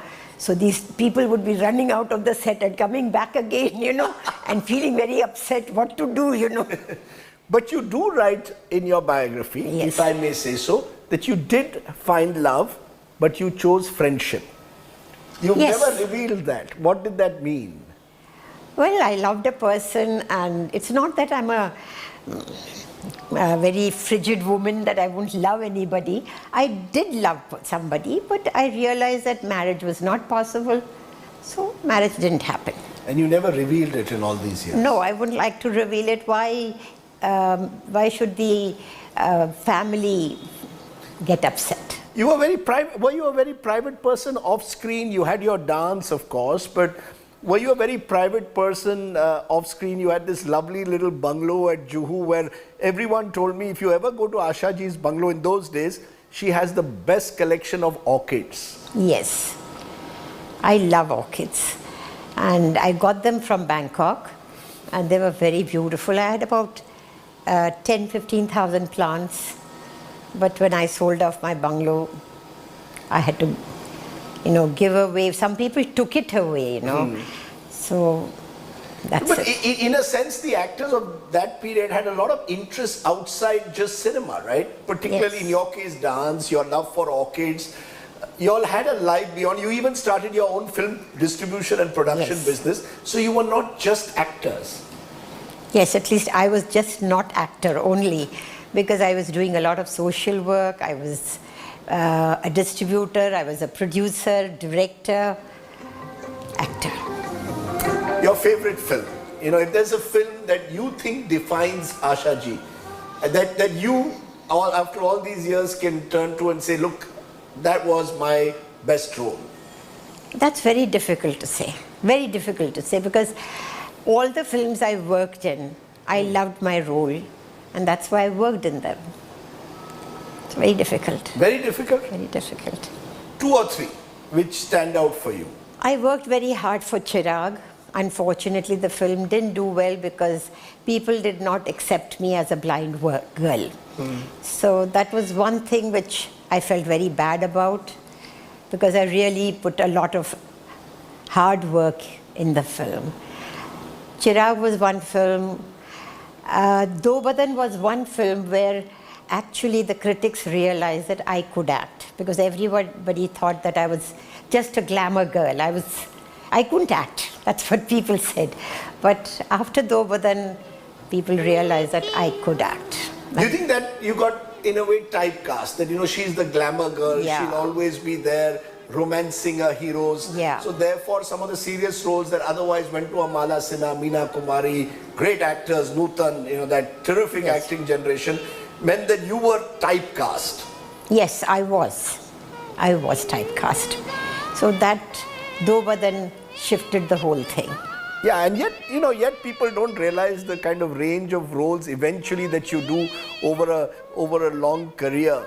Any regrets after all these years? Something that you would have, would have liked to do that you couldn't? You know, one film critic said that Asha Parekh paved the role for the Zinat Amans and the Parveen Babis to do the kind of, you know, you gave the liberty that you could do cabaret dances as a mainstream actor, rock and roll.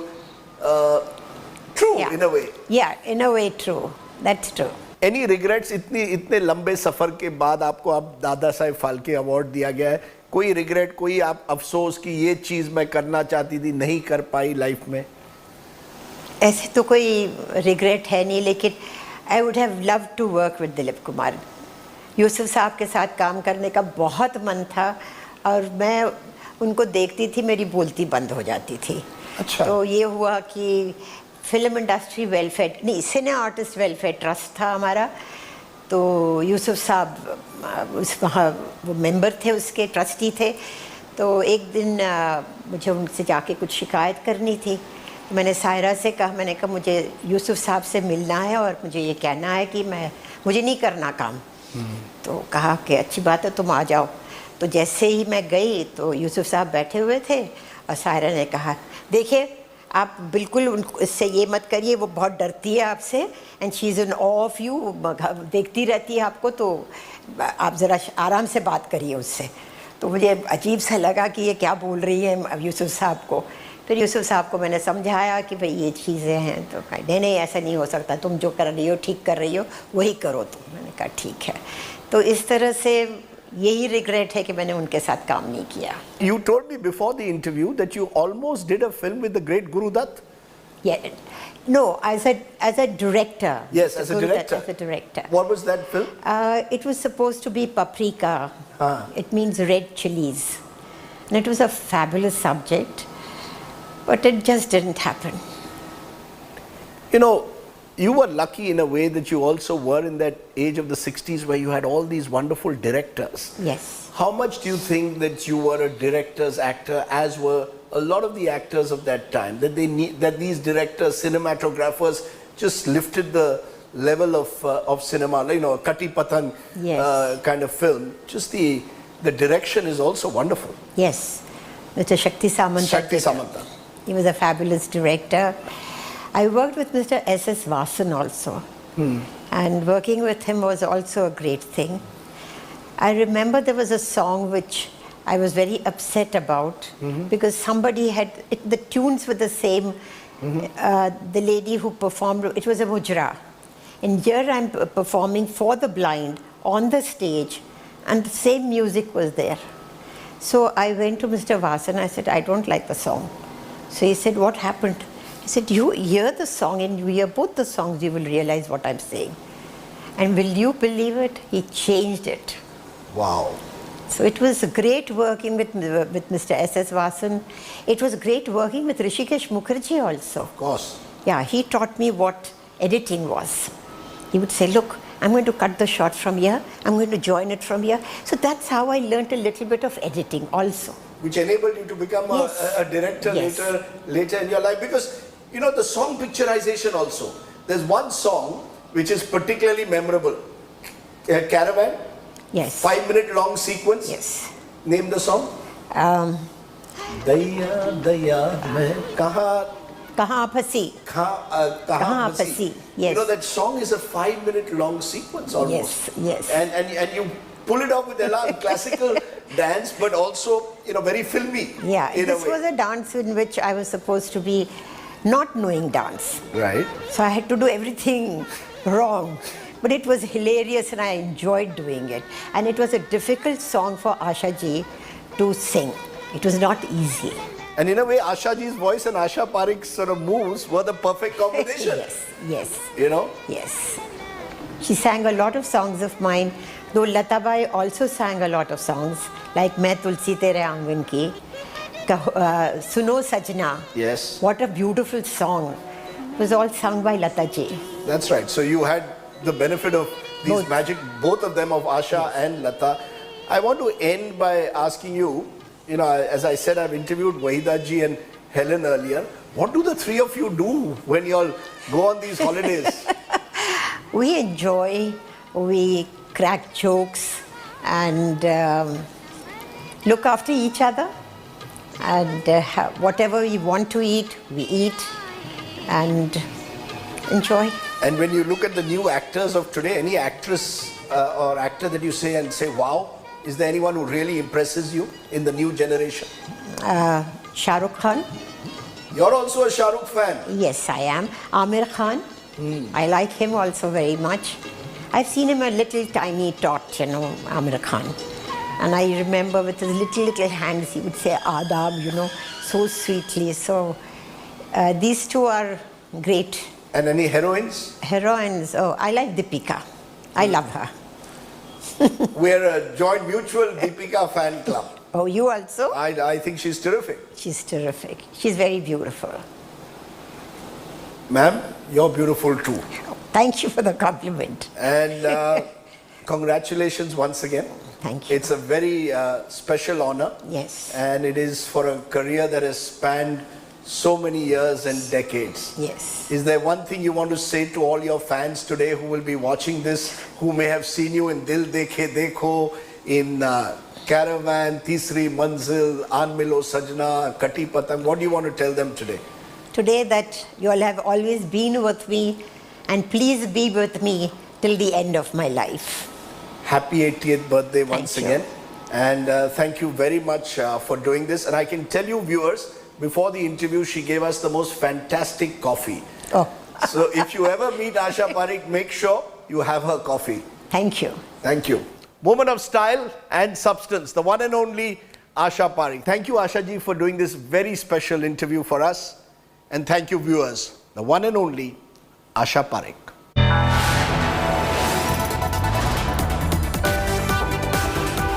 You are watching India Today.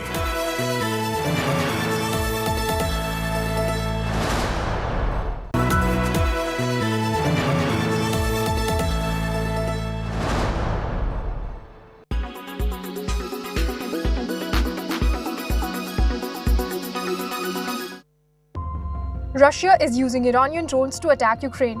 Russia hit multiple targets using these Iranian-supplied Shahid-136, or also known as kamikaze drones. Ukrainian forces confirmed that Russia has been using Shahid drones to attack their territories. In a tweet, they shared that they have destroyed 6 Shahid-136 drones.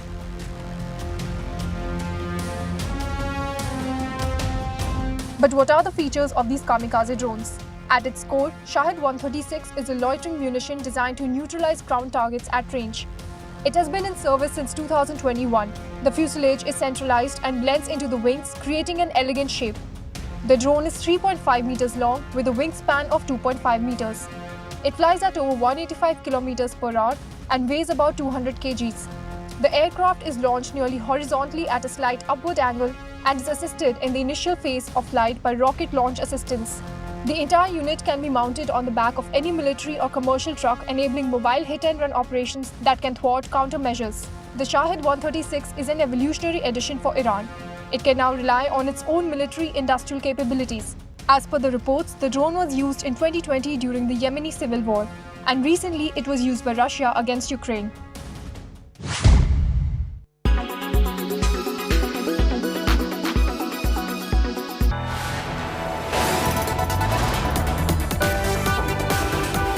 You are watching India Today.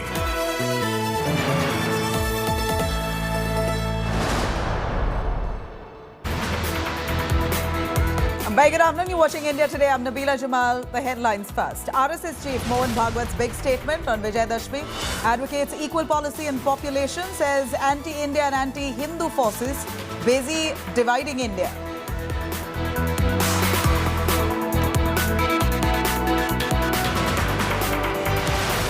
Prime Minister Modi sounds the poll bugle in Himachal, inaugurates a 750-bed AIIMS Bilaspur in poll-bound state, gets projects worth 3,650 crores floated.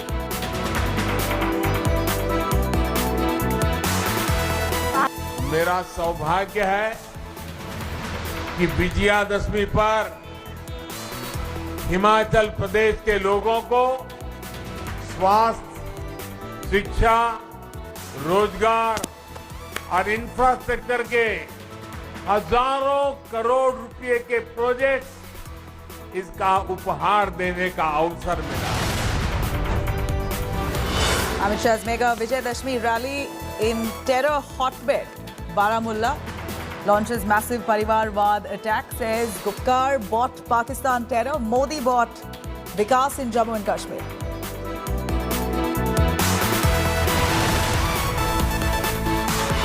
KCR's mega 2024 ambition. KCR goes national to rename his party as Bharat Rashtra Samiti. Celebrations erupt across Telangana.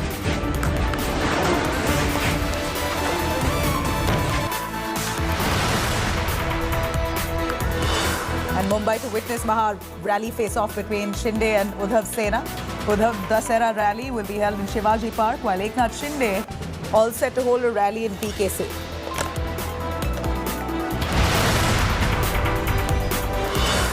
Protest to ban the film Adipurush grows. Sears protest over misrepresentation of Hindu gods. Demand to ban the film over insult to Hindu gods. Outraged Hindu groups now right to the centre. धस जाए ये धरती या चटक जाए आकाश.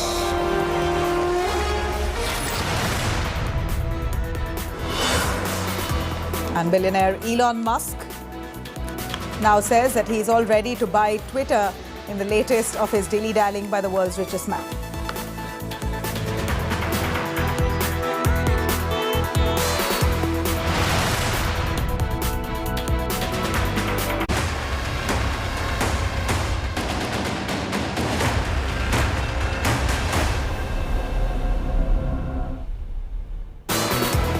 Right, a massive political war erupts over RSS chief's population control policy call. AIMIM, Congress as well as the RJD come down heavy on Sangh Parvar.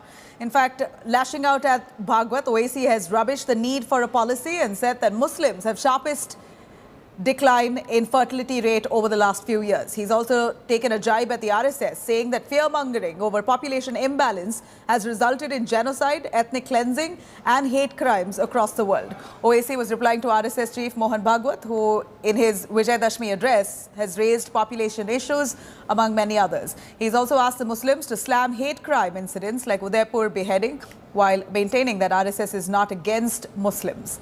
Meanwhile, the event was attended by Santosh Yadav. She was the first woman to attend the Sangh event as a chief guest.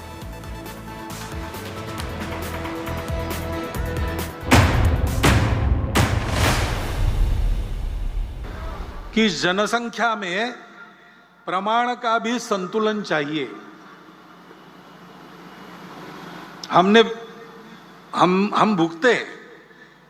जनसंख्या का असंतुलन हुआ तो 50 साल पहले उसके गंभीर परिणामों को हमने भुगता। जनसंख्या में पंथ संप्रदाय के प्रमाण में अंतर आने से नए देश बन गए, देश टूट गए। यह असंतुलन जन्मदर एक भाग है उसका, लेकिन जोर जबरदस्ती या छल कपट से, लालच से मतांतरण, ये सबसे बड़ा फैक्टर है। और जहां सीमा पार से घुसपैठ होती है वहां घुसपैठ से भी ये होता है। उस संतुलन का भी ध्यान रखना देश हित की दृष्टि से अनिवार्य बात है। जनसंख्या का विचार दोनों रूप से हो सकता है, वो एक साधन भी है। और एक परिस्थिति में विचार करता है तो एक बात लगती है, दूसरे परिस्थिति में विचार करता है दूसरी बात लगती है। चीन की इतनी ज्यादा जनसंख्या थी, उनको बोझ लगने लगा, उन्होंने एक परिवार में एक संतान और बाद में नहीं संतान, ऐसी नीति अपनाई। बड़े कड़े प्रयास से उन्होंने उसको लागू किया। हुकुमशाह है वहां, डिक्टेटरशिप है, यशस्वी हो गए। लेकिन फिर उनके ध्यान में आ गया अब सब बूढ़े ही बूढ़े हैं, काम करने के लिए जवान कहां से आएंगे। तो अब उन्होंने 2 संतति को प्रोत्साहन देना शुरू कर दिया। हमारे यहां क्या है, हमको भी विचार करना पड़ेगा। हमारा देश 50 वर्षों के बाद कितने लोगों को खिला सकता है? उस समय समाज में काम करने वालों की कितनी संख्या चाहिए? काम न कर सकने वाले उस समय कितने रहेंगे? आज के 57% युवा 50 साल के बाद काम करने की स्थिति में रहेंगे क्या? अपने देश का पर्यावरण कितने लोगों को खिला सकता है, कितने लोगों को झेल सकता है? इतने लोगों के शिक्षा की, स्वास्थ्य की क्या व्यवस्था हम कर सकेंगे? इतने लोग काम करेंगे, रहेंगे भी, क्या क्या करना पड़ेगा?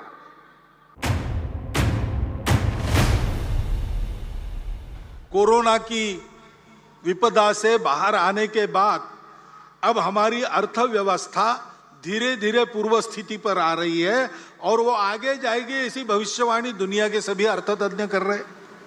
मैं तो चाहता हूँ भारत की जनसंख्या नियंत्रण पर जो जनसंघ ने किया था आरएसएस के संचालक से, मैं यही चाहूंगा कि इसके लिए उसकी निंदा करें, उसकी प्रताड़ना करें और ऐसे लोगों का साथ राजनीतिक रूप से छोड़ें।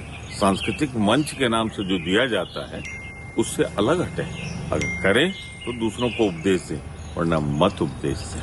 वैसे लोग जिनको डेमोग्राफी की समझ नहीं है ना, या जानकार नहीं है, उनको इन विषयों पे बोलने से बचना चाहिए। डेमोग्राफर्स हैं हमारे देश में, अच्छे डेमोग्राफर हैं जो डिकेडल रेट ऑफ ग्रोथ को बहुत अच्छे से एनालाइज करते हैं। सरकार का खुद का पक्ष है संसद में। आप उसके बाद अगर ये डॉग विसिल होता है आबादी को लेकर के, जनसंख्या वृद्धि को लेकर के, डेमोग्राफी के सार तत्व से विलग, उसके अंतर्निहित जो मूल्य है उनसे विलग, तो जाहिर है इस डॉग विसिल पॉलिटिक्स के मायने तो हम भी समझते हैं और देश भुगत भी रहा।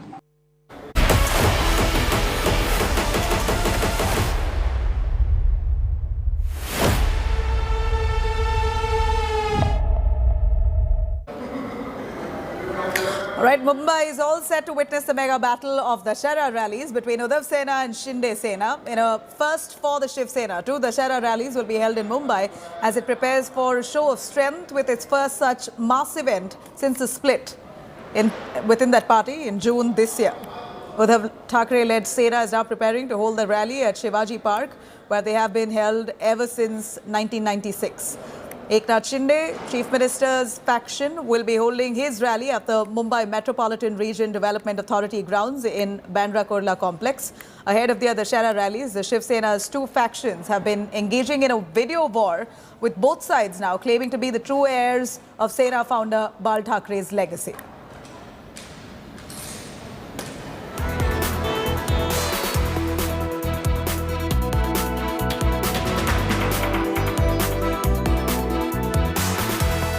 हमें उसके ऊपर ध्यान ही नहीं देना है। हमें क्या करना है, कोई क्या करे नाच करे, हमें क्या उससे मतलब है। वंदनीय हिंदू हृदय सम्राट शिवसेना प्रमुख बाला साहब ठाकरे जी ने शिवसेना का निर्माण किया, तब से लेकर आज तक वही शिवसेना की रैली होती रही है। वंदनीय शिवसेना प्रमुख के बाद में आदरणीय पक्ष प्रमुख उद्धव जी ठाकरे साहब वो रैली लेते रहे 14 से लेकर 2022। कौन पैदा हुए थे इनमें से, कौन पैदा था? तभी तो टीजर वीजर रिलीज करना पड़ रहा है ना उनको, तो इससे कोई मतलब नहीं है। All right, the Uddhav Sena versus Shinde Sena. It seems like the war now has gotten down to Dussehra celebrations, where both the camps will be holding huge Dussehra rallies in Mumbai today, while you have the Uddhav Thackeray camp holding their Dussehra celebrations at the same Shivaji Park, where they've been holding it since 1996. Now, the first time, Eknath Shinde camp will be holding their Dussehra rally in Mumbai's Metropolitan Region Development Authority grounds in Bandra Kurla complex. Remember this, in fact, the celebration for Dussehra had reached the court in Maharashtra, and the Bombay High Court then finally gave permission for the Uddhav Sena to carry out their rally as scheduled yearly. And Eknath Shinde now, post the court's verdict, has decided to float his own rally on the day of Dussehra. Dussehra celebrations by Eknath Shinde camp for the first time will be carried out at the Bandra Kurla complex.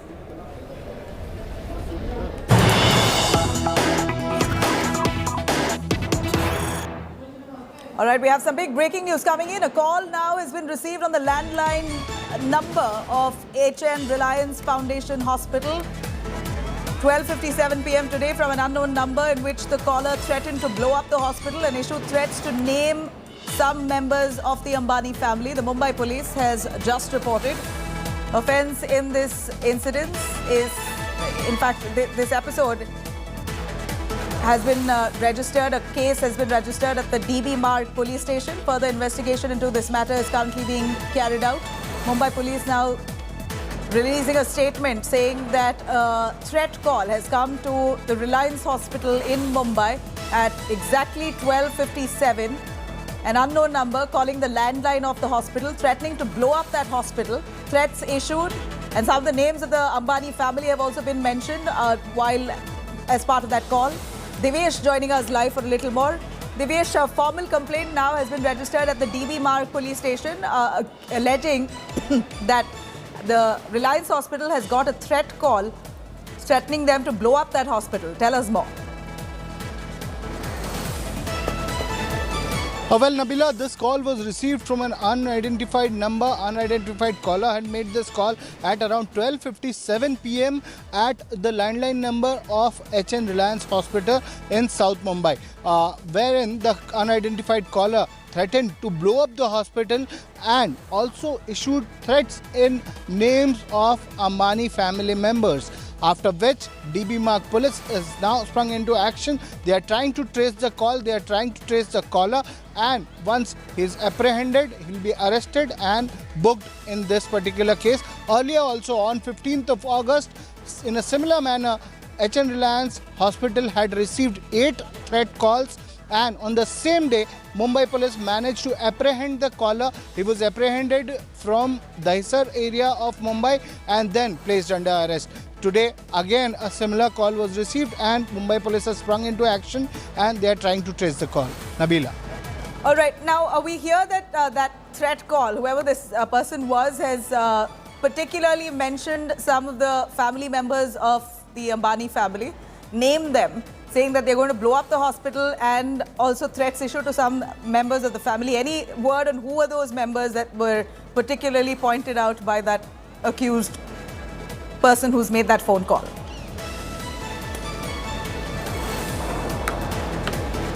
Well, Nabila, the specific details are yet to be received, yet to be shared by Mumbai police. But Mumbai police has clearly stated in an official statement that threat call was received, wherein the caller threatened to blow up the hospital. The hospital is run by Reliance Foundation, named as HN Reliance Hospital in South Mumbai, and also threats were issued by the caller in name of family members, Ambani family members, after which The hospital informed the DB Marg police station. The DCP, Deputy Commissioner of Police, DCP Nilotpal, is looking into the issue, looking into the case. Officials from DB Marg police station are working along with the Mumbai crime branch, and they are trying to trace the call. Once the call is traced, the caller will be apprehended and further action will be initiated against him. Nabila. All right, thank you very much, Devesh, for joining us on that.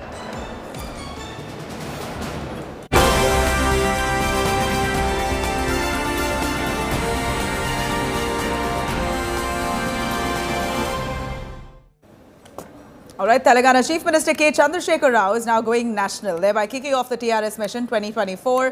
KCR's TRS is now a national party. It's going to be called Bharat Rashtra Samiti. Months after positioning itself as a national player and as touring states to meet with opposition leaders in a bid to form a united front against the BJP, Telangana Chief Minister held a key meeting with JDS Netas, cabinet colleagues and all district presidents of the party to discuss the roadmap of the Bharatiya Rashtra Samiti. Bharatiya Rashtra Samiti has been launched at the Telangana Bhavan today, placing itself as another party joining the league of Modi challengers. Meanwhile, the BJP has hit out at KCR's national ambition, claiming BRS was forced to only catapult his family to the top of the power structure in the state. क्योंकि सारे हिंदुस्तान की आवाम देख रही है कि 9 साल से क्या हाल है। हिंदुस्तान तरक्की की तरफ बजाय बैठवा की तरफ जा रहा है, गिरानी आसमान पे जा चुकी है। लोग देख रहे हैं कि कोई ऐसा लीडर आए, जिस तरह जयप्रकाश नारायण आए थे, उसी तरह कोई ऐसे लीडर आए, सारे लोगों को एक जगह जोड़े और हिंदुस्तान में एक रेवोल्यूशन लेकर ले गए। लोग गुजरात मॉडल कहते रहे, टोटली बेकार है। आप हमारी स्टेट घूम लीजिए और हैदराबाद घूम लीजिए। असल में इंडिया में तरक्की करने वाली कोई स्टेट है, वो तेलंगाना में स्टेट है। Well, it's perfectly fine for regional parties to have national ambitions. But when you do something like changing the name of your party from Telangana Rashtra Samiti to Bharat Rashtra Samiti, a party that you formed purely to tap into the emotion for the state of Telangana, and now when it is inconvenient, you dump the party because it has served the purpose of catapulting you to the top of the power structure in the new state. Your family today enjoys unbridled power, and as a result of that is the massive corruption that we see in Telangana. You have moved on.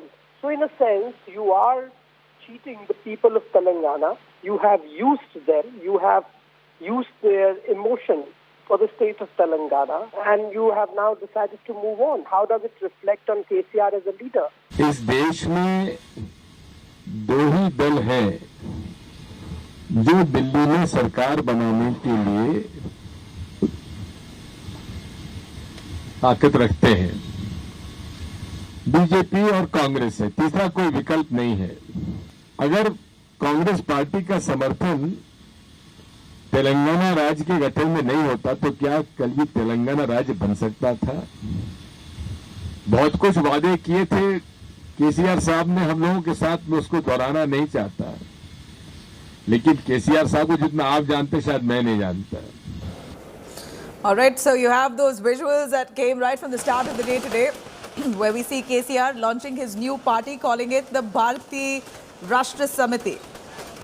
From TRS, it's now become BRS, Bharatiya Rashtra Samiti, where KCR now hopes to come into the big league of parties who are known as Modi challengers. He believes that his Telangana model of governance will be a fit example to show how he can be, or he is capable of governing the country, if at all. Is KCR nursing prime ministerial ambitions? That's also the question here. KCR now has always been batting for a third front, asking for an alternative to the Modi government. What's the best alternative? I will provide that alternative for India. That's the intention with which KCR has gone in to launch his new party called the Bharatiya Samiti. Let me quickly get across to Abdul Bashir, joining us on the phone line. Bashir, a quick word and a question. Is KCR nursing prime ministerial ambitions? He's been the man time and again wanting to pushing for a third front. He's been, of course, trying to pull in many of the other opposition parties together, but failed attempts. We know that that's happened even in the previous Lok Sabha 2019 elections. His attempt failed miserably. This time he believes that he wants to start his own party, and maybe that will give him some thrust towards this goal. Yeah, absolutely, Nabila. We have seen that how KCR had been criticizing the centre, the BJP government, for several policies and demanding that a non-BJP front must come up.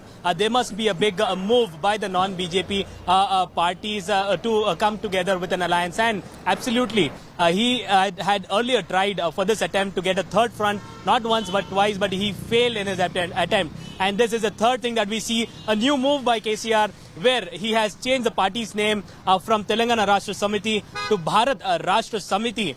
And this takes his party from the state to centre. This is a national party that he has been announced by today at the Telangana Bhavan after a general body meeting that was held with all the TRS leaders, cadres and members. A mutual announcement had been made by the TRS, and then the TRS has become BRS now, the Bharat Rashtra Samiti.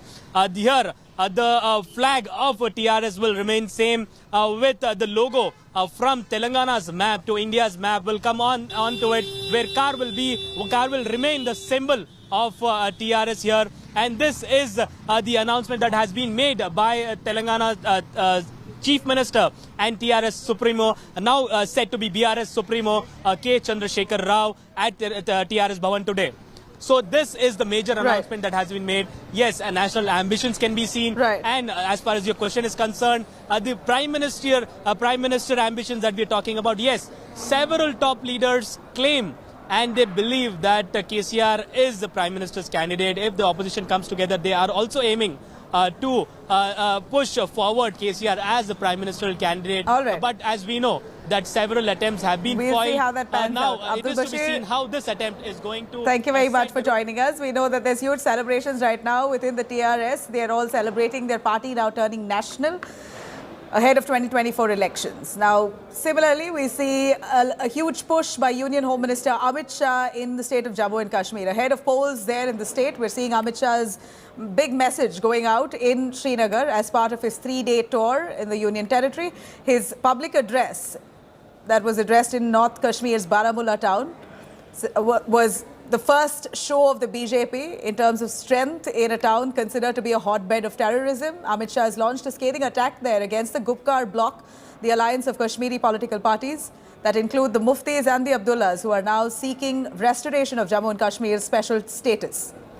Amit Shah further assured people there of the valley of elections in the coming days. Ahead of the rally, Amit Shah has chaired a unified command meet of Jammu and Kashmir in Srinagar. LG Manoj Sinha, top officials of the army, paramilitary forces, state police and civil administration took part in this high-level meeting. The focus here was around tackling attacks on non-locals in the Kashmir Valley. After the abrogation of Article 370, this will be the Home Minister's second visit to Kashmir.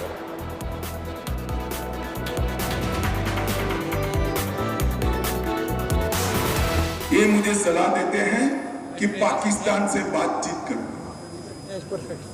मुझे सलाह देते हैं, जिन्होंने 70 साल तक यहाँ राज किया, वो लोग सलाह देते हैं पाकिस्तान से बात करो। मेरा स्पष्ट मत है, मैं पाकिस्तान से बात करना नहीं चाहता। मेरे बारामूला के गुर्जर, पहाड़ी और बकरवाल भाइयों बहनों को बात करना चाहता। मैं कश्मीर के युवाओं को बात करना चाहता। जरा खुली नजर से, खुले दिमाग से सोचिए, जिन्होंने दहशतगर्दी फैलाई।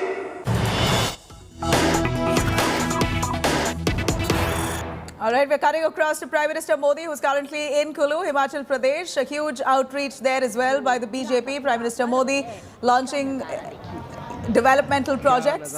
He's just a few hours ago inaugurated the AIMS project. Now he's part of the Kulu Dasera celebrations. Huge crowds there in Kulu, where Prime Minister Modi has arrived to be part of this Dasera festivities in the state of Himachal Pradesh. Live visuals coming in from Himachal Pradesh.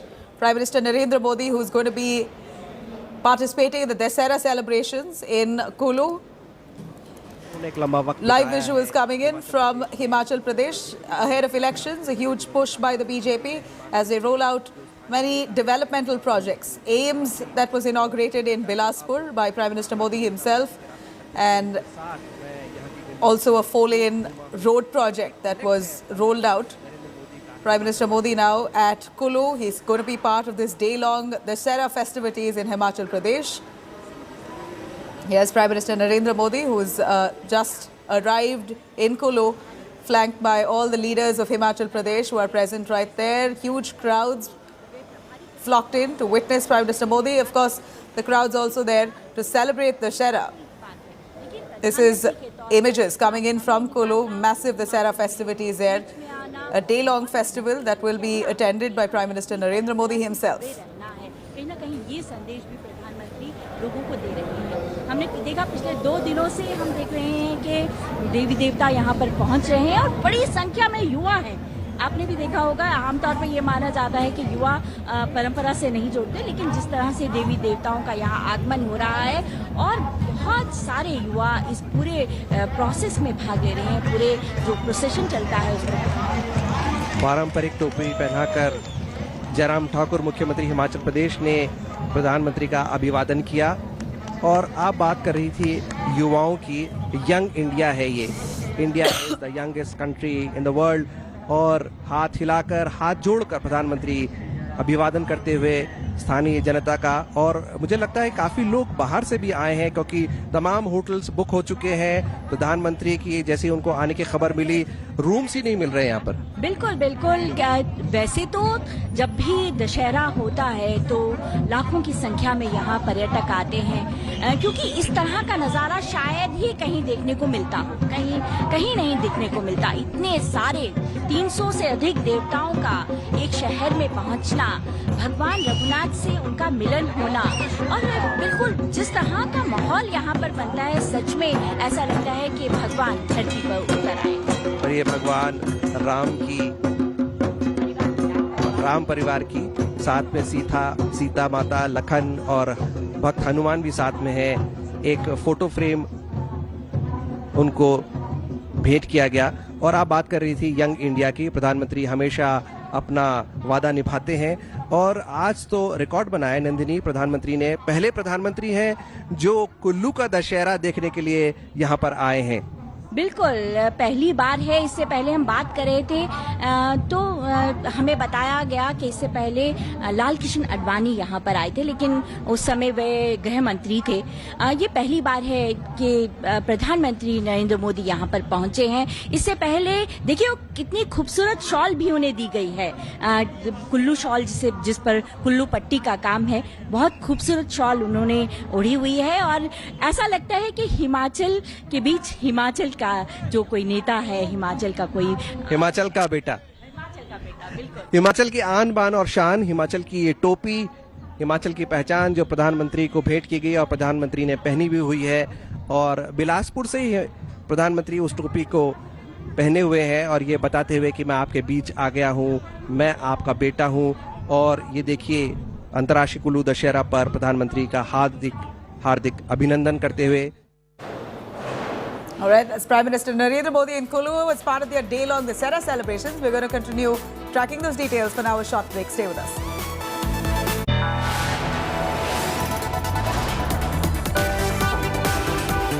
You are watching India Today.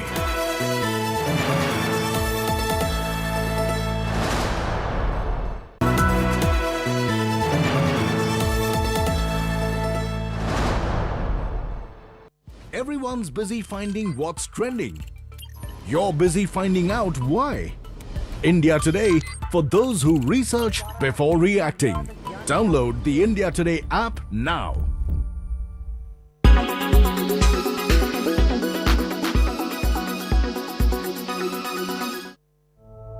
Greenhouse gas emissions are a looming threat to climate change.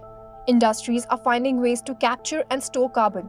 This helps in reducing the emissions and reducing the overall impact of carbon on the environment. Carbon capture and storage is a way of reducing industrial greenhouse gas emissions. It involves recovering the carbon gas at its source and holding it in underground reserves. First, the carbon dioxide is separated from the smoke or combustion fumes. Industrial emissions comprise up to 15% carbon dioxide. The rest is mainly water vapor and nitrogen. Separating the gases is costly, accounting for about 2/3 of the overall capture and storage process. Capture techniques are constantly evolving. Extracting the carbon dioxide post-combustion is a well-mastered method, but it's relatively energy-intensive. Another possibility is removing the carbon dioxide before the fuel is burnt. Development of this process is ongoing. Once separated, the carbon dioxide is compressed and transported by pipeline, boat or tanker to underground or deep-sea storage facilities. It is injected far underneath gas-tight layers of rock and stored under pressure until it reaches a near liquid state.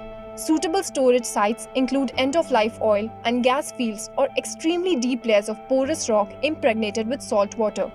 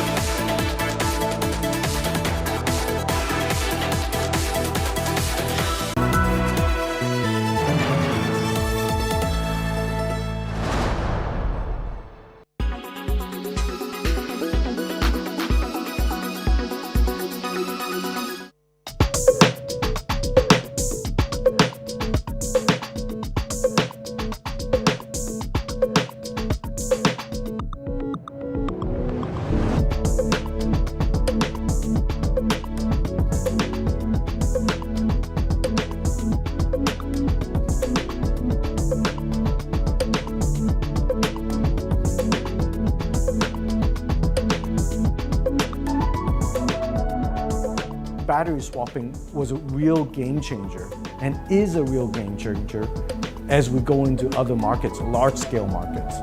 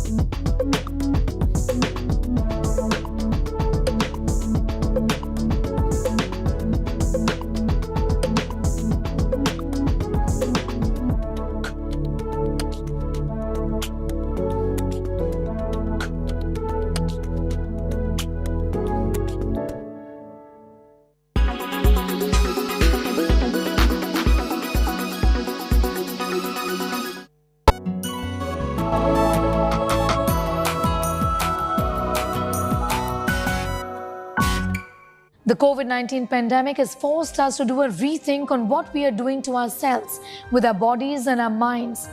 What about our mental health? The pandemic in that sense has been a real eye-opener. To add to it, we are living in a very fast-paced world where a 2,000-calorie meal is ordered in just 1 minute, where eating food out of a packet has become a norm rather than an exception, where stress has become a lifelong partner, where our phones, our gadgets, are our companions and not our family members and friends. We try and make an attempt to help you understand on how to go back to the basics. I'm Sneha Mordani, and in today's brand new episode of Health 360, we talk about women's health.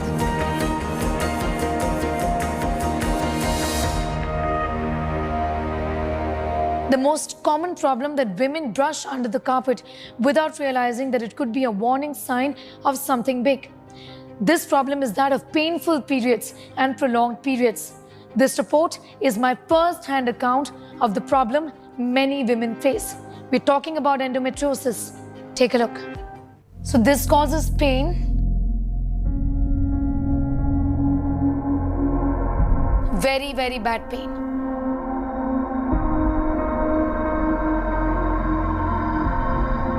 You can almost feel like there's a blackout in front of you.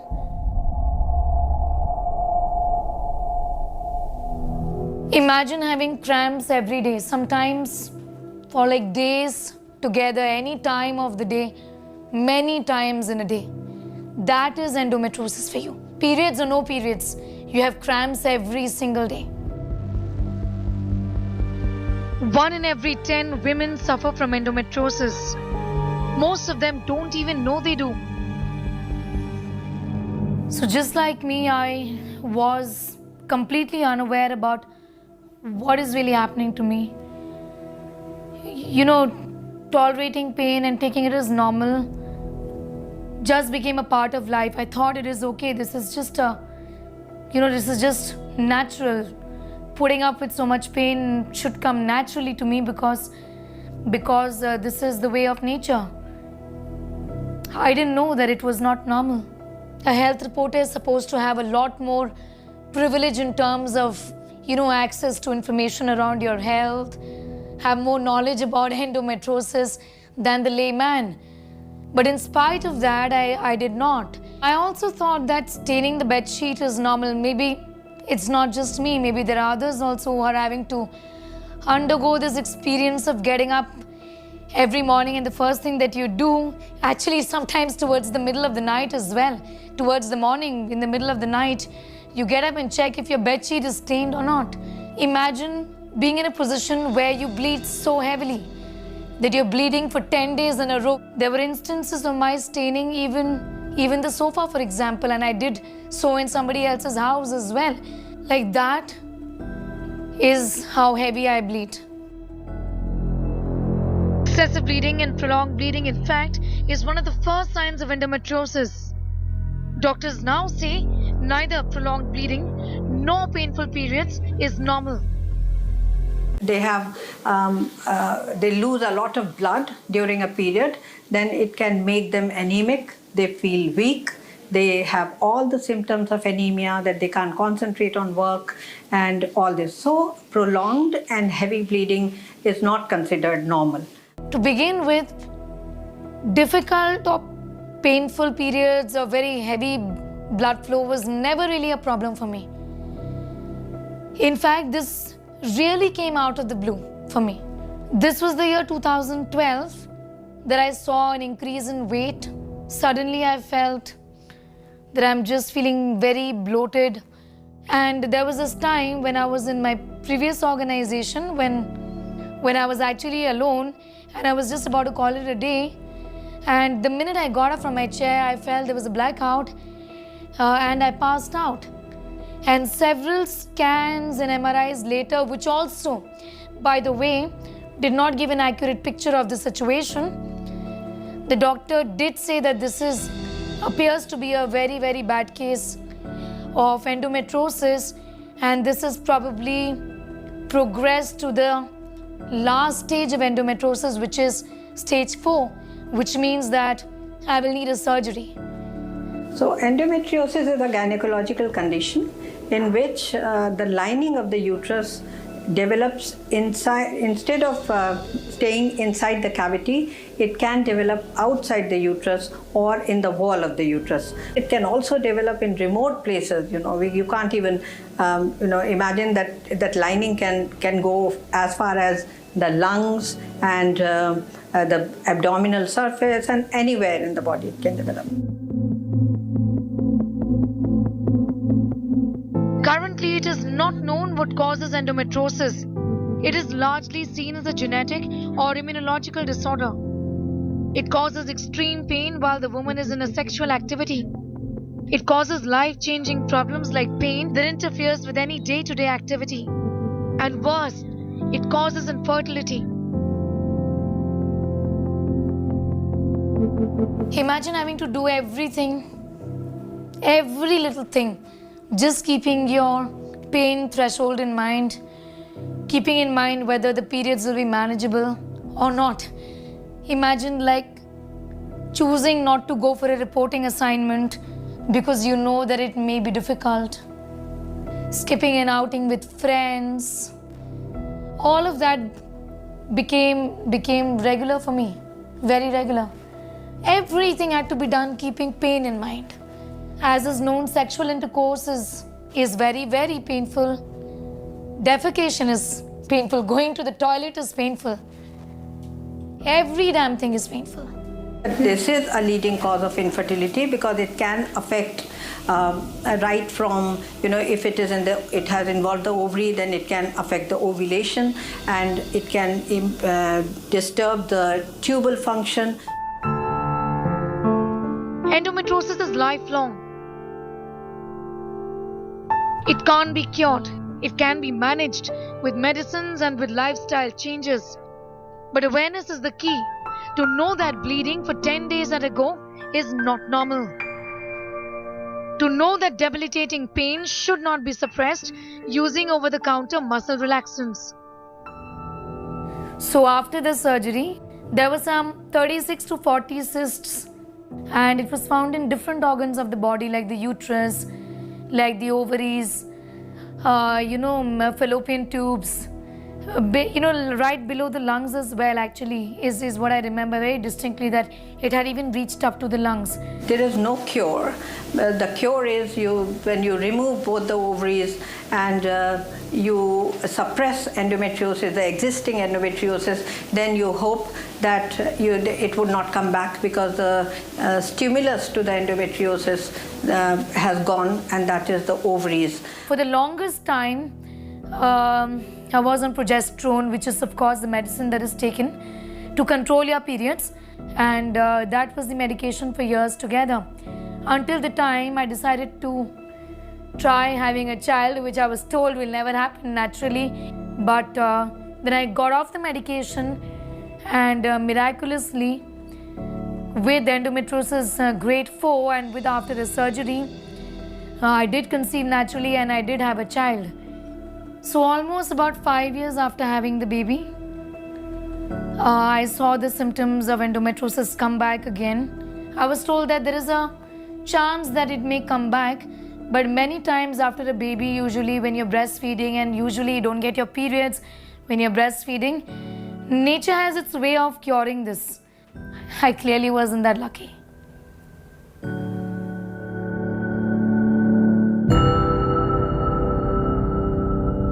The other common hormonal problems that women suffer from is PCOD and PCOS, which is polycystic ovarian disease and polycystic ovarian syndrome. Well, both of these are often confused with each other. Our next report explains why both of them are different. It decodes both of these problems.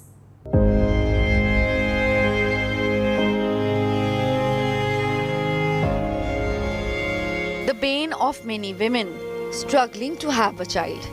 The leading causes of infertility in women of reproductive age. The polycystic ovarian syndrome and polycystic ovarian disease may sound the same, but they are medically different.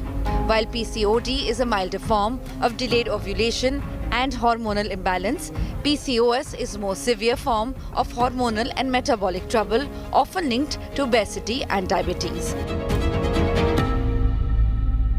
PCOS stands for polycystic ovarian syndrome, जो कि एक condition है hormonal imbalance की, जिसमें ovaries या अंडाशय में multiple small छोटे छोटे एग्स बन जाते हैं और ये एग्स टाइम पर रिलीज नहीं हो रहे होते हैं क्योंकि बॉडी में हार्मोन्स का इम्बैलेंस होता है और जो मेल हार्मोन या एंड्रोजेंस बढ़ जाते हैं, जिसकी वजह से पेशेंट को कई बार एक्ने और फेस पे हेयर वगैरह भी बढ़ जाते हैं। सिंस हमारा egg formation and release proper नहीं हो रहा होता है, तो नेचुरली इन पेशेंट्स में इनफर्टिलिटी की इंसिडेंस बढ़ जाती है। Experts explain how common it has become in Indian women. India is a country of various demographic profile. ये वेरी करता है from 3.7% to an incidence of almost 22.5%. Generally हम बात कहते हैं तो 5 में से एक woman, almost 20% of the ladies are affected by PCOS. And in PCOS patient में incidence of infertility is almost as high as 70 to 80%. So that is where the concern lies. COVID infections in women often messes up hormones too, leading to irregular menstruation. Studies show that PCOS, apart from infertility, can also lead to long-term health problems like obesity, sleep apnea, diabetes, uterine cancer, and even impairment of heart and lungs, leading to shortness of breath. Not just women, children born to mothers with PCOS are susceptible to infections and allergies before attaining teenage. Such children are much more likely to be hospitalized for ailments like asthma. While obese women are more likely to get PCOS, the condition often also leads to depression, anxiety, eating disorder, as per a study by researcher Adam Bonner, University of Alabama. However, this disease can be managed with lifestyle changes, yoga, exercise, and controlled diet. Timely consultation with doctors can also help. India's total fertility rate is already at 1.6 in urban settings, where infertility is higher. While in rural settings also, the total fertility rate has reached to 2.1, slightly near the replacement level of population. People have begun to seek treatments, especially in urban centers where IVF treatments are rife and such facilities are mushrooming in many places. Awareness is key so that timely intervention can help people cure their problems. With Nasir Khan, Milan Sharma for India Today.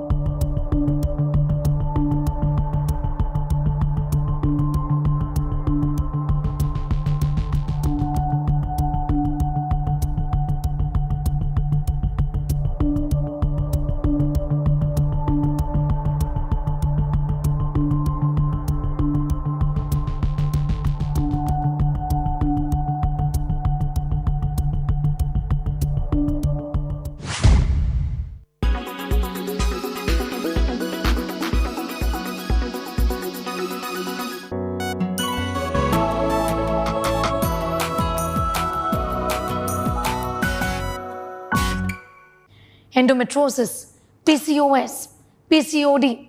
All of these are problems associated with women in the reproductive age. But once they pass the reproductive age, which means when they're entering the premenopausal phase or even menopause, things really don't quite get easy. In fact, it continues to be very difficult. Our next report talks to you about the kind of physical and mental problems women find during and before menopause, and what can they really do to help themselves. It is an inevitable change all women have to undergo. But the fact that it is natural does not mean it is an easily managed bodily change. When 52-year-old Monica Chandra entered a premenopausal phase, she faced a host of physical problems. Being a person who's always had regular periods, I mean, I could plan my life according to them, my holidays according to them, my trips according to them. To suddenly not having them definitely threw me off kilter. I was wondering what was happening to me. And it did take me a couple of months to realize that, oh, now menopause has hit me. Because, of course, I was nearing that age as well. And health-wise, of course,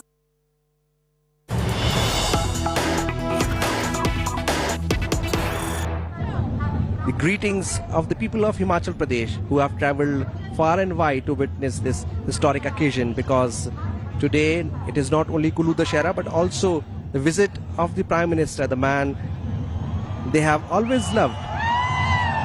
And there you see Prime Minister with folded hands accepting the greetings of the people who have come from all walks of life. बिल्कुल भगवान रघुनाथ जी की ये यात्रा के समय जब कुल्लू का अंतर्राष्ट्रीय कुल्लू दशहरा शुरू हो रहा है, ऐसे में प्रधानमंत्री का कुल्लू में आना, कुल्लू के लोगों के बीच आना, भगवान रघुनाथ की आशीर्वाद लेना एक बिल्कुल नया इतिहास रच रहा है, जो आने वाले इतिहास के पन्नों में अंकित किया जाएगा कि प्रधानमंत्री नरेंद्र मोदी जो है वो कुल्लू आए थे और लोगों के बीच में आए थे।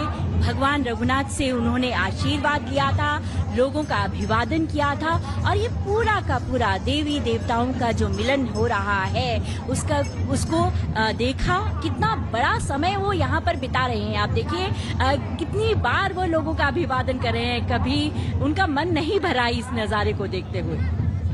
मैं तो यूं कहूंगा कि लोगों का मन नहीं भर रहा और वो चाहेंगे कि प्रधानमंत्री ज्यादा से ज्यादा वक्त उनके बीच में बिताएं, क्योंकि वो हमेशा ये चाहेंगे कि जिस पॉलिटिशियन को, जिस लीडर को वो इतना प्यार करते हैं, वो उनके बीच में है। बिल्कुल, प्रधानमंत्री देखिए कितनी समय तक खड़े हैं, कितनी समय तक वो खड़े हैं, लोगों का अभिवादन कर रहे हैं, देवी देवताओं से आशीर्वाद भी ले रहे हैं। लोग कितने खुश हैं, कितना रौनक है लोगों के चेहरे में। वो क्षण वे अपने मोबाइल में कैद करना चाहते हैं, हंसते मुस्कुराते प्रधानमंत्री का अभिवादन कर रहे हैं। प्रधानमंत्री देखिए कितनी देर तक भगवान रघुनाथ की ये यात्रा जो है उसका नज़ारा ले रहे हैं, और क्योंकि यहाँ पर 300 से ज़्यादा देवी देवता आए हुए हैं तो उनका कहीं ना कहीं आशीर्वाद भी मांग रहे हैं। कह रहे हैं कि मैं जो है प्रधान सेवक आपके आशीर्वाद के बगैर कुछ नहीं कर सकता, आप मुझे आशीर्वाद दीजिए, इसी तरह से मैं भारत को विकसित बनाऊं, विकास के रास्ते पे आगे ले जाऊं। देखिए प्रधानमंत्री कोई भी नज़ारा मिस नहीं करना चाहते हैं। देखिए ये बहुत कन्विक्शन चाहिए कि किस तरह से आप अपने देशवासियों को कन्विंस करते हैं, और उसके लिए पूरी सिंसियरिटी होनी चाहिए। बिल्कुल पूरी सिंसियरिटी होनी चाहिए। देखिए सब और अगर हम देखें जिस तरह से हमारे कैमरामैन दिखा भी रहे हैं, चारों ओर देवी देवता खड़े हुए हैं और उसके दूसरे छोर पर प्रधानमंत्री नरेंद्र मोदी कहीं ना कहीं इस क्षण को अपनी आंखों में, अपने जो कहीं ना कहीं मन मस्तिष्क में समेटे हुए हैं, समेटना चाहते हैं कि ये नज़ारा वे कभी ना भूलें। लोगों से जो है वो आशीर्वाद ले रहे हैं। देखिए पूरा का पूरा देव समाज यहाँ पर खड़ा हुआ है। भगवान रघुनाथ की जो यात्रा है वो शुरू होने वाली है, रथ जो है खींचा जाएगा। प्रधानमंत्री इंतजार कर रहे हैं कि ये रघुनाथ जो रथ यात्रा है वो शुरू हो, लेकिन जब जो संकेत आएगा तब ही रथ यात्रा जो है वो आगे बढ़ेगी, परंपरागत रूप में आगे बढ़ेगी। प्रधानमंत्री देखिए उठकर खड़े हो गए हैं, भगवान रघुनाथ के आदर में वे खड़े हो गए हैं और पूरा का पूरा लोग जो हैं वो देख रहे हैं कि प्रधानमंत्री किस तरह से भगवान रघुनाथ को देखने के लिए, उनके जो रथ यात्रा है उसकी एक झलक पाने के लिए अपनी जगह से उठकर स्टेज पर आ गए हैं और देखना चाहते हैं कि किस तरह से ये परंपरा आगे बढ़ रही है, ये जो पूरा कुल्लू दशहरा है वो आगे बढ़ रहा है। इंतजार करते हुए प्रधानमंत्री की रथ यात्रा शुरू हो। इस बीच पूजा अर्चना जारी है। प्रधानमंत्री पहले ही जैसे हमने बताया कि वे भगवान रघुनाथ का आशीर्वाद लेकर आए हैं। प्रधानमंत्री कुल्लू दशहरे को बहुत पुराने से जानते हैं, बहुत समय से वे इसको देखते आए। जब वे हिमाचल प्रदेश के प्रभारी थे उन्होंने कुल्लू दशहरा कई बार देखा, लेकिन प्रधानमंत्री के तौर पर उनका यहाँ पहली बार आगमन हुआ। यही नहीं, पहली बार कोई प्रधानमंत्री कुल्लू दशहरे को देखने के लिए आया और इतने समय तक वे लोगों के बीच में है, देवी देवताओं के बीच में है और रघुनाथ जी की जो यात्रा है वो देखना चाहते हैं। वो चाहते हैं कि वे नज़ारा लें, जब यात्रा होगी वो उसको देखेंगे और उसके बाद वे वापस शायद लौट जाएंगे। देखिए, अभिवादन करते हुए प्रधानमंत्री और इंतजार करते हुए लोग भी रघुनाथ के साथ साथ, भगवान रघुनाथ के साथ साथ प्रधानमंत्री की ओर देखते हुए, हम अगर बीच में देखें तो देवी देवता जो हैं अपना आशीर्वाद कहीं ना कहीं खुशी से झूम रहे हैं। भगवान रघुनाथ से उनका मिलन है, तो बहुत ही खूबसूरत नज़ारा हम देख सकते हैं। परंपरागत वेशभूषा में काफ़ी सारे लोग, इस पूरे कुल्लू क्षेत्र के लोग जो हैं यहाँ पहुँचे हुए हैं। बहुत लंबा इतिहास है इस दशहरे का। कुल्लू जो दशहरा है उसका बहुत लंबा इतिहास है।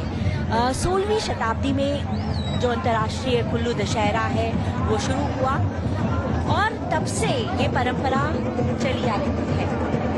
देखिए, बहुत ही खूबसूरत नज़ारा है। जी बिल्कुल ठीक कहा आपने। 1605 से ये महोत्सव शुरू हुआ। प्रधानमंत्री दोनों हाथ जोड़कर लोगों का अभिवादन करते हुए, और एक अद्भुत नज़ारा है। चारों तरफ पारंपरिक वेशभूषा, देवी देवताओं का आशीर्वाद प्रधानमंत्री लेते हुए, साथ ही जनता का भी आशीर्वाद लेते हुए, और लोगों का एक्साइटमेंट देखते ही बनता है कितने खुश नजर आ रहे हैं लोग, और सभी अपना फोन लेकर आए हैं। किसी तरह उनको प्रधानमंत्री की झलक मिले और वो अपने फोन में उसको कैद कर लें। 16वीं शताब्दी में जैसे मैं बता रही थी कि भगवान जगत, ये जो पूरा का पूरा शुरू हुआ था, राजा जगत सिंह ने इसे शुरू किया था और तब से ये परंपरा चली आ रही है।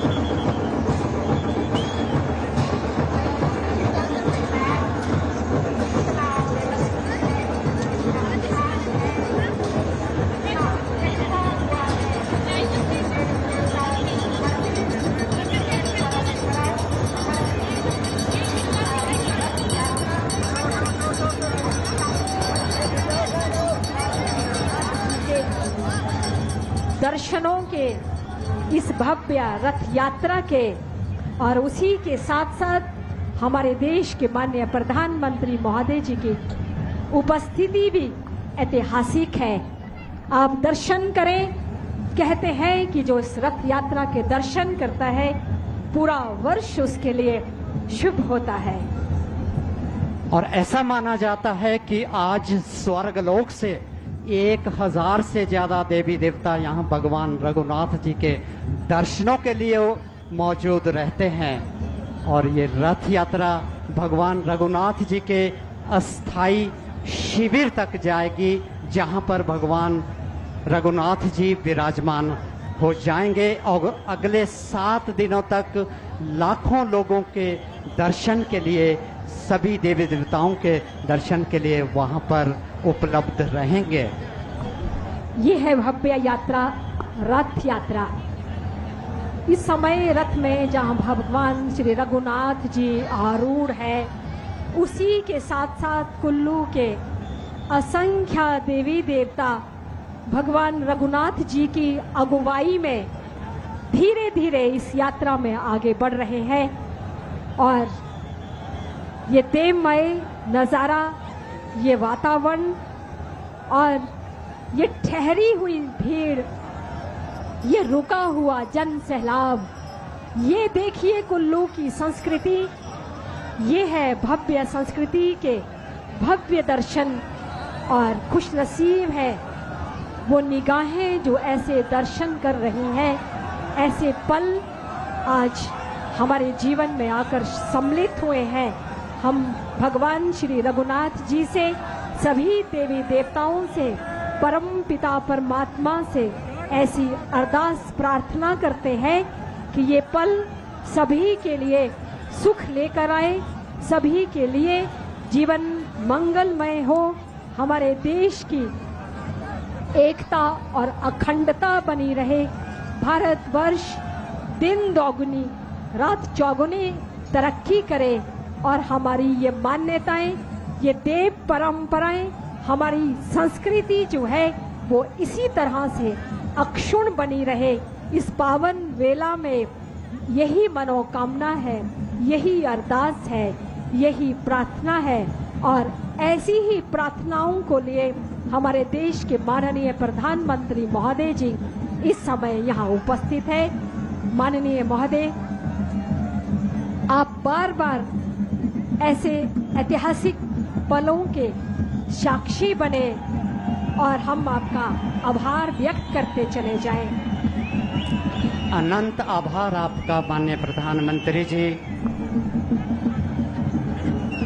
ऐतिहासिक रथ यात्रा में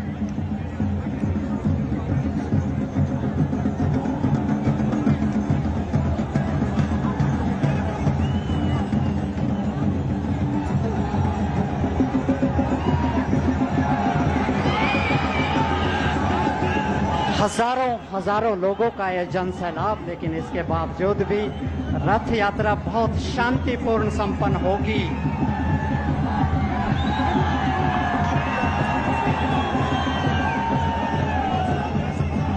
बहुत उत्साह आप सब लोगों में माननीय प्रधानमंत्री के प्रति हम देख रहे हैं। ऐसा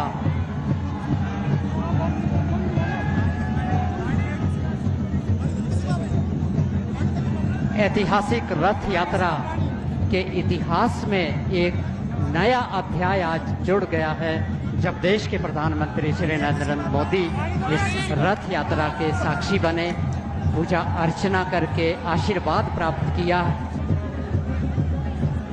अनंत आभार आपका माननीय प्रधानमंत्री महोदय।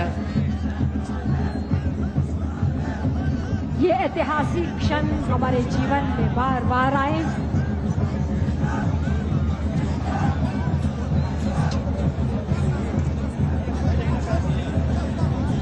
कुल्लू की जनता की ओर से